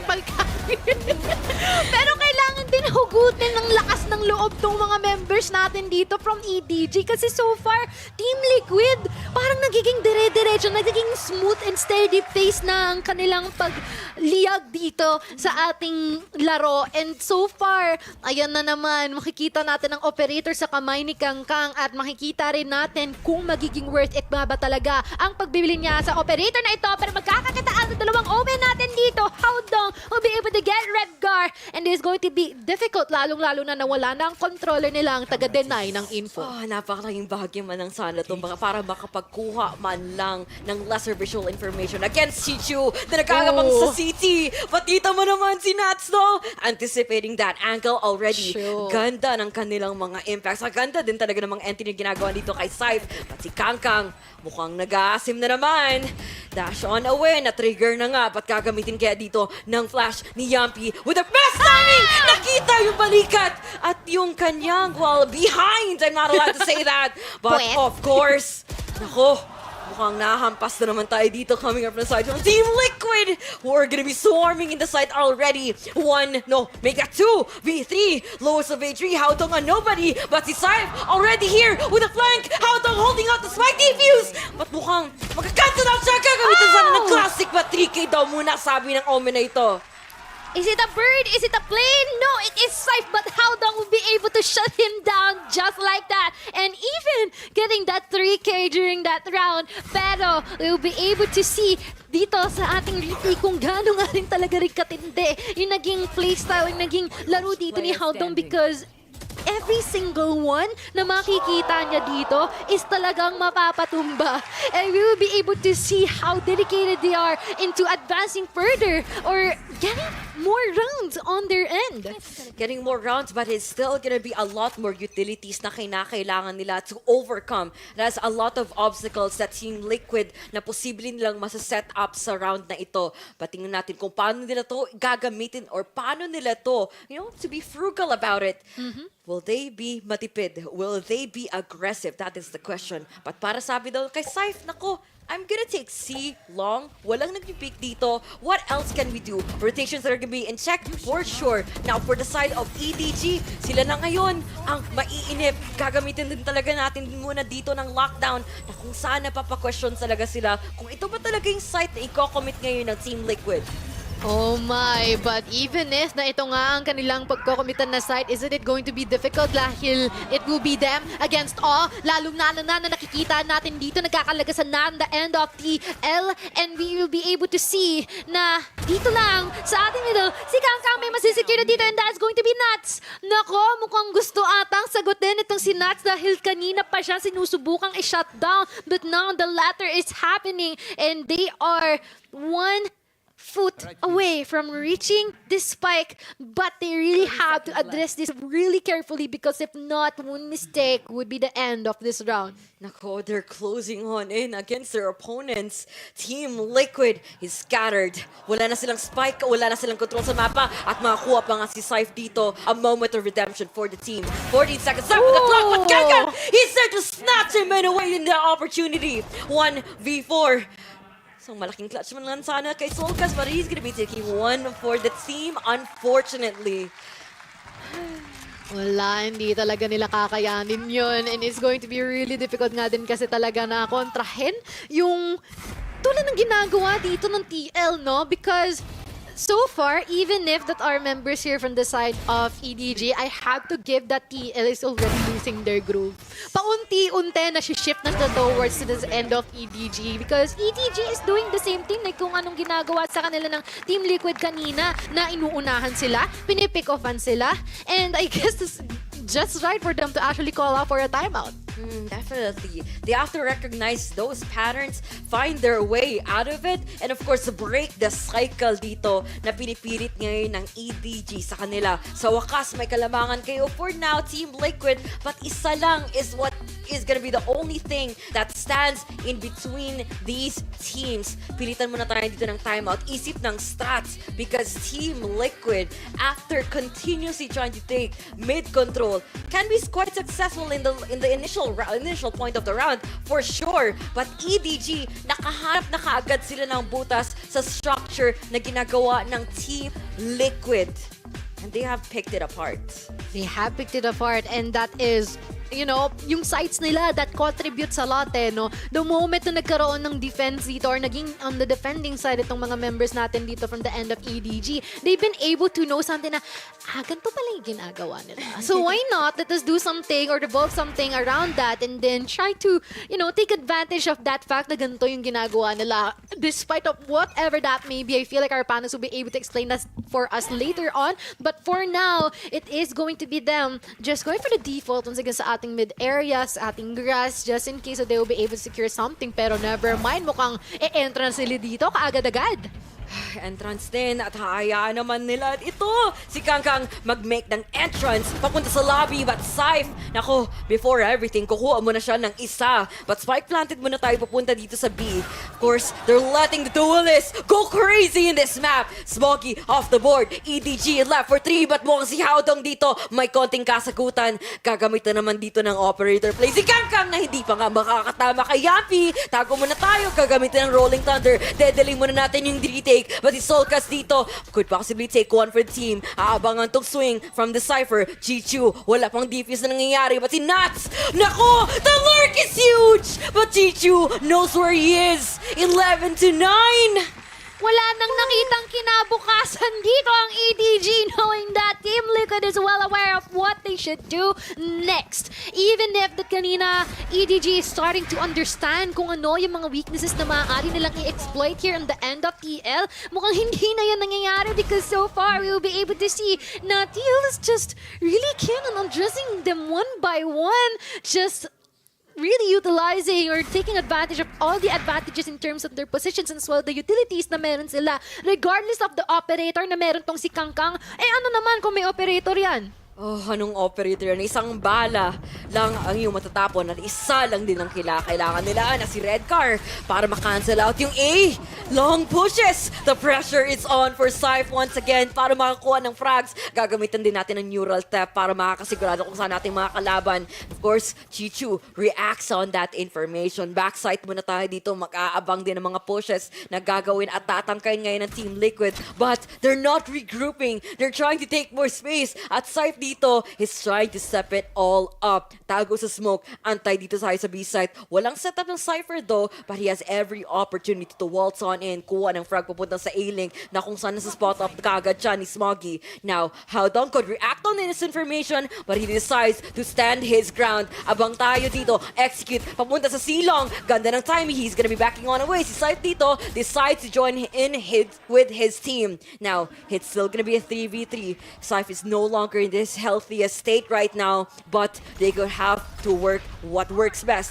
Let's all rely on the frags. The Honda's really din. Nagagaling from CT. Wala pang spike class na nagaganap. 20 seconds pa rin ang Team Liquid to play around on. But they still have to wait. A mistake from EDG. The pushes, the retake, and the frags. Kuwasan ni Solkas. It's gonna be one. Scythe gets his one as well. Chichu though with the quick trade rather. And si Yampy na naman. Nobody abang sa gilid sa backside. The timing is a bit off. He could actually wait for the timing, but nope. Yampy's there to get the save. Oh my, mukhang hindi nagiging maganda talaga ang nagiging dito mga progreso ng EDG kasi imbis that they're evolving, parang nawawala yung apoy na meron sila before heading into this specific game. Kasi kanina, you're gonna see them, they're very pumped up. They already have this morale boost on their end. But Team Liquid, they're unaffected. Team Liquid really wants to prove na maaari nilang i-counter ito. And so far, they've been doing very, very well. And this is going to be...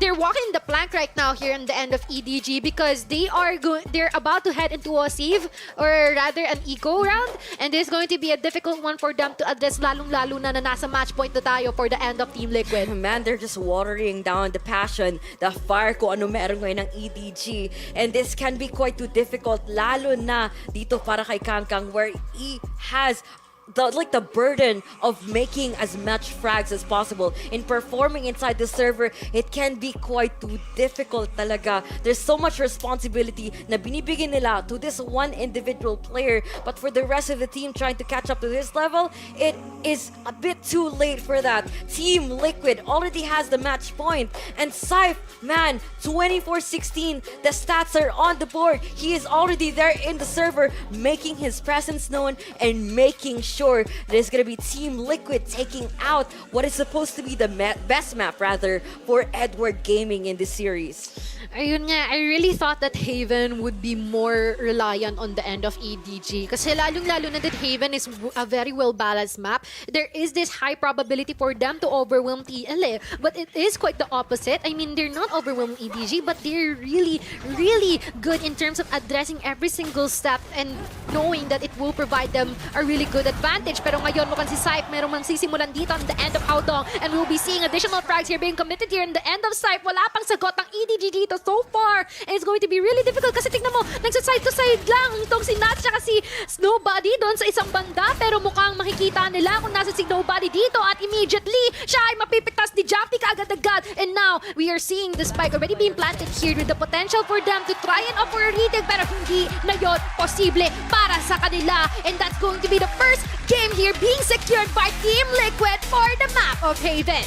I mean, it was a long game, but finally, Team Liquid just knows how to burn down the patience dito ng EDG and knows how to water down itong passion na ginagawa ngayon ng EDG. Syph though was all across the board. He was everywhere there. Yes. If he wants to put out those jet performances, he did definitely put out an amazing one. Better, I might say, a much more disciplined one in comparison to how EDG was playing in for Kangkang. I mean, it's not just about that. It was also, the rest of the team being there for each other. Team play was present in Team Liquid, and that performance in itself was a good indicator talaga on how they were prevalent, known, and well-established and experienced in a map like Haven. Exactly. Parang everywhere they go, no, I see his face. And that is Syph. And so far, Syph has proven very well beneficial on the end of Team Liquid. Lalong-lalo na napaka-coherent nila trumabaho pagkakasama niya si Jumpy. And even their Sova, it's very, very well coordinated. And they know how to pave the way para man makapag-advance sila further dito sa mga rounds natin. And White as well, nase-secure nila yon lahat. Isa-isa, paunti-unti. Regardless of that being stashed out, wala silang pakialam. All for the patience game dito ang Team Liquid. Syempre din naman, napakaganda din talaga. Like, aside from the patient, it was also the support system. I mean, you could look at the player like a duelist like Syph, but you could also look at the performances as well. Frags coming in from Yampi, a heavy hitter for the side of Team Liquid, and the calls as well from Redcar has been so on point. It was counter after counter, like I mentioned a while ago, and it was just them outplaying the opposition, playing down the time, knowing the objective, and knowing how the game is supposed to be played, which is them putting out spike plant, solidify your post plant, win out the frags, the duels, and you're gonna win the game. Haven was quite an interesting match, like rather a map to even witness Edward Gaming to perform. But let's just say, Team Liquid, iba din talaga ang nabibigay nila sa kanilang playstyle, how well they complement for each other, and how well talaga the roles are being fulfilled by these individual players alone.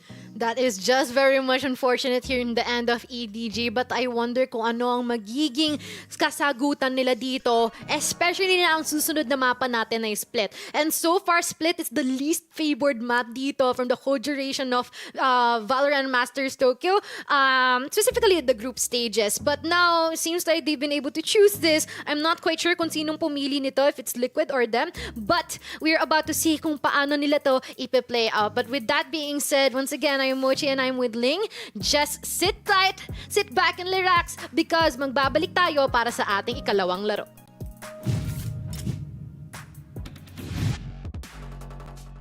现在感觉心情肯定是很兴奋的吧，因为我们已经进入到淘汰赛，也是第一次进入淘汰赛，内心又紧张又兴奋。觉得代表 CN Valorant 第一次进入季后赛，这也是比较大跨的比较大的一步吧。然后也从前面的失败当中学习到各个赛区的对于心态方面的处理吧。当比分越来越接近的时候，我们的压力是会很大的，但是反观我们的对手压力就没有那么大，然后这次每当比分接近的时候，我们都是没什么压力的。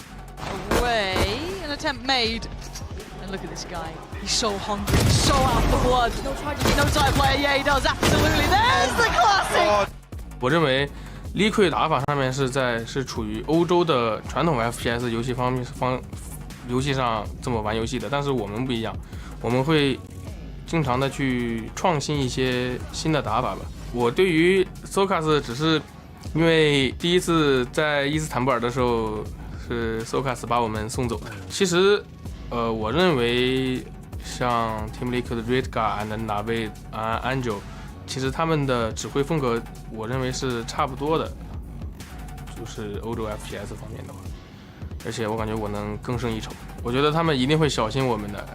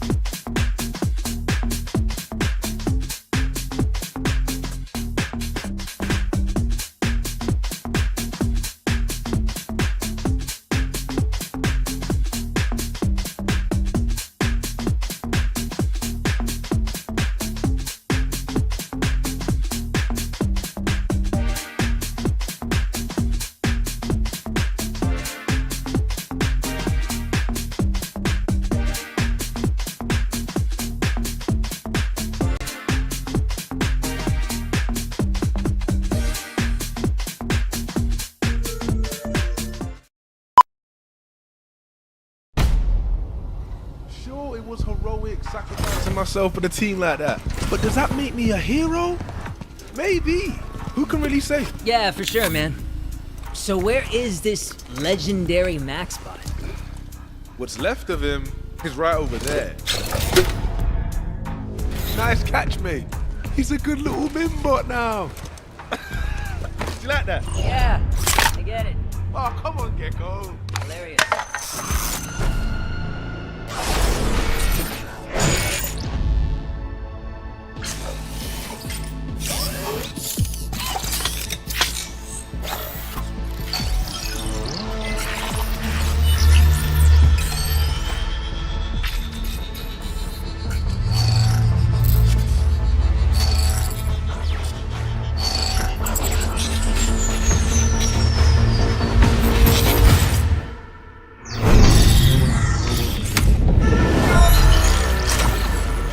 Let the games begin. Yo, it's filthy in it. KJ, Raze, What happened to your robo cleaner? What? That's not important. Get to the bottom room. Now! Yeah, I'm on my way. Damn, you couldn't even wait for me.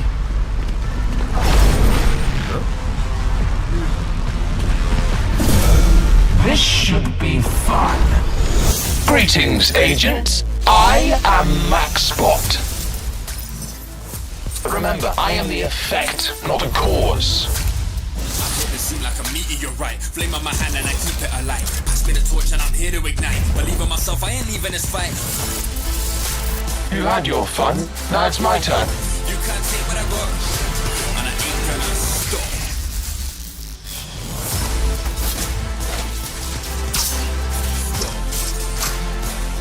It's all you, little homie! Here comes the party!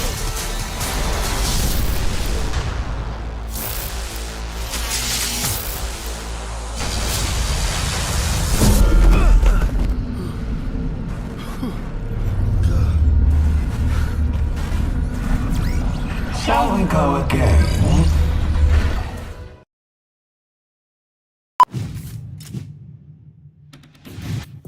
And you are back. Yes, this is still the PH broadcast kahit na may konting teaser na lumabas dyan with the new game mode of Valorant, diba? Ako excited ako sa story arc ni MaxBot.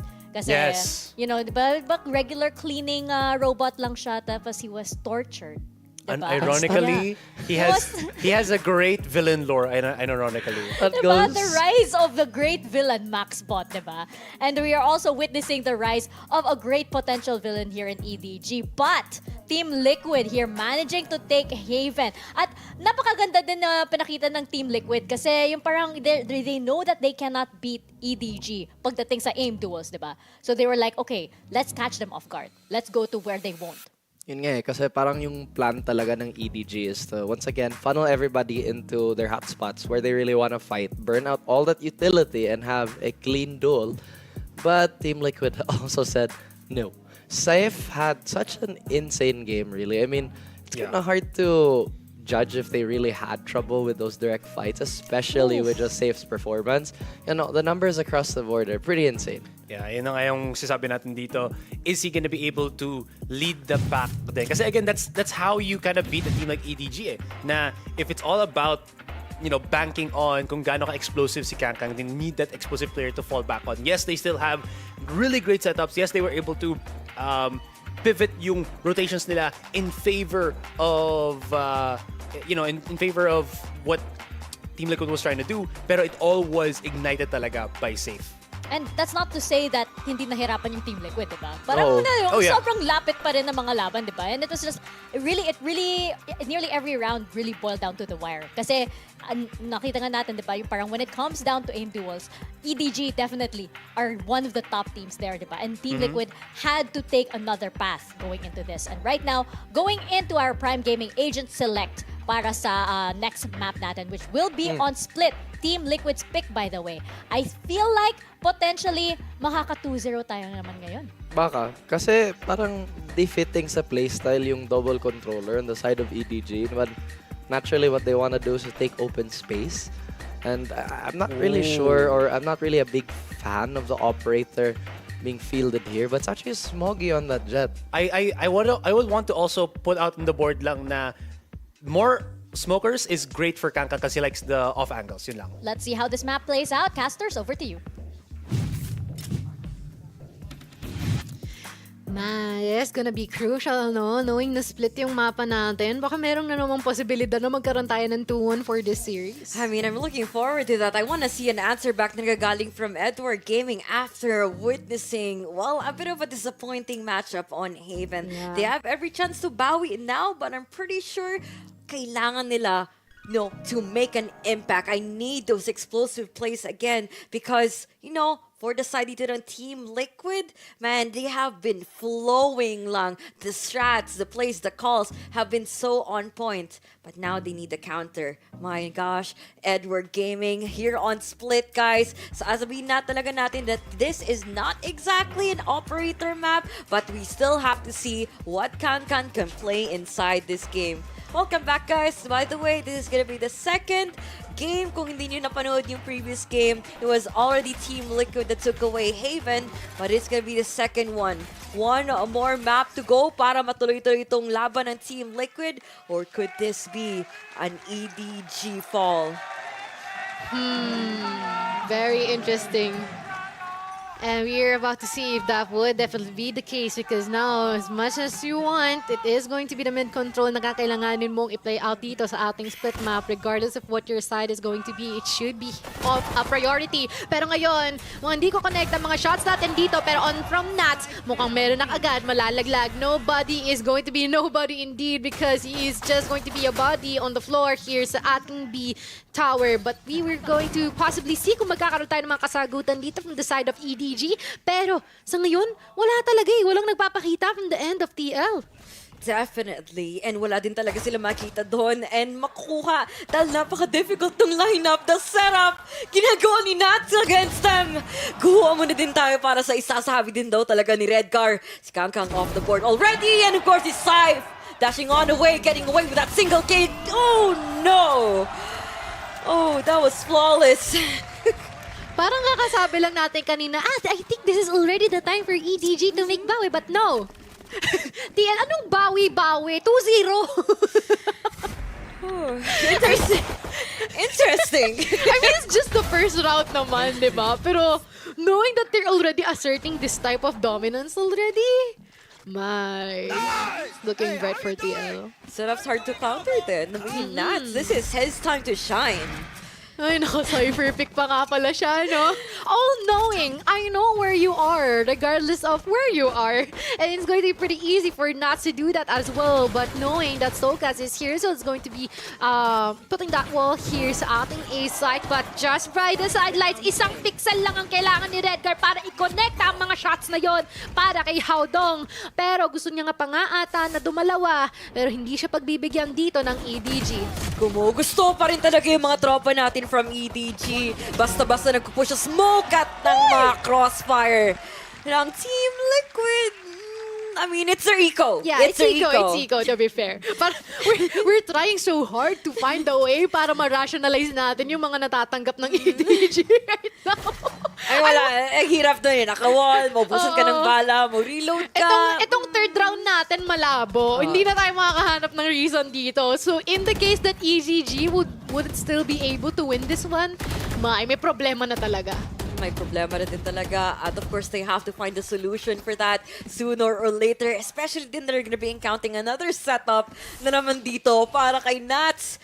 The lineups, nako, difficult to destroy na naman tong CCTV camera ng tropa natin. But si Yampi already, nako, na-spray down toward the smoke. But Chichu got the upper hand of it. Headshot para sa isa at mukhang apat na naman matitira dito sa side ng EDG. But they decided to even out the number of people on their side. Kangkang though, abang muna tayo dito. Destroyed setup, destroyed din ang tripwire. Wala mo na makakatawid. Ganda din ang crossfire rather na ginagawa ni Saif para sa kanyang backup on towards the team. But they have left B site already.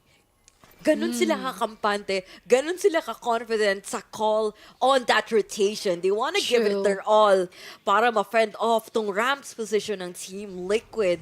But, nako, question, answer. Ano ba nga pala yung totoong katangunungan dito para sa side ng EDG? Saan nga pala yung mga team ng Team Liquid? The players happen to lead. Siphon Redcar off the board. Ganda na ready Nuts though. Kuha mo ng isa as the answer back. Nobody though with a quick on trade-off. But mukhang isang execution na naman ang kanilang magagawa. But can they win out this 1v3 against Soulcast? Ang ganda na sana nung call nila na wala nang may iwan sa B-site natin. They well predicted of where EDG is going to go pero hindi nila pinapredict na merong kangkang na magsusurprise para sa kanila. And we'll be able to see that Soulcast would be the only person here on the end of Team Liquid and we are still wondering if there is this certain possibility na meron siyang mapipitas dito pero mukhang hindi na dahil isang sidestep lang ni Kangkang abay siya ay mawawala na. And we are about to see them na seems like EDG is still here. Still here, still alive and kicking. Man, Kangkang just put out a quick punch doon para sa dalawa nila doon ng Team Liquid. Man, ang ganda din ng ano nila, like cutting the noise para mapapaisip ng Team Liquid kung tama ba talaga yung call of the rotation. But then again, it was just a matter of mind games. Here on Split, ang iksi nga lang ng rotation point, but ang iksi din talaga ng pasensya ng mga players na ito, which can be a challenge, can be an obstacle. Just how we could be seeing the wall dito that could counter out their pushes once again from EDG. I wonder if they can actually exploit the wall's positioning, no? Kasi in some sort of way, merong mga way, merong platform din sa taas ng wall na pwede mo magamit as a sort of leverage, no? To go for off angles. Pero right from what we're seeing here, Redgar would be able to secure Smoggy at an immediate trade dito galing kay Kangkang. At ngayon, nandito na sa B Tower natin, maaaring ang being site nga ang kanilang punterya. At hanggat maaari, titignan nila kung maaari din nilang makuha kung sino ang nandito. It's going to be Nats. And so far, the spike is not within anyone's reach. At least they will be able to get Nats as well. But so far, mukhang medyo nagkakaroon pa sila ng kailangan dito kung sino or paano nila ito i-address ngayon. 1v2 na ang ating sitwasyon. Soulcast, siya naman na naiiwan. Ngayon, it's already a 1v1. At maaari magkaroon pa nga siya ng panalo dito. Abay, si Chichu na lang ang maiiwan dito as the sole winner here on the end of EDG. I mean, a moment of redemption man lang sana doon para kay Soulcast. But a second clutch denied. There. He's outnumbered. He is outpositioned and he has been not exactly the best timing possible against Chichu. Nako, mo naman. Oh! Uy! Nag-auto-lock! Oo nga eh, no?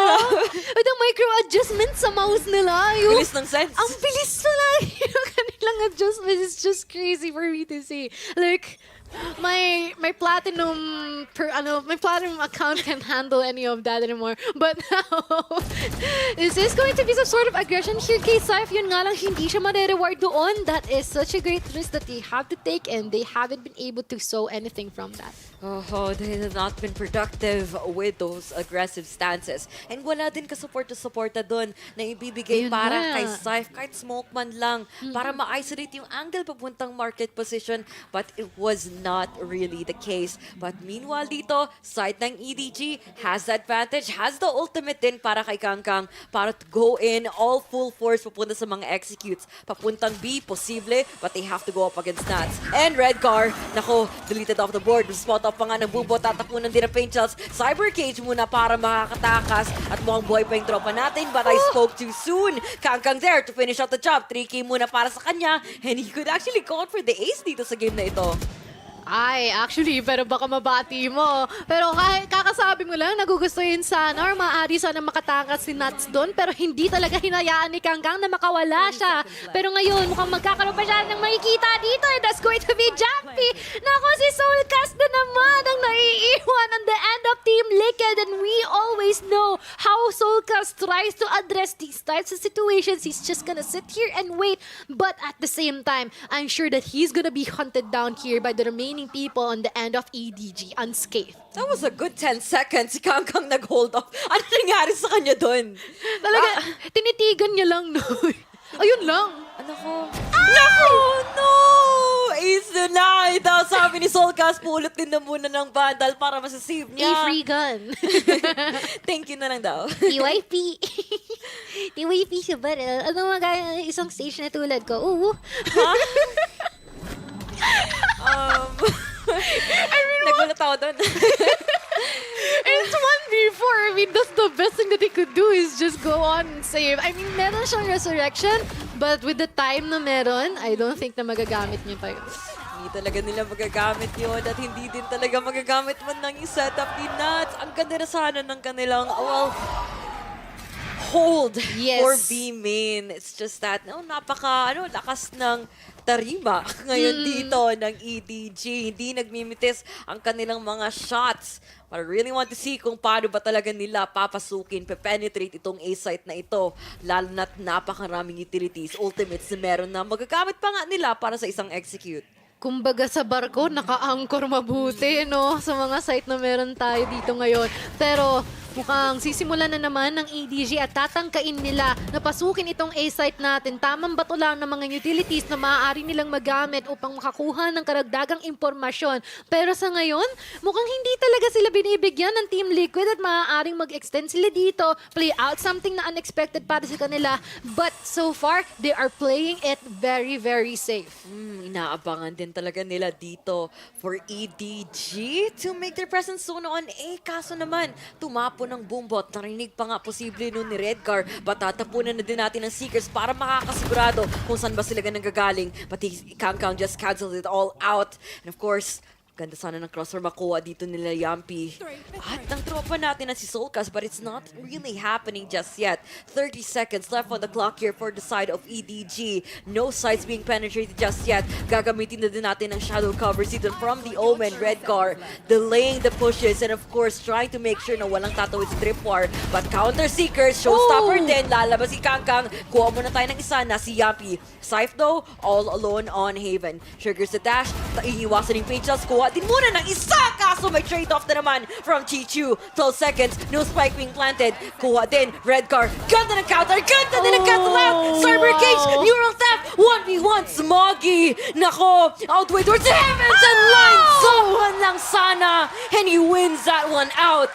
Smoggy from above being able to beat the millisecond existing under that timer before even securing the spike down. Mukhang hindi nila magagawa ang spike pero maaaring makapatay sila ng anong naiiwan dito on the end of Team Liquid and he has been able to beat them into it. And kitang-kita naman kung gaano kaganda rin yung naging execution dito ni, what do you call this? Chichu ba yun? Oh no, it's Smoggy and he's been able to do that very, very well. And we have been able to see kung kahit si Kangkang, I mean, he may not be the one who eliminated that guy, but you are well aware of how proud you will be with your ally being like that. I mean, he's passionate, you know? Yes, you can see the passion.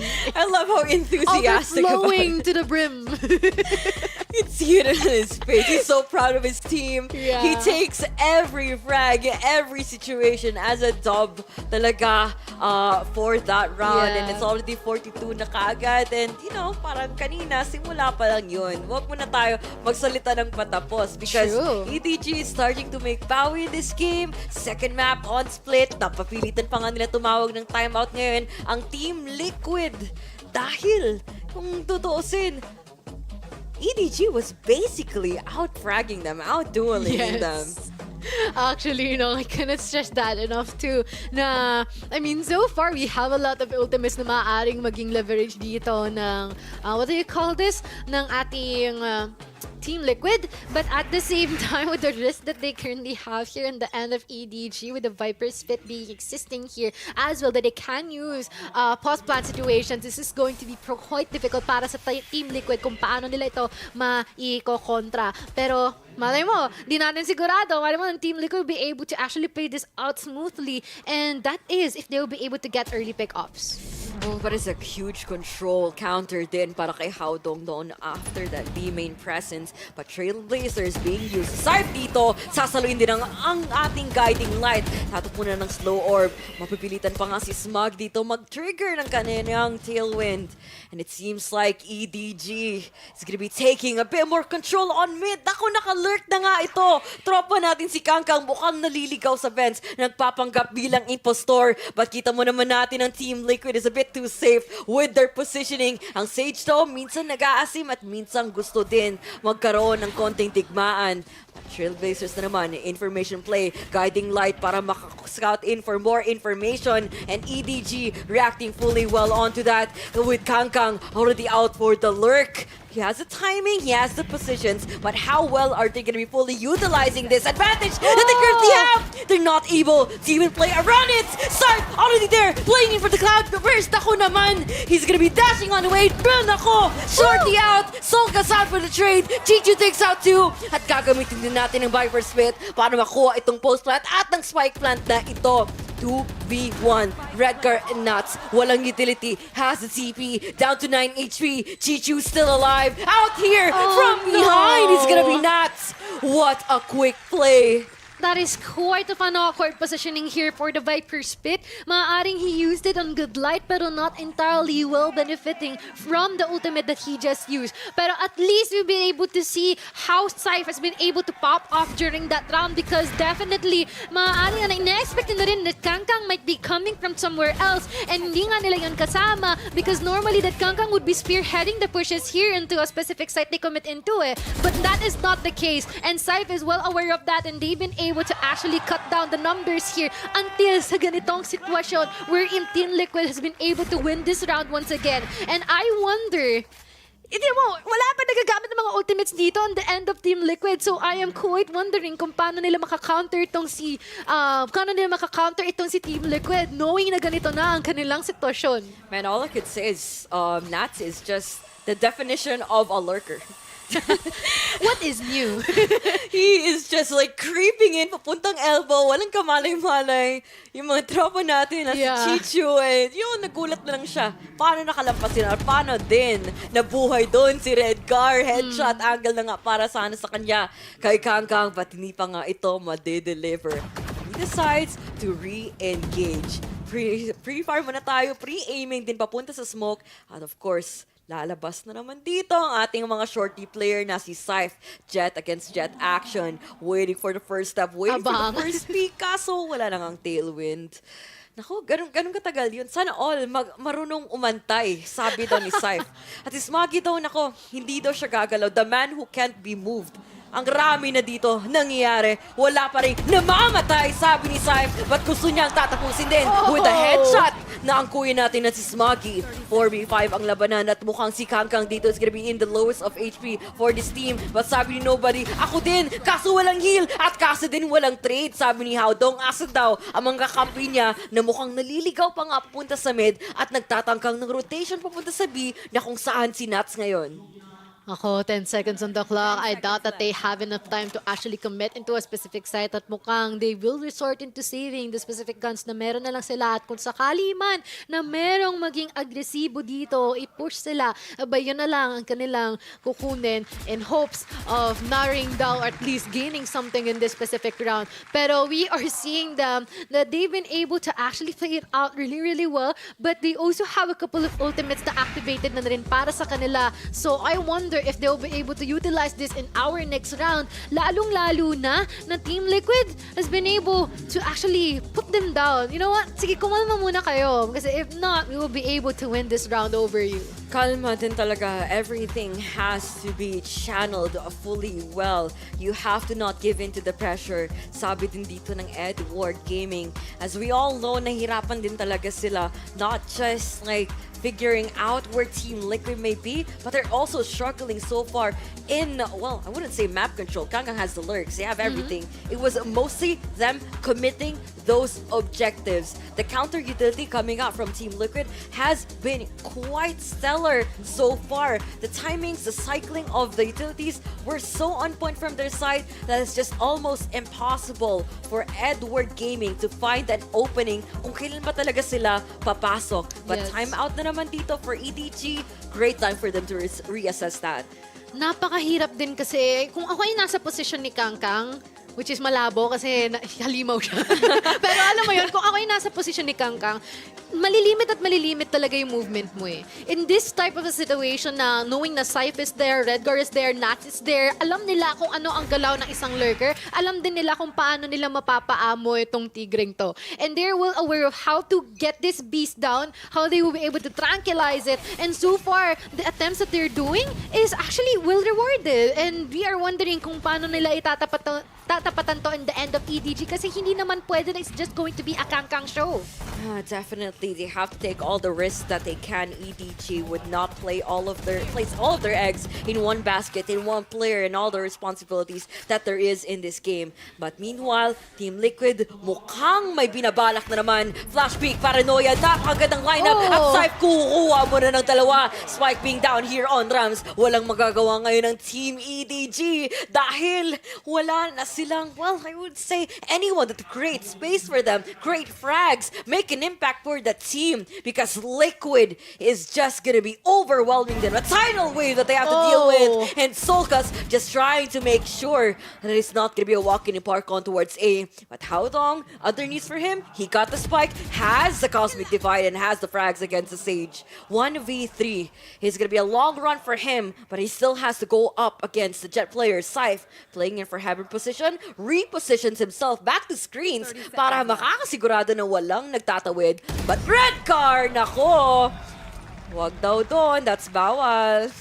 My, despite the fact na dalawang controllers ang naiwan dito, I doubt that they have anything under control. Knowing that all of the eyes are being, they're just pierced in a specific angle here on the end of Team Liquid. And they are trying their best in order to shut them down piece by piece, little by little. They're trying to extinguish this fire na kanina is mukhang meron na sana for EDG. Kaya lang kasi ngayon, inuupos talaga nila ng matindi. Oh, they're left with nothing but scraps. Yes. Dito Mochi, because they've been trying to take matters into their own hands, but it's almost impossible for them to fulfill their initiatives. Given a Team Liquid, parang they have further established themselves on the side, not letting, parang sabihin natin, any opportunity at all.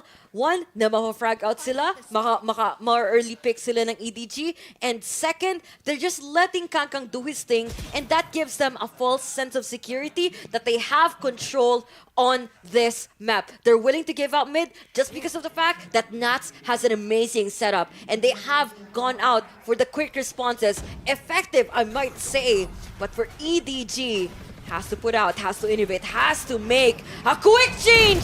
TP sa smoke, Red Car! Anong ginawa mo?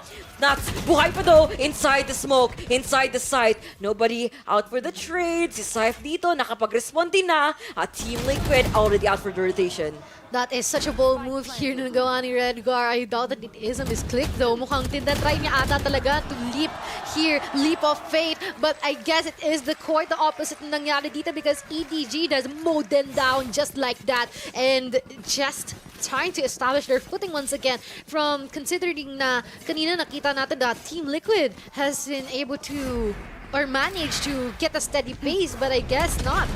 I mean, kung kaya naman pala talaga nila kumuha ng mid control, why not react from that? They just let Kangkang do his thing, and you see how great they are in trying to make their way towards the male position. A B split could have been huge, which is what they did, of course, but them trying to force their way towards A side can be bad. But sabi ni Kangkang, it can still be good as long as I get the initial frag, as long as I have the operator in his hands. Oh my, pa-point out ko pa lang sana na merong mga operators yung both teams. And Kangkang has been able to, wala na, isa na lang. And we are about to see if this is going to be their ball because A-Slight, there is two of these healers na lumuronda dito, possibly waiting for the right time to strike into kung sino man ang unang lalakad papunta sa kanilang mga crosshairs. But right now, kasi they're just playing it slow. There's still a lot of time para sa kanila na gamitin to. Now, the resurrection is being pulled out. Kaya lang kasi mamamatay kagad si Scythe. And we will be able to see that Smoggy will be eliminated as well. Si Scythe buhay pa, natamaan lang ng pain shells, pero this is going to make it difficult for him to actually operate further knowing that the HP is already down low. A smart bait and switch fundamentally exercise daw sabi dito ng side ng Team Liquid. But gagamitin muna talaga natin dito ng mga Seekers muna para alamin sana mga ating mga kalaban. But si Scythe mukhang buhay na buhay pa. Down to 16, Solkas is gonna be the first one to fall down. Haodong and Chichu, of course, eliminating the opposition dito na nagbabantay papuntang A site. They're gonna be forcing out the spike plant on towards A. Yampi though, out for the lurk. Red Gardo canceling out those post plants. Gagamitin naman ng Seekers. Yampi down to 67. They know where the enemies are. All they have to do is line up for the crosshair. And the trades, napakaganda no, Team Liquid. The crowd is going wild with that successful retake of theirs. And that is just very much clean to say the least kung paano nila na-play in accordance to their cards itong specific round natin ngayon. And I wonder if our end here sa side ng EDG would have something else to say. Oy, may pawing pa si Kuya. Pogi ni Nuts. Tumagal yung tumagal kasi yung player cam sa kanya. So, wala naman siya ginawa ganoon sa round na yun. Bakit ganon? Ba't may pa drinking shot? Drinking shot. May player cam bigla dun sa kanya. But also, speaking of, may bigla ding mangyayari dito. And that shot from the operator would not entirely connect here from Saif. So, they're just gonna shift dito. You know what? Sige, huwag muna tayo dyan operator, pre. Dito muna tayo sa mid. Mid control muna tayo. Knowing na we have the advantage din naman nga rin talaga from time to time that we try to offer mid control. But at the same time, at this current state, merong tatlong dito na naririto. We're seeing trades here already. Smoggy popping off with 3K here on his bag. And he will be able to actually go for further frags if it is possible, but Saif would still have the Bladestorm already in his hands and would possibly look for any potential pickups na maaari niyo makuha dito galing sa EDG, and now the spikes already put down and maaari na itatry nila itong retake pero mukhang mahirap sa kanila gawin to. That may taga din talaga sa sewers at tumatambay called the Exterminators. You have to get rid of that before you even tangkad this retake. Although the slow orbs is gonna be there, gagamitin mo na ni Saif dito to even play around on. But Showstopper na igamit at nagmintis! Nako naman, hindi dito kinakailangan. Sayang, umap-drop, iniwasan, kaso tumama pa rin. Sinalulat ng bala. Walang anime dito. Papasubugan lang kita ng barrel, di ba? And even with the Showstopper as well onto Soulcast, parang napatulala na lang si Soulcast, then he just accepted his fate from that one. Pero ngayon, mukhang maganda ang nagiging standing muli ng Team Liquid. Parang kung san-san na-shift yung ating momentum, kung san-san napupunta. San-san talaga napupunta at san-san talaga ang ating mga thoughts na mapupunta. So, Mika, Raph, and Azurai, you can take this away. Mabuti naman na hindi nyo nakalimutan si Azurai this time. Promise, magdadabog na sana yan. Pero, ayun nga, we are seeing Team Liquid here. And EDG actually on even footing, 6-6 na ngayon. Pero it seems as though, para sa akin kasi, yung Team Liquid, EDG is actually kind of mimicking yung style nila, diba? Yung parang you're seeing, bigla na lang, na parang they're doing things a little bit slower, which was uncharacteristic of their yung unang approach nila sa Haven. Totoo. I mean, well, you know, when you lose a map, you kind of have to change your mind just a little bit. And at the very least, medyo adaptable naman yung EDG and may layers sila na hindi lang all the way to 11 all the time. They have this more controlled approach, but at the same time, parang ang daming butas sa mga flank nila. Like, it just really allowed, basically, Nats and everybody to just kind of go crazy, but Chicho has also been clutching like crazy to kind of equalize the field. Yeah, totoo naman. Maybe it's more of like, this is another layer of EDG na hindi pa na nakikita. Kasi again, we just know them from Kang do this, Kang do that. Pero it's there, it's possible. It's not the best thing para sa EDG dito, but they're using it somewhat para ma-alleviate yung pressure kay Kang. Kasi we'd see how difficult it is para sa kanya. He's trying to lurk by himself then, he gets picked off, pero this ignites the push nga for the rest of the team. Whether that's going to be a possibility or not is, again, leftover na nandito siguro kay Chichu and the rest of the team to make do with what is there. Kasi nga sobrang hirap mag-push because of the maybe double controller or some of that, but in any case, nagawa pa rin nila, and Kang is still getting the kills somehow. Yes, definitely. I think hindi yan mawawala no matter which team they're facing, diba? Pero I do like how Team Liquid is adapting to facing EDG, diba? And at the same time, I like how EDG is actually, diba, parang copying, mimicking Team Liquid just a little bit. Makikita natin kung matutuloy yan as we head into this next half. Over to you, casters. Actually, I want to highlight the noise sinabi ni, is it Azurai? Is it Raf yung nagbanggit na they're trying their best to actually alleviate the pain or the burden dito on the end of Kang, and so far it is actually doing well. But now with the TL or the counterpart going for the attacking, we're seeing them trying to narrow down dito yung mga numbers natin, and so far mukhang kinokontra ito ng EDG on the defense, but si Nats na lang ang naiiwan dito. What is the capacity of a 1v3 here na si Nats, the lurker, the sentinel, but so pristine and clear in terms of his shots. I wonder if he'll be able to actually win this round for themselves, knowing that he has 58 HP left. Pero to be fair, medyo low na rin ang kanyang mga kalaban ng 1v2. May posibilidad pa sa kanya na manalo, pero mukhang hindi na ito papatagalin pa ni Chichu. Parang na-foreshadow kanina yung player head-to-head, Nats versus Chichu doon. I mean, he was just coming right at him, man. Look at that, man. It was just like a quick reaction dun ng side ng Edward Gaming with the executions na pinipilit dun ng Team Liquid.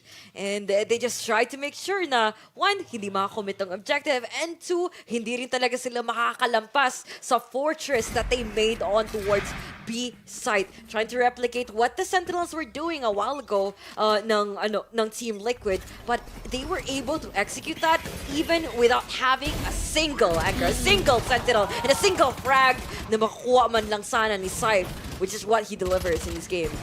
Oh my, but what else to be delivered here, knowing na dalawa na lang naiiwan dito on the end of Team Liquid. This is going to be quite difficult for them to actually secure the objective of putting the spike down or even defending it, no? Once na malapag na ito sa specific na site.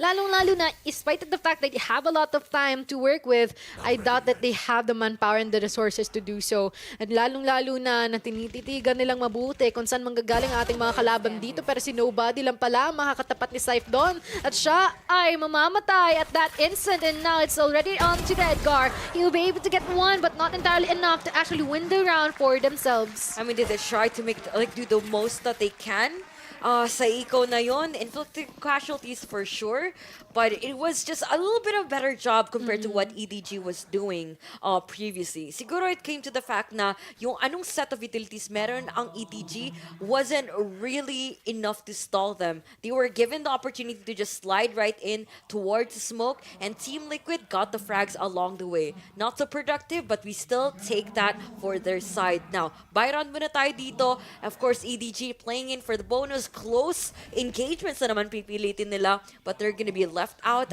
behind that smoke, and the flash plays coming in for this mid control. But for now, it is going to be the time for them to opt and try to see to make their buys worth it. Lalong-lalo na, they've got all the respective bundles, their phantoms, etc. and whatnot. We are seeing that meron din potential para sa kanila na maipanalo itong round na ito. Pero kung mauutuakan sila ng EDG dito, tulad na ginagawa ni Nobody, ay mukhang medyo magiging mahirap sa kanila ang objective na yon para makamtan. Pero ngayon, 3v5 ang ating labanan at maaari din makita natin na mahihirapan talaga si Team Liquid na iput yung spike na naman sa kung saan ito nararapat ilapag. At sa ngayon, mukhang papatagalin na lang talaga muna nila itong laban.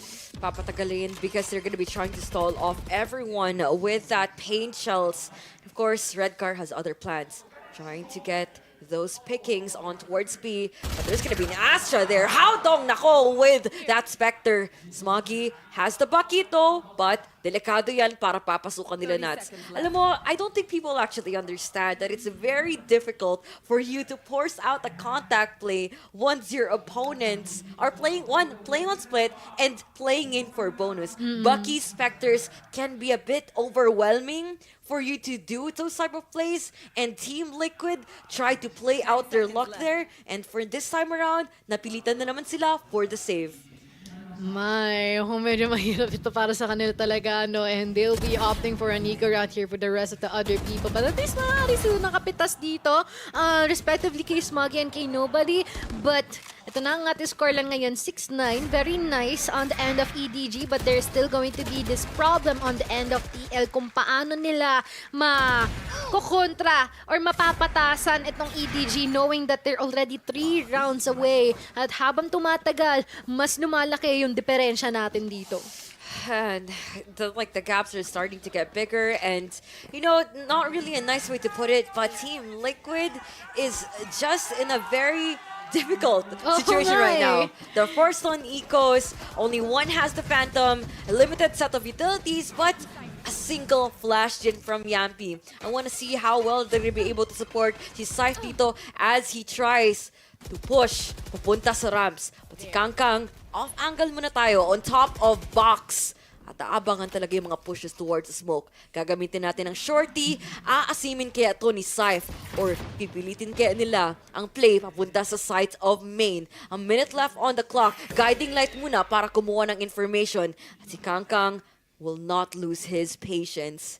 The rest of the squad though for Team Liquid, they're just waiting for things to happen. Waiting for a miracle for their shots to even hit. Sabi ni Kangkang, tama na daw muna. Kailangan natin pumasok. And of course, si Syph muna, amang muna. Cloudburst muna para sa isa. Hindi pa nga siya makakuha. Kuha muna tayo din ng wall at maka-cancel out din yung kanyang efforts in taking out more frags. Seekers coming into play. 3v4 muna tayo dito. And EDG still solid on towards the side. May Sky. And of course, may Chishu din tayo sa loob ng elbow position. Makagamit tayo ng guiding light. Of course, si Yampi ang makakatama para sa kanya headshot with that sheriff can still be enough. Pichu, elbow, kuha din ng isa, snake bite din para walang makakatrade. 100 HP, make that 0. Syph, kuha din with his phantom and it's still gonna be a 2v2 para sa sitwasyon na ito. Oh my, it is already the time for them to put the spike down. Pero ngayon, ito na ang tapatan natin ng 1v2 at maaaring makikita natin kung si Smoggy kakayanin niya nga ba talaga ng tapatan itong dalawa na si Jumpy at si Syph, and they are just waiting for him to actually pop up here dito sa ating elbow and he will be able to secure Syph out. And now, a 1v1, maaaring magpapatintero pa ang dalawa dito, maghahanapan din, tagu-taguan na combination ng palaro, pero ngayon siya ay mapaglalaroan. And that's going to be Yampi being able to get that win of a round for Team Liquid. Game na nga, sabi ni Yampi. Sineryoso na, hindi na daw dapat laruin itong larong to. Kailangan na natin to put that game face on because EDG, nako, playing this EMEA style, hard contact and just waiting for anyone to make a mistake, to make those swings. At what a good evade there for Syph in the first place, just making sure that they had the numbers advantage and paving the way for that clutch in that Sky player na si Yampi. Ang laking bagay nung round na iyon dahil if they keep losing this to EDG, it is not exactly the best situation that they had to deal with in terms of economy and in terms of momentum. Exactly. But for now, we're gonna see if Kangkang will be able to connect that shot. I guess not. Tama, satchel out lang dito. And makikita rin natin kung meron pa rin nga ba talagang posibilidad na meron siya makukuha from this operator later on, lalong-lalo na nagkaroon siya ng sugat dito no? 70 HP na lang dito si Kangkang. Wala rin silang shield na existing here. But ayun ay na-deplete ng kanyang counterpart. But there is still this certain possibility that the mid-control might do the trick on the end of Team Liquid. But right now, we will see na ang daming mga utilities na binabato dito sa ating B tower. Once again, Syph already running low in terms of help. Masisecure siya dito ni Smoggy, dumadalawa at maaari sa isang banda. Si Kangkang may makukuha na isa. Immediate trade dito from the end of that. Pero Smoggy tumatatlo na. At makikita natin si Naso lang na iiwan dito on the end of Team Liquid. Paano niya ito masasagutan ng maganda? Lalong-lalo na siya na lang mag-isa. Oh, Smoggy, that was nasty. But before we even come to one conclusion, sa play na iyon, si Nats na naman ang matitira para sa clutch na ito. 20 seconds left on the clock. Napakalayo din naman talaga ng spike. But si Chicho dito, ang only guardian to make sure na hindi siya makakapulot. Save gaming muna dito si Nats, kamot ulo at bukang. Ay, reset din talaga. Team Liquid. Mapapahay na lang talaga. Tago Hirap nito. Hirap din talaga. Kasi like everyone on EDG has been on point. Parang kanina we were trying to emphasize kung gaano ka-impactful player ni Kangkang. But man, another duelist coming to play na si Smoggy. Look at those nasty shots. Re-engaging, disengaging. Nasa ganda na din ng timing ang kanyang mga positions. And dun talaga nakikita natin kung gaano sila ka-effective as an individual and as a team player. They're able to take matters in their own hands and of course fully maximize their role. Kasi from what we have seen from the previous round, no, nakita natin yung mga naging adjustment ni EDG dito. Number one, they haven't been able or inalisan na nila ng burden or yung binawasan nila yung bigat sa shoulders ni Kangkang. Number two, they became more patient. And number three, they decided to move as a unit instead of na nagsiseparate sila sa mga kanya-kanya nila mga mundo. And ngayon, nagiging maganda ang nagiging outcome. And now, Team Liquid is quite wondering kung paano pa nila ito i-address because so far, despite of being in the attacking end, is sila yung nagiging parang baliktad yung nangyayari. But just as I was saying that, mukhang si Kangkang, merong masasalubong na kutsilyo sa kanyang noo. And delikado yun. He's been spliced open dito kay Saif. But nobody gusto niyang makakasigurado na walang nagpa-play in for close. But TP Gaming muna tayo dito from the side of Team Liquid. Locking down the side with the Trailblazers and the smokes to further control the pacing of this game. Smoggy, second victim to the knife. And of course, naman, on the other side, Solkas muna. Guardian player stepping it up to the play. Chichu, wala muna tayong side plays dito. At abangan talaga natin yung retake and the rotation na makuha natin for the team. But delikado pa rin ito dahil meron dito naliligaw na jet nanggagaling sa likod. We know where the lurks are coming from and we know where Chichu is. How Dong Do, makakuha para kay Saif. 1v3 has the flashes, so cancel that out. Has no stars at all, picks up the operator, and even decides for the save. They understood the value doon na makikuha ni Kangkang para sa operator na ito. And they might as well play this a bit more safely because Team Liquid finally has a counter to what EDG is doing sa kanila. And dito pa nila nalaman, and I hope that it is not too late for them to actually do something about this newly found knowledge na maaari nilang gamitin up to their fullest advantage. And ngayon, it is going to be a 1v3 still, and I doubt that they'll be able to defuse this fight down, lalong-lalo na si Haodong na nga naiwan dito. And definitely, they should utilize this in their fullest potential dito para sa mga later rounds natin, knowing that they're 2 rounds away from the match point for the end of EDG. Man, napapa-question ka talaga sa mga desisyon mo sa buhay dito because it was a very crucial for you na yung i-understand talaga yung timing kung kailan ka aalis sa mga angles na hino-hold off mo, which is basically what happened to EDG. The moment that they start deciding na makuha ng map control papunta sa B main, dun din kumuha ang Team Liquid ng control papunta sa male position. And you know what's a fun fact about that? It was also a contact play that became very effective. The right calls were there for Team Liquid. Let's say it's a little bit of luck that played to their side, but EDG really didn't have anything there para makakasagot ng maayos because it was 0 ounces of utility doon na ginagawa ng Liquid para sa kanila. And it was them just taking the frag, just like how we have seen there from Kangkang with the operator. Couldn't agree more, but we will be able to see that the resurrection will be pop up here galing kay Solkas at maaaring makakapag-commit din sila dito sa ating A-side just in a bit.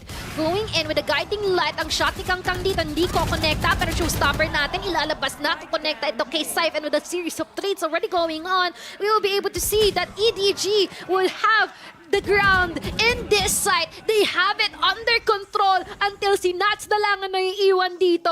Ayaw nila na bitawan ito at maaari din na sila pa ang magpanalo dito sa match na ito. Pero hindi tayo dapat magsalita ng tapos. Si Nats ang naiiwan 1v4. Mukhang medyo mahirap ito para sa kanya na ipanalo at mukhang grabe, hindi na tayo dito magkakaroon ng magandang laro on the end of Team Liquid for this specific round. But maganda din talagang pinakita ng EDG ngayon. They understood here on Split, defensive stances is the key. There is no need for them to take further map control given a Team Liquid is just parang sabihin natin too hesitant in countering out that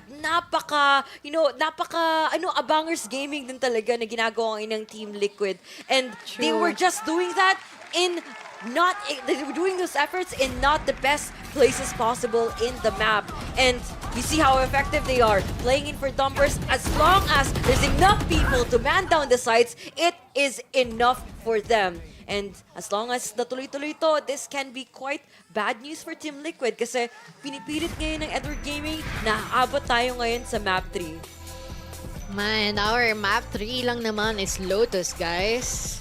And we are well aware of what Lotus Math can actually do, especially for aggressive plays here that might actually play well onto the end of EDG. Or would it be the latter, wherein Team Liquid will be able to exert their discipline, exert their patience, or do some further strategies para malamangan itong EDG. But now that the timeout has been played out here in the end of Team Liquid, we were about to see kung magkakaroon nga ba sila ng magandang kasagutan kung paano nila ma-address yung ginagawa sa kanila ng EDG. Actually, hindi nga ginagawa sa kanila eh. They just changed something in their team. They tweaked something para malaman nila na, you know what? Let's change this, no? Let's lessen the burden onto Kangkang. Let's be more patient and let us be more unified as much as possible. And so far, Team Liquid has no longer have any weakness na maaari nilang i-exploit because sila na ang ina-exploit ngayon.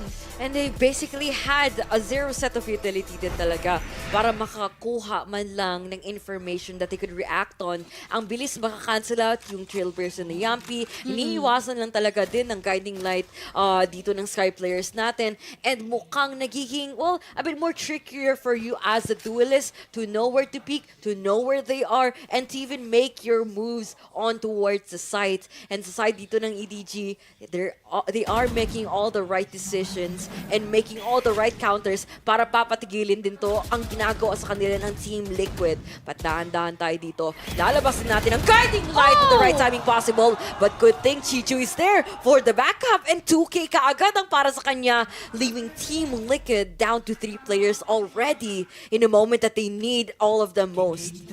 Oh my, and this is going to be a really good chance para sa kanila na i-secure ang match point natin. At makikita rin natin na may magkakakitaan dito. Si Yampi lang naman ang makakakuha dito kay Chicho. I guess it's not still too late for them to actually go for a counter. Pero ngayon, with the 2v4 sa ating sitwasyon, mukhang medyo mahihirapan talaga sila na sagutan itong nagiging problema natin ngayon.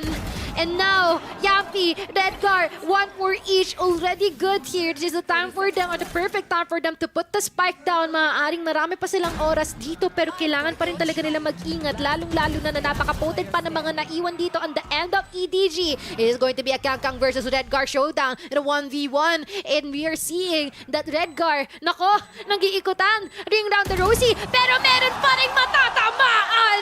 That's going to be Redgar falling short here against Kangkang. It was not just Redgar, it was the rest of the Team Liquid squad.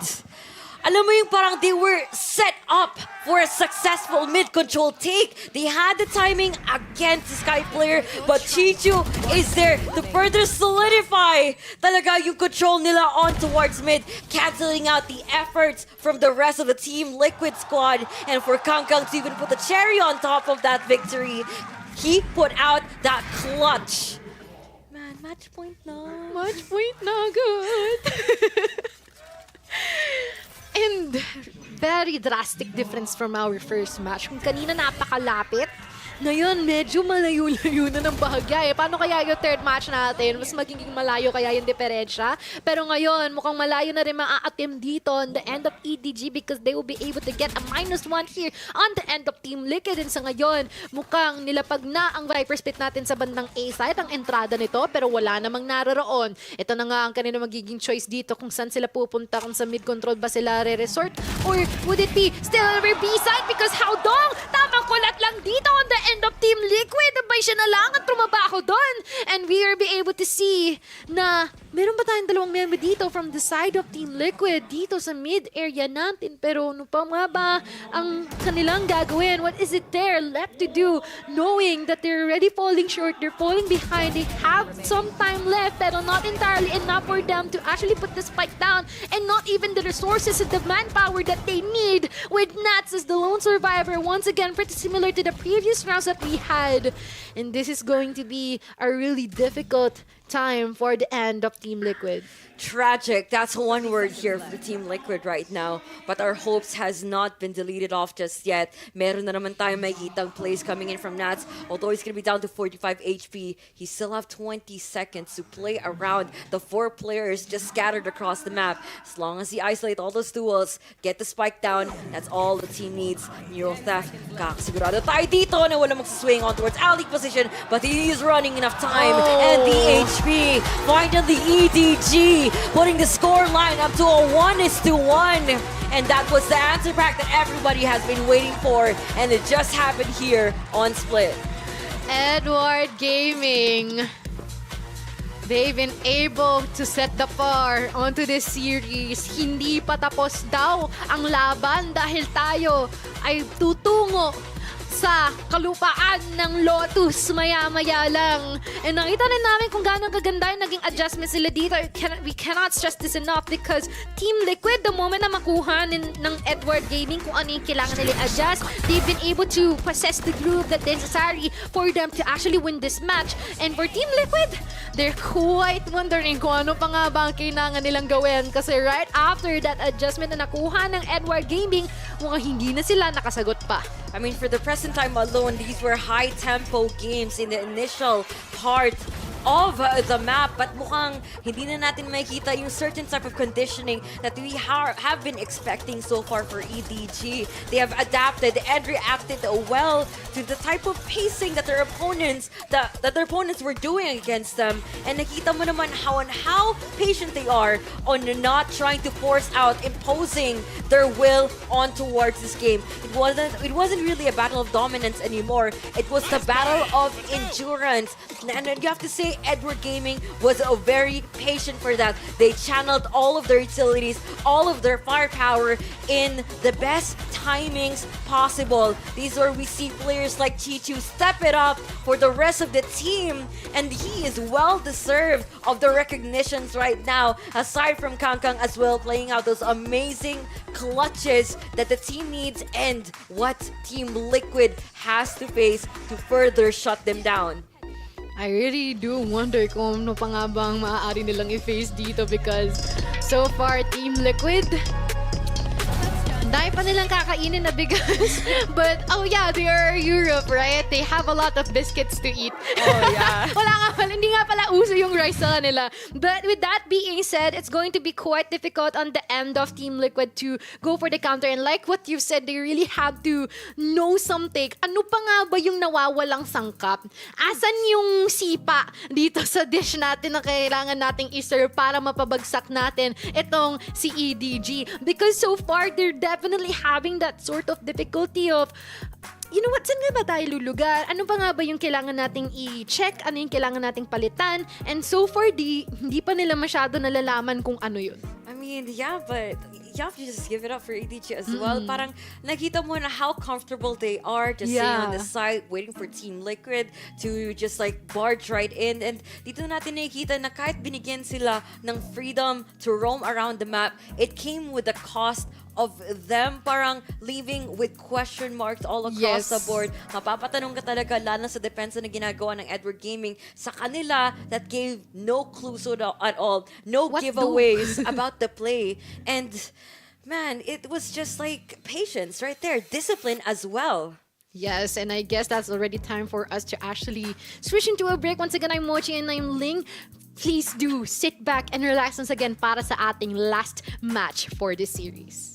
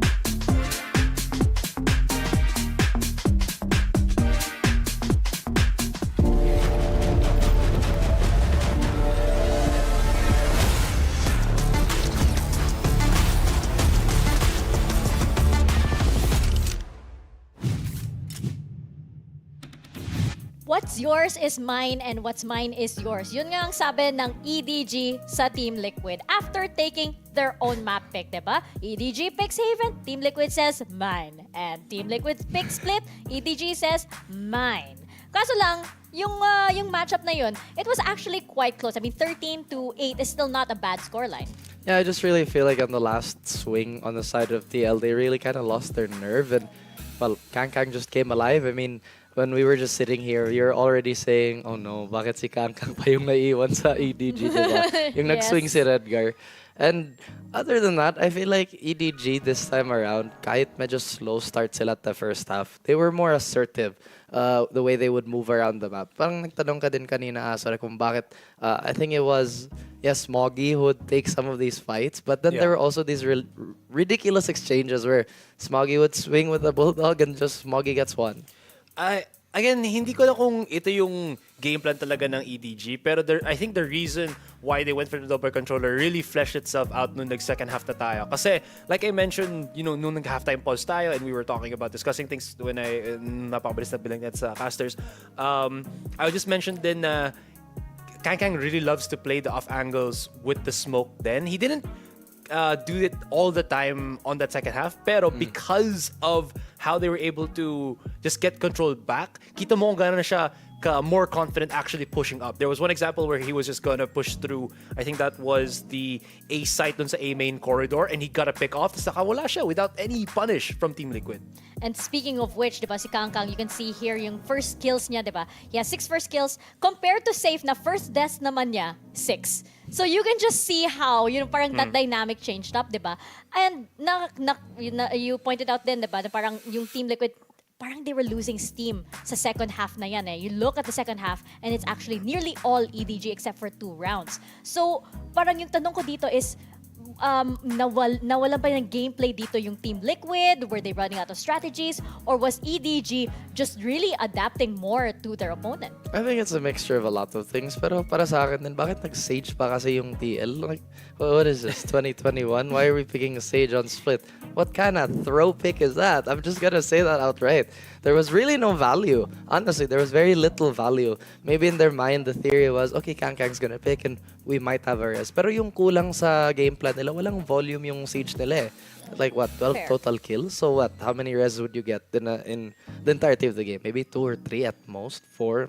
Yeah, and again, double duelist up against nga yung the capabilities si Smoggy dito and the Kangkang, nahirapan talaga sila. Yeah, honestly, I would thought na si Kangkang would have taken the helm as the Jet, pero Smoggy can take that on his own helm, and Kangkang shows again yung kanyang versatility with the picks lang. He's not just that one star duelist. He's like the guy that can play anything. Basta bigyan mo siyang operator, he still becomes a threat. Na siya. Okay na siya, exactly. Well, going into our third map, diba, Lotus. And ito yung klaseng map, diba, na parang what you need to have a composition that is able to deal with all three sites, diba? Na parang what works on A may not work on B, may not work on C. So parang for Team Liquid here, I'm expecting na yung experience nila will carry over, especially since nakaharap na nila yung mga top teams all around the world, diba? I'm still banking on that to carry them through to the series. Kasi when it comes to the explosive plays, when it comes to that energy, lamang kasi yung EDG dito. Totoo. And I honestly wouldn't be surprised if EDG go for another no Sentinel comp. Kasi hyperactive naman din sila. Tapos, they don't really split into groups necessarily. Chicho had his moments of lurking naman, but again, it was off the activity of the team. It was off the conditioning of the team.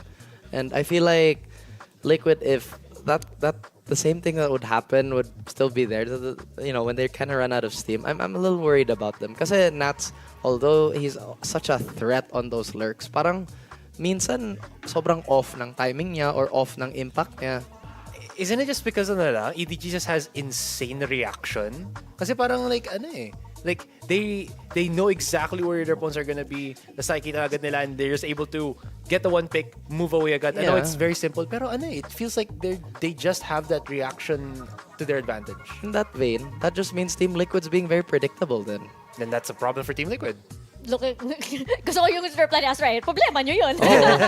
Looking at our Prime Gaming Agent Select right now, there's nothing really too out there, I guess, on this side. And I'm glad to see Nats back on the Viper here. Pero you're absolutely right, diba? Yung parang nakikita din natin yung the more veteran players like Nats and Redgar. Now, off yung timing lang minsan, so we're gonna see if we can get that back as we enter Lotus. Casters, over to you.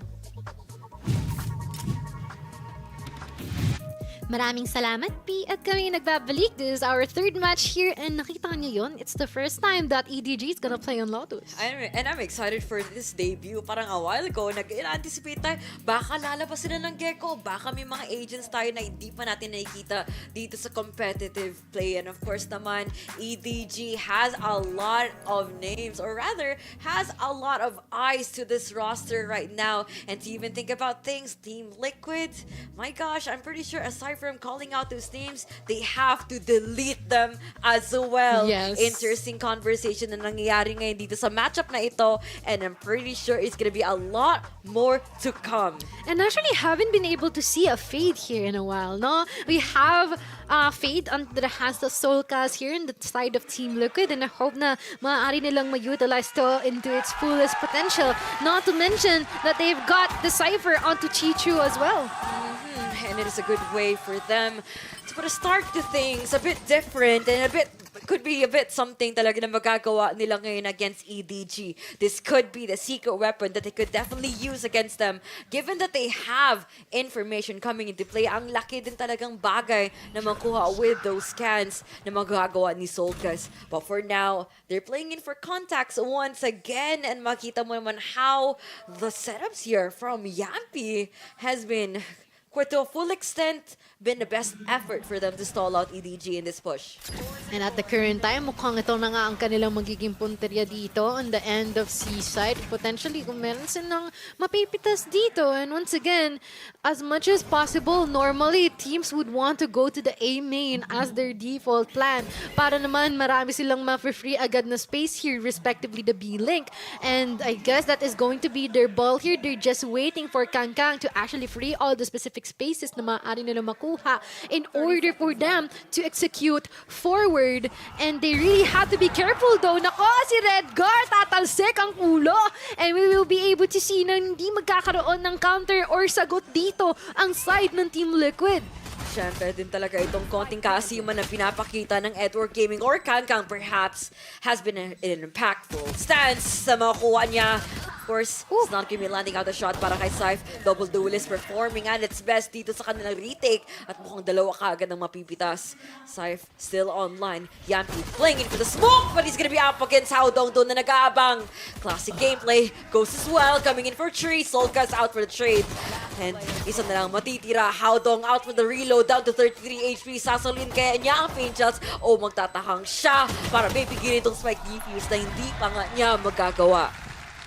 Oh, that is a good start here on the end of Team Liquid. And just like that, maganda na sana ang pag-free ng space dito sa ating A side, pero not entirely enough in terms of the trades na nagawa dito, no, on the end of Team Liquid. And so far, mukhang nagkakaroon sila ng mga ano dito, no, mga perks dito on the end of Team Liquid, because just in case na hindi maging consistent yung end of EGG, there is going to be their passport para mag-pursue forward and para rin makapag-pursue sila sa mga next rounds natin.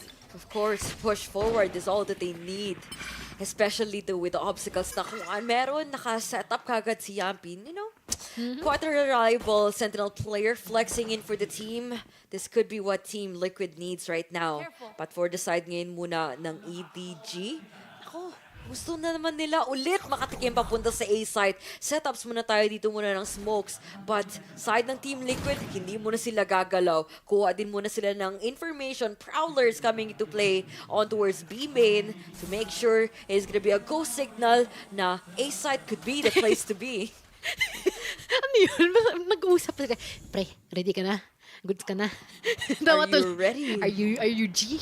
G ka na ba dito sa A-site natin? Kasi yung iba dito, parang kanina lang kinakausap niya si Nobody. Ngayon, bigla na lang siyang nawala. Pero ngayon, we're seeing further eliminations being committed upon here by the end of Team Liquid. At sinusubukan ito i-narrow down din or tapatan ng EDG. Pero mukhang nahihirapan talaga ang EDG, lalong-lalo na that they're well aware na nakabili naman na maganda ang Team Liquid, and this is going to be their upcoming bonus round. Oh, they could have communicated well.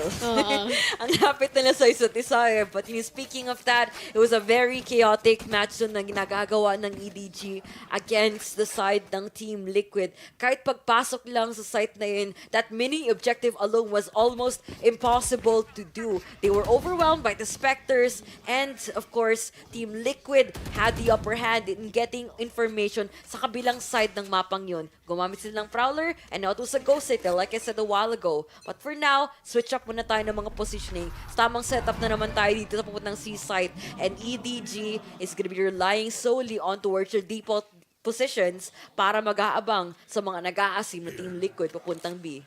Couldn't agree more, but we will see if EDG would be able to switch up something nga. Lalong-lalo na they've been able to get their respective buys as well. Kang has the operator too. And this is going to be crucial because if not, laki ng mawawaldas na lang pera doon. And once again, they might actually go for the default here sa ating A site, and some or couple of people here sa ating sa bandang rubble, but not entirely engaging for some people. But we are seeing a couple of members on the end of Team Liquid actually just pushing forward dito sa bandang entrada natin ng attacker spawn, and they might actually meet each other here, but they're too quiet. They're really taking their time, and it's kabam! We are seeing a couple of members here in the end of EDG being depleted at that instant with all of the patience na itinalaga dito na ni Scythe at ni Redgar. Map control being taken away. At ang ganda talaga ng crossfire nila. All they have to do is hold down the site. How Dong though is going to be taking out the first frag papunta dito in this penetration and execution. Nobody committing the spike plant. Team Liquid up for the 4 remaining players, and they could still play out their luck. Si Scythe nanggagaling sa malayuan already out for the quick rotation papuntang stairs. They have control on towards A main. Si Redgar na dun sa malayuan. Gagamitin din natin ng shadow covers, the Omen, and Nobody. Nako, Sky, aabang tayo dito. Holding out the same angle. Gagamitin din natin ng Boombot para kuha ng close angles, information, lineups indeed. And of course, see how Dong taking 3 in the process. It's all gonna be down for the 1v1 with the grade 1 down to 48. Holding out the spike defuse at si Redgar pa nga ang huling mapapatay doon. Naging overconfident ata ang Team Liquid at that instant, just holding the spike down, and Haldong securing 4 kills in this map. Note again, everyone, there is a possible chance na EDG is just getting everything started, because once again, this is the first time that they will be able to play in this map. So they really have to take into account nga yung sense of familiarity nila, and it should actually have this quote-unquote download time nga para makaroon sila ng magandang status dito sa Lotus map natin. But once again, this is going to be quite crucial on the end of Team Liquid, lalong-lalo na they are well aware of this fact, and that's why as much as possible, they should exploit up this fact na hindi pa ganun ka-familiar ang EDG tungkol dito. Ang magandang mentality din talaga ng EDG ngayon is like after watching that interview a while ago, during that break, parang makita mo talaga how their character plays a lot as to how they approach this game. They're not afraid to learn from their opponents, and they're not afraid to try something new. They're very great in aggressive stances, but they're also open to different type of playstyles that could work for them, but would not work against Redgar though, as he plays in for the one-way smoke. Boombot na naman dito para makasigurado na walang lumalapit, at Prowler din para makatulong sa kanyang teammates. Pero ngayon, ang paranoia natin, i-activate na dito ni Haldong. Pero mukhang hindi ito talaga e-epekto kay Redgar, kasi dumalawa pa siya bago siya humupa, no? Bago pa siya nag-pass away. But this is going to be still a really good chance for EDG to commit further sa mga specific sites. If not, dahil sa kanilang lack of manpower. This is a 3v4. Definitely doable. Pero ngayon mukhang medyo mahihirapan na sila. Yampi, dumalawa na. At mukhang sinasagot na sila. Paunti-unti, tumatlo pa. Hindi pa siya nakontento doon sa sitwasyon na yon. And this is going to be another round and the end of Team Liquid. Maraming avenues na posible ng papasukan. They were only limited to that A-link and wasn't even able to put out a quick presence man lang pupuntang B-main. And this is where we see Team Liquid na alam na nila kung saan ba talaga haharap. Yampi knew what to do and he reacted very well to support the rest of the team. Sentinel players just fulfilling that role and makita mo naman talaga kung kano kasaya ngayon ng Team Liquid kasi they were able to take the momentum in this map alone. My, I do wonder kung hanggang kailan, no? Because to be fair, it's just the start of this specific match. And mukhang nagiging maganda na nga talaga ang nagiging simula dito on the end of Team Liquid. Because EDG, kung gaano sila ka-solidified from our previous match, sa split is... I cannot say it is the entirely opposite, but it has been... nabawasan. Parang ano siya, no? Nawala yung sharpness nung kutsilyo na ginagamit. Kailangan pa nilang hasain uli. But you know, they might have to take some time then para to sharpen in their knives, prepare themselves for the battle that is upcoming here. And Team Liquid just made sure na sila ngayon ang magdadala ng pacing na iyon para sa kanila. EDG still have their wits online, still have, well, I have to say the firepower present all across the board because they're running on a double duelist and sabihin natin they haven't been quite successful in fully maximizing that. As expected talaga, given that Team Liquid has been outplaying them rather, with just a set of utilities alone. But paano nga ba kayo makakapasok sa sites na ito, given that may Killjoy dyan? You make your presence known for sure, you can put out the Blade Storm, but Kangkang really has to put up a quick fight against Redguard, against the Swarm Grenade, and of course against the Yampi that he takes. Oh my, that is quite anticipated here for the side of Yampi. And Kangkang, hindi pa daw enough si Yampi ron. Dinagdagan niya pa ng Redguard and now they've been able to get the side for themselves. Normally, you wouldn't actually resort to B. Pero I guess they really took advantage of the fact na hindi nga talaga yon i-expect ng Team Liquid. And now, there they are. They've been able to put the site down. And it's already up to them whether kung maaari nga ba talaga nilang i-defend ito na maganda. At mukhang, yun na nga, it is going to be a thrifty here on the end of EDG. They've been able to successfully probe their way here.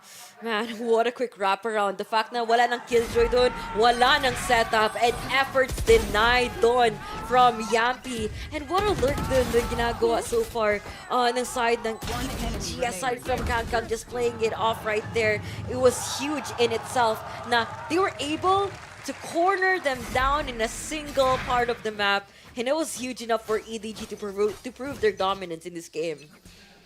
Ay, grabe. Couldn't agree more with what you've said, but we are gonna see na Neural Theft ay readily available na para kay Chichun as well as in From the Shadows natin on to Haodong.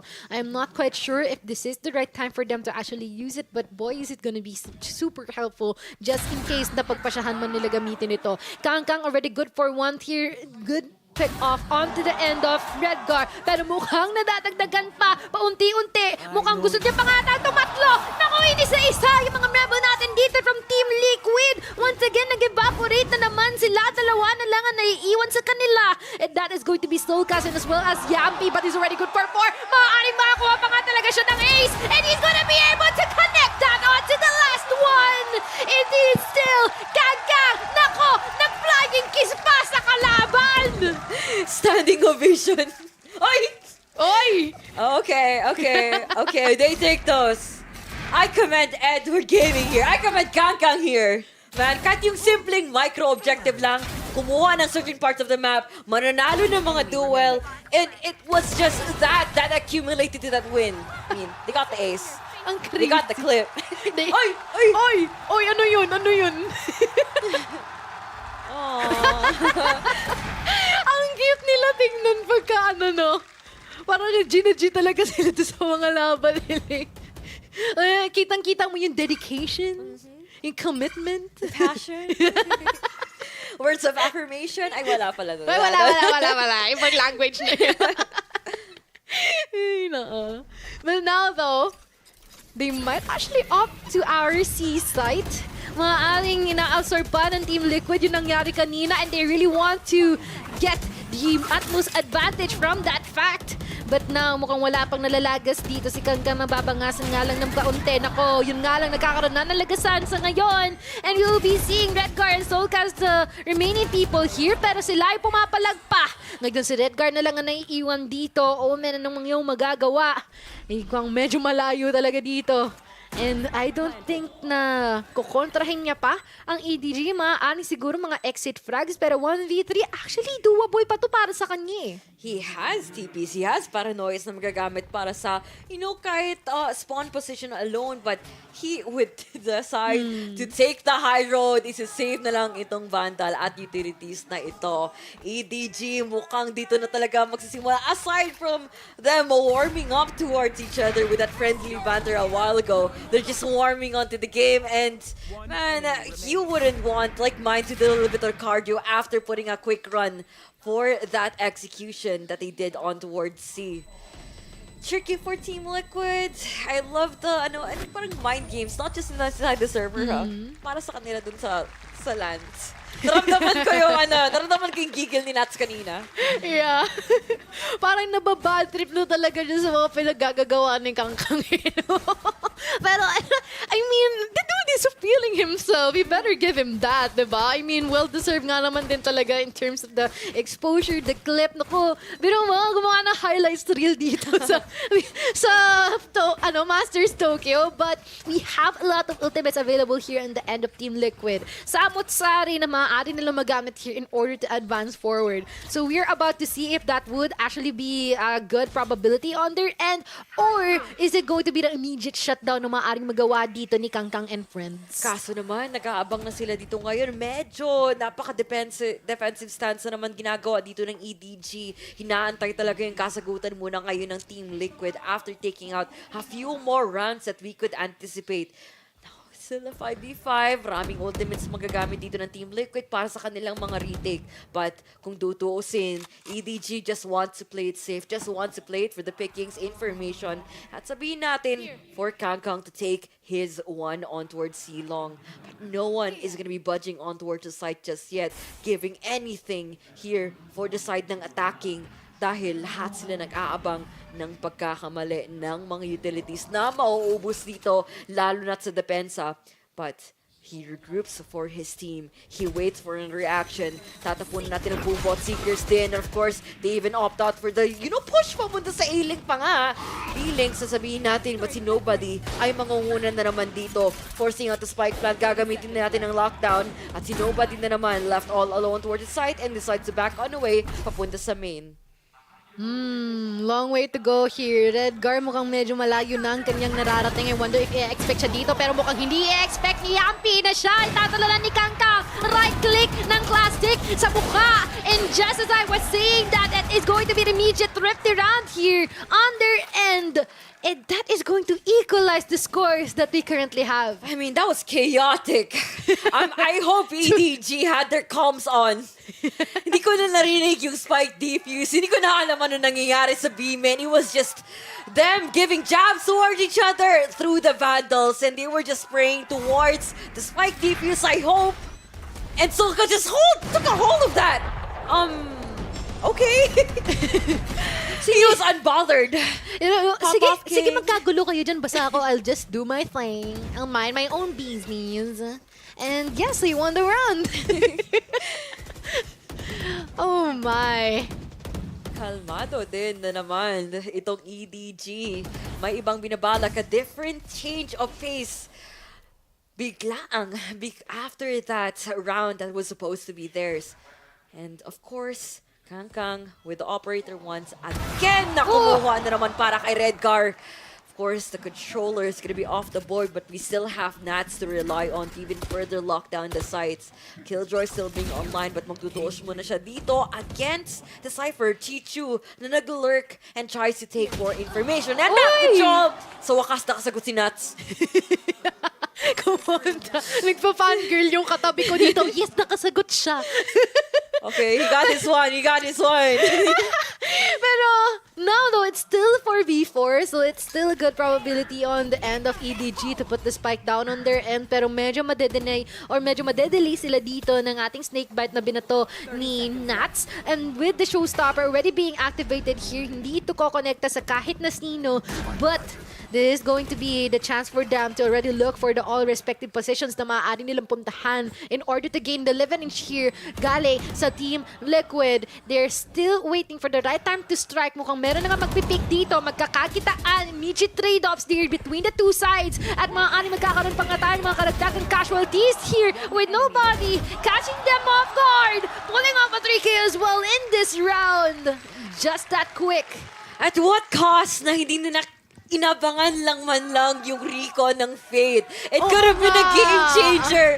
There was no patience at all. They want to force out the bakbakan. At yun na nga, sinalo na kaagad nila yung mga utilities at yung mga crossfires na ginagawa ng EDG.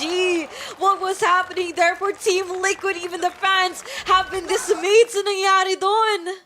Where Watcher? Where third skill? Where Fade? Maybe he was too busy. Taking another duels. Yeah. Solkas naman kinauso sana. 10 seconds to recon. Kumuha sana. Sabay swing. Kaso hindi yung naging case.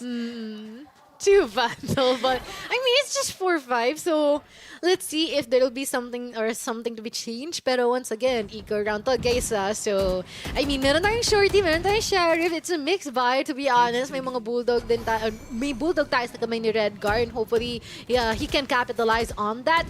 Pero si Yampi, nako, mukhang medyo magiging mahirap dito sa area to just in case na meron siyang makakatapat dito. But for now, they're trying to address this carefully and it is going to be the C-side which is going to be their ball. Oh, never mind. Disengage, fake back muna tayo dito kaso maririnig ng topa natin na si Killjoy. Yampi, shorty out at baka makakuha! Hindi pa nga siya makakuha ng biktima. But Solkas mukhang mag-avenge para sa kanyang teammates. It's still gonna be a 4v4. Nightfall being committed here coming out from the side of CT. But it's Smoggy though. Kumukuha mo ng isa bago mag-fall down. But he's still gonna be alive. A little bit more seconds to go and play around with for this post plant. And EDG already plastered themselves on towards Link and towards B main. Nats, Solkas, what can you do? Wala tayong recon, wala tayong prowler na magagamit at makikita mo naman kung gaano kalaso ng mga angle na ginagawa ngayon muna dito ng EDG. No information coming into play, maririnig nila kung saan nagagaling ang race at hindi pa nga magtatama ang kanilang mga sheriff. Oh my. It is a really good round here on the end of EDG once again. Parang yun nga lang, no, it just took them 3 rounds to familiarize with Lotus. And ngayon, they got the advantage already. That's how quick they've been able to catch up. That's how quick they've been able to absorb everything that's going on. And alam din nila na yung nook and crannies na maaari nilang i-capitalize, gamitin at this fullest potential here in the end of EDG dito sa Lotus. Still the operator here, though, parang kanina, tinitignan natin kung magagamit ba nila ito kasi laging mayroong continuous na blockage dito sa papuntang rubble natin. Pero they can still utilize this in a different way Parang every time natatapalan ng TL yung butas, meron pa ring ibang nalulusutan itong EDG. Pero ngayon may trades na nangyayari. And you're going to see that Solkas already trying to pop off some heads here. A couple already. And we are now having a 3v4 situation here wherein EDG is just gonna chill muna ng kaunti because they're already down short of one person. Of course, they have to make this change of tempo to even happen para makapag-cool down at para din sila makapag-ayos ng rotations. Team Liquid mukhang Hindi pa muna sila basta-basta magpapagalaw at basta-basta din papasok din ang side ng EDG. Although they have the TP plays na gagaling para kay Haodong, maririnig to ng Killjoy. Jampy, of course, reacting fully well onto that. We got the information. Soulcast relaying that to the team. And of course, they're gonna be picking out with the operator dito na Kangkang from Chi. Haodong could react against the Viper. Of course, he gets that 2v2. Kangkang being the lowest of HP. Jampy, of course, with the answer back. Wala pang spike plant na magaganap. Haodong has to pick it up, has to pick up the pace, and has to actually withstand the bullets there coming out from the Killjoys.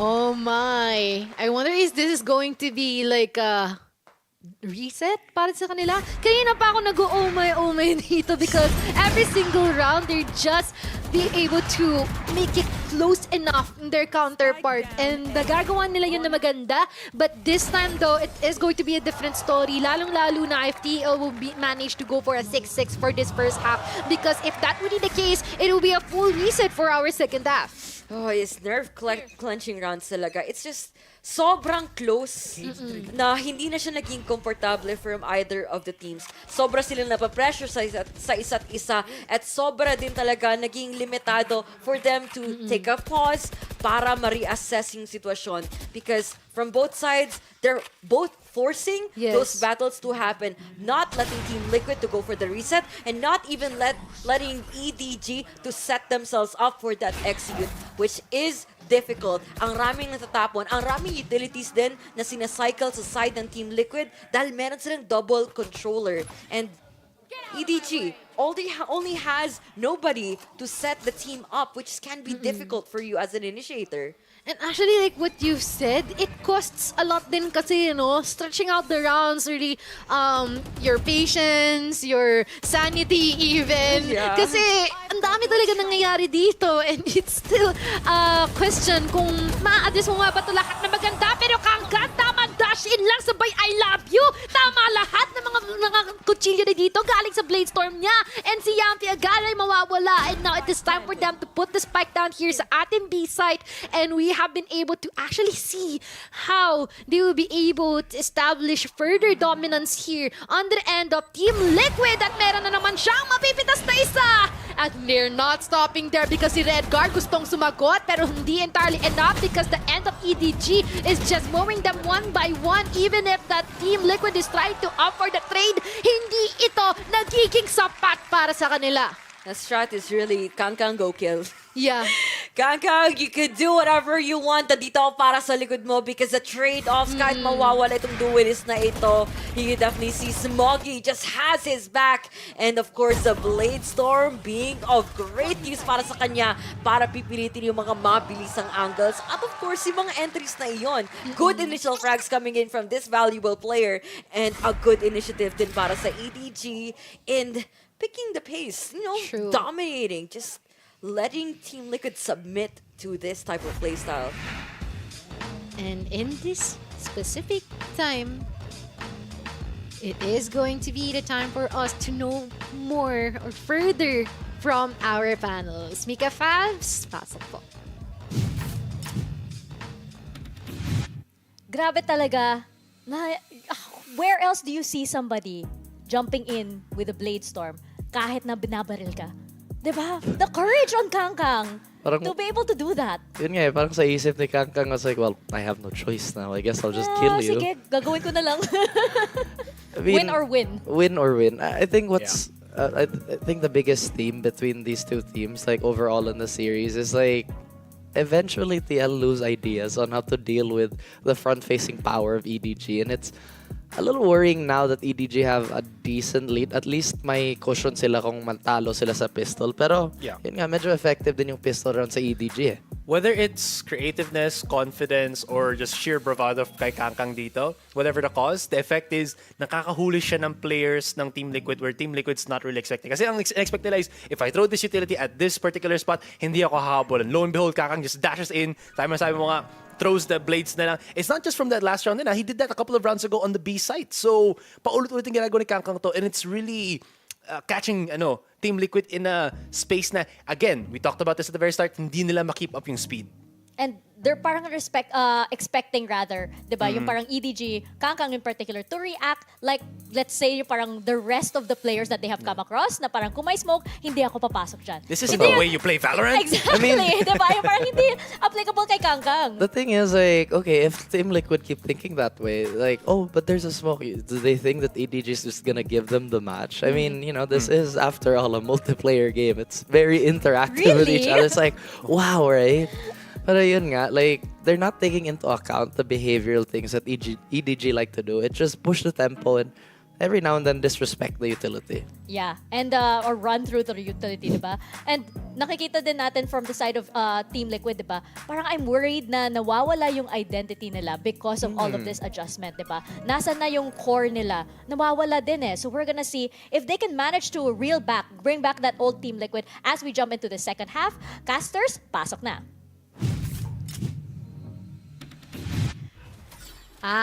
And now we do proceed. Thank you so much, panels, for all those insights. We now proceed here onto our first round, which is actually starting already. And we're gonna see that Saif would be able to connect those shots onto nobody. And this is already time for them to put the spike down as well. Enough time for us to take those frags na nakuha pa nga ni Saif at mga si Kangkang kagad may makukuha as he makes an entrance on towards the A. The Link, he even decides to, you know, gapang inside the smoke. Gapang at si Yampi, kaso naman, he got the upper hand with the frenzy. Ang ganda ng spray at ang ganda ng kanilang mga post-pat na ginagawa. Given that they know where to pre-fire, given that they know where to look, they still don't know what the timing really should be. Now, it's all up to Haodong on this 1v2. Kakalabanin si Nats at Redcar nagkagaling on the other side of the maps. Nako naman! Good pistol from Team Liquid. It's time to change the pace of this match. And they've been able to secure the first round here on the second half. And this is going to be the chance for them to actually pick up the pace. Like what Raf said, try sabayan yung bilis ng takbo or ng laro dito ng EDG. Well, which can be difficult, no? Kasi if you constantly try to adjust for your opponents, parang like how Astra said a while ago, they're gonna be losing their identity. But I do hope that they would not forget their own strengths. How, tactically wise, Team Liquid has been quite a solid team, as ironically as it is. And I want to see that into application and a bit, like, experiment a bit more, especially in terms of like figuring out the counter against EDG or trying to break them, fall apart dito sa depensa na ito. But for now, slow-paced gaming muna tayo. And we still have to gather enough information, as you should, given that you have Solkas with that recon, with that scan, that could do well hand in hand with the entries dito, that what Saif can do. And so far, they're actually just anchoring here in specific locations on the end of Team Liquid. They really want to play this low and hopefully burn out the patience na meron dito yung side ng EDG. But I doubt that they're gonna do that though. Kasi nakita naman natin kung gaano rin ka-patient ng EDG so far from our PG's matches. They've been able to adjust and adapt into that so well. But now, this is going to be, or there will be a potential for them to actually commit dito sa A site natin. But never mind, they got to the secret gateway dito sa B-Link natin and they will be able to clear this site for themselves. But, nako, take into consideration that Haodong is already there, pero never mind, mapapatumpa nila ito kaagad-agad. At mukhang si Nobody at si Kangkang ay kanilang makikita dito. Pansamantala, with now the guiding light actually connecting onto one, they will be able to be well aware of each other's whereabouts. Oh, good backup doon na ginagawa nila Solkas at Yampi. And quick reaction din para kay Nats. Now, Smoggy, low HP, walang magagawa. Classic lang in hand at mukhang nakahabol na kaagad ang Team Liquid. 2 rounds in a row as expected from them after winning out that pistol. But still played their cards right kahit medyo delikado talaga yung B-side execute na yun. It's always the B-side executes, I know. It's a massive hit or miss whenever na susubukan ng mga teams natin na mag-proceed sa ating B-side. Because most importantly, you will go for A and C because B-side is mostly for subjective situations, like mostly for a 1v3 or something like that. Pero as a 5v5, I thought that you would choose it as your primary prospect na pupuntahan. Pero they're proving they're proving us otherwise. And this is going to be the point wherein the Team Liquid would try and watch for sa ating C-site and pansamantala dito muna sila sa ating rubble. If you look at the map control ng meron sa kanila, the only thing that EG has against them is ang A-main control na ito, which is, I have to say, Howdong has been efficient so far in taking it out. But Team Liquid, ibang plano ang kinakailangan nila i-execute. That is gonna be... Oh, no! Yappy! Bakit ka mag-isa? Walang lurk na magagawa at Team Liquid dito ngayon ay mapapa-question kung asan ba talaga sila pupunta, given that they barely have any ground to cover. All they have is the lineups though, but they have to get those frags, they have to get those entries coming in from Scythe because EDG, man, is everywhere.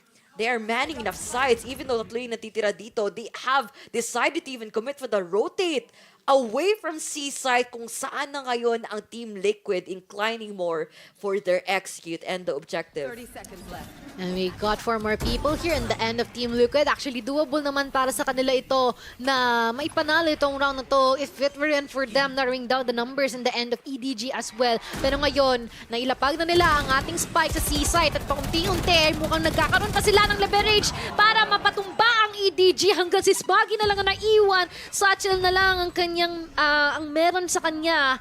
So, medyo magiging mahirap para sa kanya na ipanalo itong round na to. 1v3 is fairly a doable situation on his end. Pero, with the given situation din, na alam na nila kung nasaan siya, mukhang hindi niya na ito matatapatan pa. Delikado to. Huwag mo nang tatangkain, bibigyan pa sila ng mga ultimate orbs para makakuha pa nga sa inyo ng advantage against you later on. And for Team Liquid, all they have to do is catch him, which is they definitely do. 8-7 kaagad. Kuha muna tayo dito ng lamang, Mochi. At may kita talaga natin how well they were able to shut down itong side ngayon ng Edward Gaming. Even after those buys, it has been quite crucial talaga sa side ng Edward Gaming para kukunin yon. Because momentum slowly shifting back on towards sa Team Liquid right now. Yes, and actually that is a good thing, diba? Because so far from what we have seen from the previous, what do you call it, the previous map, yeah, it is quite the opposite, no, on the split map. And this is going to be a timeout being called out by EDG as well kasi medyo mapapaisip sila dito na, wait lang kasi si Team Liquid parang medyo nagkakaroon na sila ng idea kung paano nila tayo makakounter. And right now, I'm not quite sure he is zoning out or talagang iniisip niyang mabuti kung ano yung mga kailangan nilang i-play out sa mga susunod na mga rounds natin. But we can see that they are really taking into account kung ano na yung capacity na kayang gawin dito ng Team Liquid. Capacity that they have been pushing though. Alam mo yung kahit punong-puno na talaga ang Team Liquid they have been completely fed up on what Edward Gaming is trying to do towards them a while ago in the first half. It has been quite tricky for them to figure it out, but they have the chance to reset. Second half, sila na ngayon ang nangunguna. Sila na ngayon ang, well, I have to say, make those executes. Sila na ngayon ang magpapasok ng site, which has been quite difficult to side ng Edward Gaming. I'm not sure if like the double duelist is taking its toll right now because, you know, you have a limited set of utilities para maka-counter out yung mga pushes na ginagawa ngayon ng Team Liquid sa kanila. And let's say they're not playing for their strengths in this game. They really have to budget all those utilities out. And not only that, with their guns as well, they better get their buys worth it here in the end of EDG. And I hope na nakuha nila yung kailangan nila makuha doon sa timeout na kanilang initiate. But we are seeing some aggression na nanggagaling dito for Kangkang, pero mukhang sumobra ata siya doon. 1-for-1 exchange sa pagkakataon na yon. Pero mukhang magkakaroon tayo ng karagdagang commitment na mangyayari dito sa C-site natin, just in case. Pero si Nobody, mukhang magkakakitaan dalawa sila ni Yampy. And now, they're just waiting for the rest of the team to arrive here sa ating C-site. I'm not exactly even sure kung worthwhile exchange ba talaga nakuha nila against Nats because they've lost another controller here. Still has Redcar to be reliable on this utility. And of course naman Saif says that he can put out the role himself as well. Naku si Nobody! Napadaloy-daloy lang dito sa waterfall position at si Redcar pa nga ang kumuha ng kanyang pangalawa. 3v2. The timeout is not exactly paying off so well para sa kanila given that sila yung nag-eco and I'm not exactly sure what else could they have on their arsenal para tatapunin against their oppositions. 1v3. Smoggy in a single angle. It's just gonna be Solkas for him to take him out. Walked right into the crosshair. And this is going to be the chance for them na after that buy, or rather that eco round, this is going to be the chance para sa kanila mag-buy with the operator and an Odin under the hands of Chichu here in the end of EDG. And also, marami rin tayong mga ultimates na maaaring magamit ng Team Liquid dito, specifically in terms of the post-plan situation if they really want to delay EDG from retaking, and as well as the fact that more information na maaaring maisupply sa kanila ng Nightfall. I mean, on paper, makita mo talaga how Team Liquid being well experienced in this level of competition has been performing out so far, and especially with the shots that have been hitting with Solkas and Nats. But for the side of EDG, they have the firepower as well to even counter that at mukhang makakakuha kagad sila ng mga konting pitas, but they don't have the numbers advantage. But alam natin, Kangkang is gonna be good for 5 players inside the server with that operator that does not even land out its first shot. Just a tap through the head nga dito, sabi ni Saif. That is more than enough. Wala nang silbi ang iyong operator if ganito lang din naman kita maisasagot. But now it is going to be, despite being put down at the B site once again with Chichu, with an Odin. Nako, hindi ko connecta yon. And it's going to be an immediate win here on the end of Team Liquid. Reaching further yung ating mga points. 3 na ata ang kanila namang. Tatlo na talaga. At sa huling mapa na ito, Team Liquid has maintained their form. Like I said a while ago, it is not about dominance, it's about the endurance. Kangkang might be young, he might be awesome, but I have to say talaga, Team Liquid as a team, with the experience that came right behind them talaga, we see them still maintaining themselves, supporting, and of course, fulfilling each and everyone's role at hindi talaga nawawala din ang kanilang creativity in approaching this game against EDG. It's the matter of expertise here on the end of TL.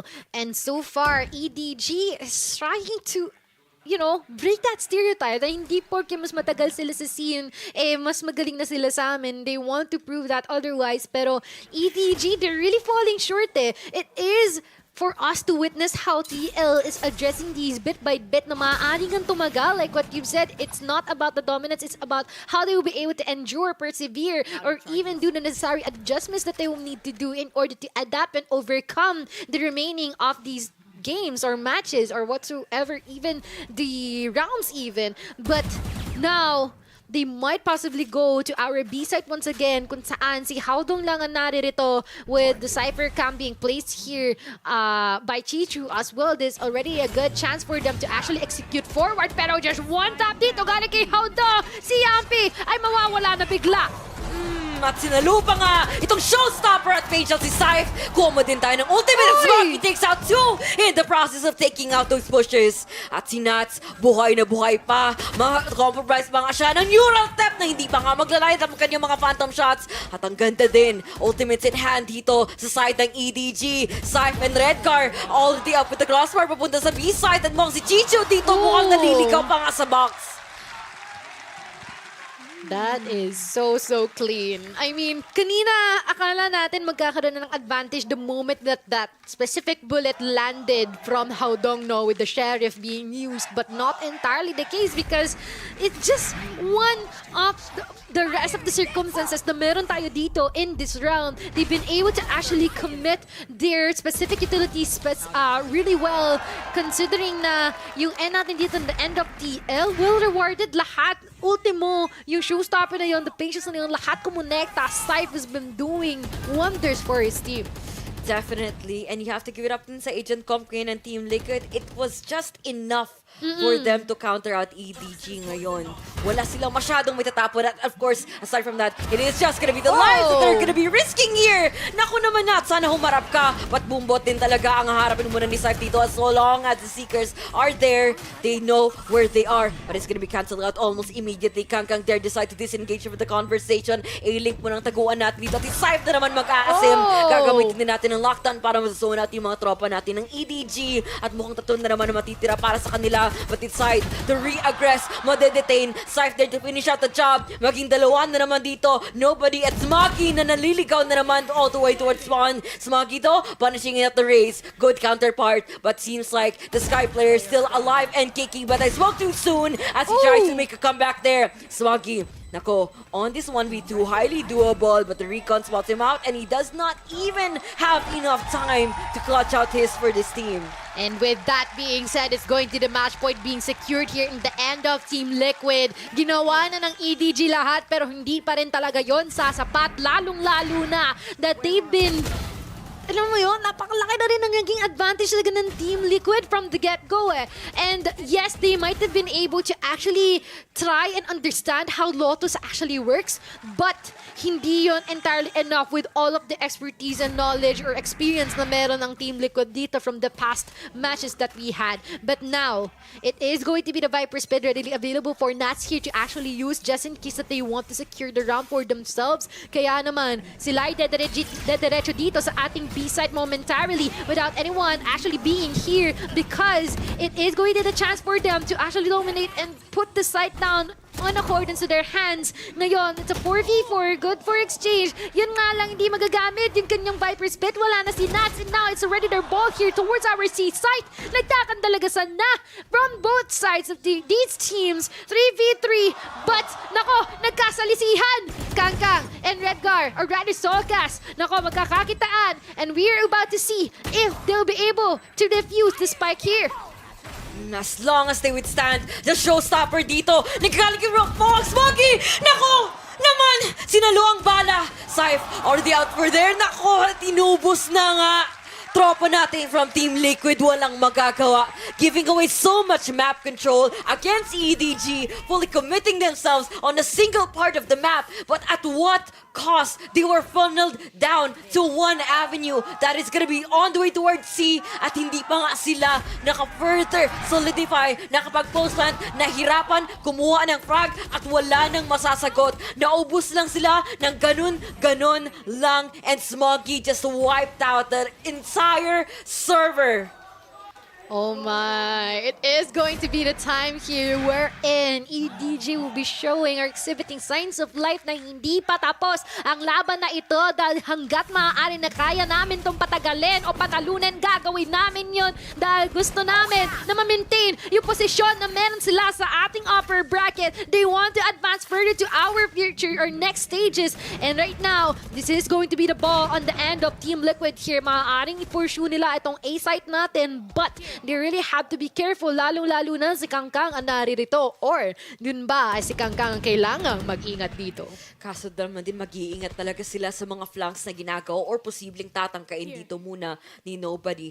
He has information, walang tao sa silong. That is gonna be a good, well, rather opening na makukuha dito ng EDG na makakasigurado sila that their rotation could definitely be on point. But ang ganda din ng lurk. Look at the side of TL. Nandito si Nats all the way towards B. At meron din naliligaw na Yampi dito na nag-aabang ng over-aggression dito ng EDG. But they would not give any information. They would not give any sights just too soon. They're just waiting for the openings, waiting for the frags to happen. At si Howdo pa nga dito decides to commit the TP para makakasigurado na may taong magiging backup. Si Kangkang dito on towards 3 position, on towards the frag na makakuha niya. And the lineup against Syfe and Solkas. We're gonna be down to 3. Team Liquid mukhang naliligaw na naman. They're gonna be committing this spike plant on towards B side at walang magagawa. Napapalibutan ka na po ng mga tropa natin from EDG. At si Redcar na naman dito all alone towards the main. Walang spike na kanyang makukuha at wala ding time para maka-clutch out na ito. Napapalibutan at wala ding magagawa.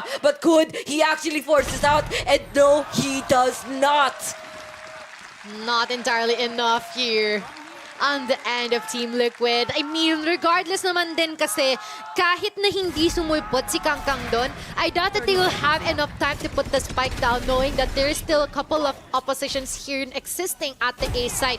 Pero, at least, it is going to be a good fight here on the end of EDG, and I guess this is already the chance para sa Team Liquid na mag-off sa kanilang save. So, syempre, exploit na naman ng EDG to. Exploiting talaga all of the mistakes, understanding the weaknesses ng mga kalaban mo, and this is where you see all of these little changes din na ginagawa nila for themselves have just made a huge difference on the turnout of this game. Team Liquid struggling to get out of this. They want to end the game too soon, but at what cost talagang ginagawa yung pag-iinip nila in finishing out the game? They have been too impatient. They have tried to make split decisions as much as possible to throw the opposition off, but joke's on you. EDG was prepared for anything. They had information and they had the rotations on point. Even if they had the utilities, sir, ang ganda din ng rotation, I swear. Ang ganda ng ginawa ni Haodong doon. They really want to narrow down the points na lamang dito ang Team Liquid. And 12-9, may tatlo pa silang kailangan habulin dito, but I wonder up to what extent ang kaya nila. Ito ang I believe this is the last buy na maaaring makuha ng Team Liquid dito. Definitely a good time for them to call out that timeout, and hopefully that they have been able to acquire something galing dun sa timeout na yun, and they better do make it worth it. Lalong-lalo na, it's going to be really crucial on their end. Pag hindi nila pa natapos itong laban na ito, dahil makikita na natin, Prowler natin nalabas, kukonekta, hindi. Pero nobody mukhang aatras siya dito ng bahagya dahil well aware siya sa existence ng Team Liquid dito sa specific area na ito. Pero ngayon mukhang nagpapatintero lang sila sa kung saan nila makikita ang isa't isa dahil si Redgar yun nga, naabangan lang nila na lumabas ito. Pero at the same time, you know what? Sige, atras muna tayo. Nobody do medyo nagiging desperado para makakuha ng mga impact frags doon.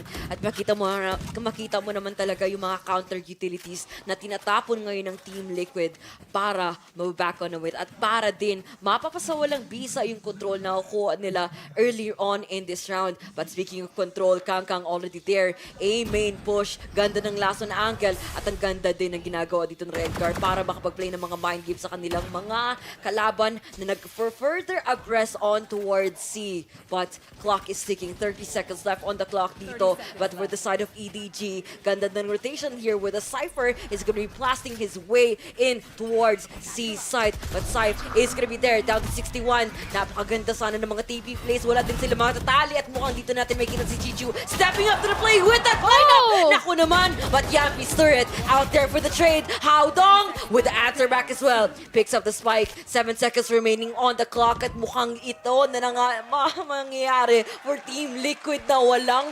magagawa. What if mag-overtime tayo right here, right now, no? Nanonood ba si Rere? Yung tanong ko. Kaya napacheck ako kanina sa comment section.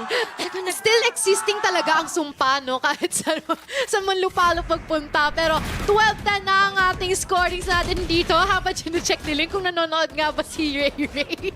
Well, we were about to see if it is going to be probable for EDG to set the bar up here dito sa ating overtime. Kasi kung nanonood daw si Ray Ray, high possibility na mag-off nga tayo sa overtime natin. I mean, we saw the symptoms of the Ray Ray curse. Third game, humahabol ang EDG. Ano pa ba? Ray Ray, kung nandito ka man sa comment section, pagalawin mo na ang baso. It's time for the Ray Ray curse to carry Fully itself manifest. over. Yeah, it's gonna manifest all the while dito sa ating current time. But we are gonna see na ang mga members natin dito from the end of Team Liquid would try and opt dito sa ating A-site. I mean, kanina pa nila talaga binabalak na pumunta sa A-site natin, pero they're always shifting forward sa ating B-site the moment na meron silang makuhang or makitang inconvenience na meron dito. But we are about to see if that would actually be probable on their end because napakahirap talaga na kumilos dito, specifically na ang daming maaaring i-play out dito ng EDG, lalong-lalo na paunti-unti they've been able to find themselves getting an advantage from the past rounds na meron tayo. At yung mga limitadong oras din natitira para sa Team Liquid ngayon just puts on so much pressure amongst themselves. They have not even enough map control to even take over with this game, and makita mo naman how much their efforts are going to be put onto waste as soon as someone falls down. In the hands of Kangkang na naman, Smokey out for the crossfire at mukhang si Nats na naman who tries to make the trades happen. Viper split muna tayo sa loob ng site at mukhang 40 seconds remaining na mapipilitan sila to make that spike defuse. And of course, the plans not exactly going to be happening. 7 seconds left on the clock. Si Nats though, tumatago sa loob. Kangkang with a quick on switch. 2 seconds at wala na din mahabol dito ang Team Liquid ngayon. 12 to 11. A moment of desperation for Team Liquid, but still, the effort wasn't enough. What is happening here after all of the vulnerabilities na nagkaroon dito ang EDG? It seems like they're giving Team Liquid the taste of their own poison, not being able to occupy or set eyes on angles na kailangan nilang tingnan, and even being vulnerable in some moments wherein walang kasama or walang dumedepensa sa planter nila. These are just some of the perks or mga, what do you call this? Some bits and pieces na kailangan talaga nila i-consider. Is it because na nanggigigil sila? Is it because they feel the pressure na little by little, inch by inch, nagkakaroon ng progress or advancements itong si EDG? We wouldn't know, but all we know is kailangan nila itong matapatan whatever this is. It was pure chaos. An element rather, that Edward Gaming is too familiar with. They understood na once they put out this enormous amount of pressure against Team Liquid, nawawala sila. And this is like situations, environments that Edward Gaming thrives. They know how to play the mind games. They know how to get into their heads of their opponents. It wasn't just friendly banter, it is just the server heating up, and it was the right amount of temperature talaga na kung saan komportable ang Edward Gaming ngayon. And this is going to be a probable problem. Wow, probable problem. Hindi lang probable, talagang problema to ng Team Liquid, lalong-lalo na sa nakikita natin is just, even if they try to end everything here, merong mga daragdagang buhay yung EDG, but now the showstopper being popped up here by Smoggy. Mukhang hindi ito kokonekta sa kahit kanino, but nako, si Nats mukhang meron siyang makikita rito, pero ngayon meron din makikita na malalagas at the scoring time. Trade for trade, isa-isang napututumba dito ang mga member natin from the end of EDG. Dalawa na lang ang naiiwan dito sa dalawang kampo natin, and now the spike is still not within anyone's reach here in the end of Team Liquid. Mukhang kokonekta ang mga shots natin dito from Kangkang and Soulcast. Trade for trade pa rin ng labanan. Napakalapit ng ating tapatan. Chichu and Soulcast na lang ang naiiwan at maaaring pumusid siya dito sa ating A-site kung saan walang tao siya makikita dito. Pero from the backlines, Chichu, nako, tamang takbo. He's been able to put the spike down, and now he really should be wary of where Chichu is, because Soulcast is not looking at the right area at the right time. Oh, I hate this situation. 1v1 clock is taking dito and the pressure is on for T2. He had the advantage kanina out for the flank, but makita mo naman, he's just putting himself in the trap na nilalagay dito ni Soulcast para sa kanya. But the Soulcast know that the positionings are a bit off. Will he check the right positions, the right angles, and hit the right spots? And finally, Team Liquid puts this to an end. 13 to 11. And EDG has been hobbled down finally inside the server, taking out Lotus and taking out the entire series. And that is going to be a win here on the end of Team Liquid, ending the series with a 2-1. And we will be able to see them further advance into our later stages, while EDG would plan their way to get back up again from our lower brackets. Sa wakas, yun siguro ang nasa utak ngayon dumadaloy for Team Liquid, because, I mean, you were telling us a while ago na nobody expects these games to be stretched out this far. EDG, pinakita talaga sa atin that they have what it took to make it so far on Tokyo Masters. And imagine putting out this performance against the best of the best in EMEA means that this team has a lot more places to go. The journey's not over for this team just yet because kung tutuusin, they have given us a preview of their potential with this roster alone. And I cannot wait kung paano nila tatapatan yung nanalo sa ating series kanina. And it's just going to be really crazy for us to witness how these two teams would actually address each other. Kasi kung nakita natin kung na ganito ka-aggressive yung mga member natin from the end of EDG, paano pa kaya ka-aggressive ang Evil Geniuses? Oh, kung agresibo lang labanan, I'm pretty sure EDG would also have a secret weapon in hand. Because aside from them being known for their firepower, they also have this way of innovating inside the server, adjusting for their opponents and adjusting for themselves. Certain playstyles na hindi talaga natin usually nakita coming from them is something talaga that continually surprised us. Even Team Liquid did not expect this matchup to happen, na ganito katagal, ganito kahirap, and they finally put everything to an end. And in conclusion, but I am looking forward kung sino ba talaga ang maging head-to-head nila dito. Actually, I have high hopes for this team. Diba? I'm just like continually surprised every round. Aside from the duelists, it was everyone. Smoggy was there with his amazing plays. And you know, aside from the Kangkang show, Haodong was felt. The entire server, he had a way of anchoring the sides. Kahit sabihin mong controller player ka, a single amount of flash, those decision makings has been on point for these individual players that I have to commend. I actually agree with what you said na halos nagiging pseudo-sentinel si Haodong in a way. And we are seeing kung gaano rin talaga ka-effective yung kanilang mga nagiging agent. I think ang naging prior na difference lang talaga nila dito is yung kanilang familiarity with Lotus. And just because of that, it has been a problem on the end of EDG. But so far kasi talagang kaya sana nila eh. They just really had to practice on this map more.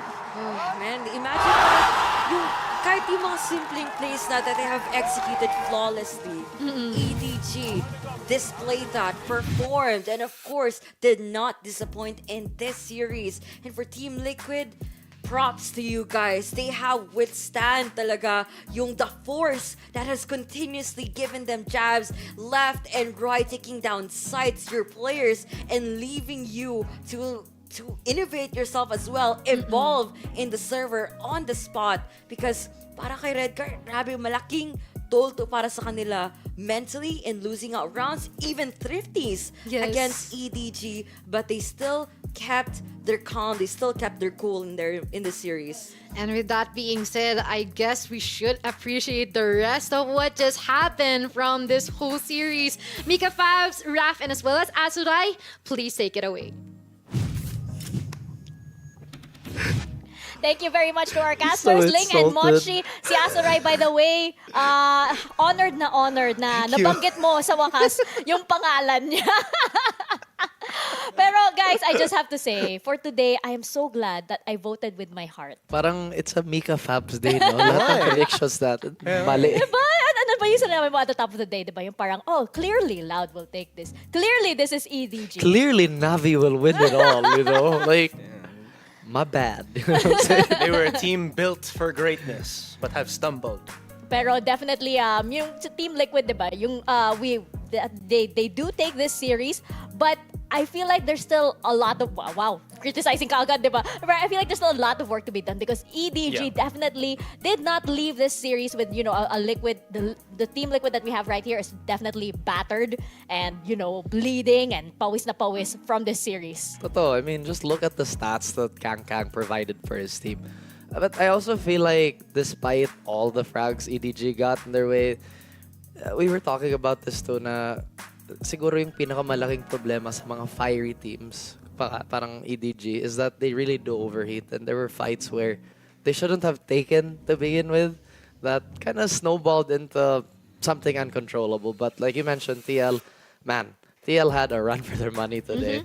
Yeah. Pero ano naman, to be fair din naman para sa EDG to, if they didn't do things in that certain particular way, diba? I don't think they would have gotten farther in this particular game then. Kasi it was already, what, 12-7 ata before we went to this 13-11? Ano eh, it was all through yung highlight plays na ibinagsak dito ni Kang for the team. That being said though, Safe is yung ating MVP. He really did a bunch this entire series, but I think this is a wake-up call para sa kanya that he has a lot to learn from the other duelists coming into Tokyo Masters pa din. Yeah. I like actually that Kang gave him a lot to learn. Kasi, Yeah. diba?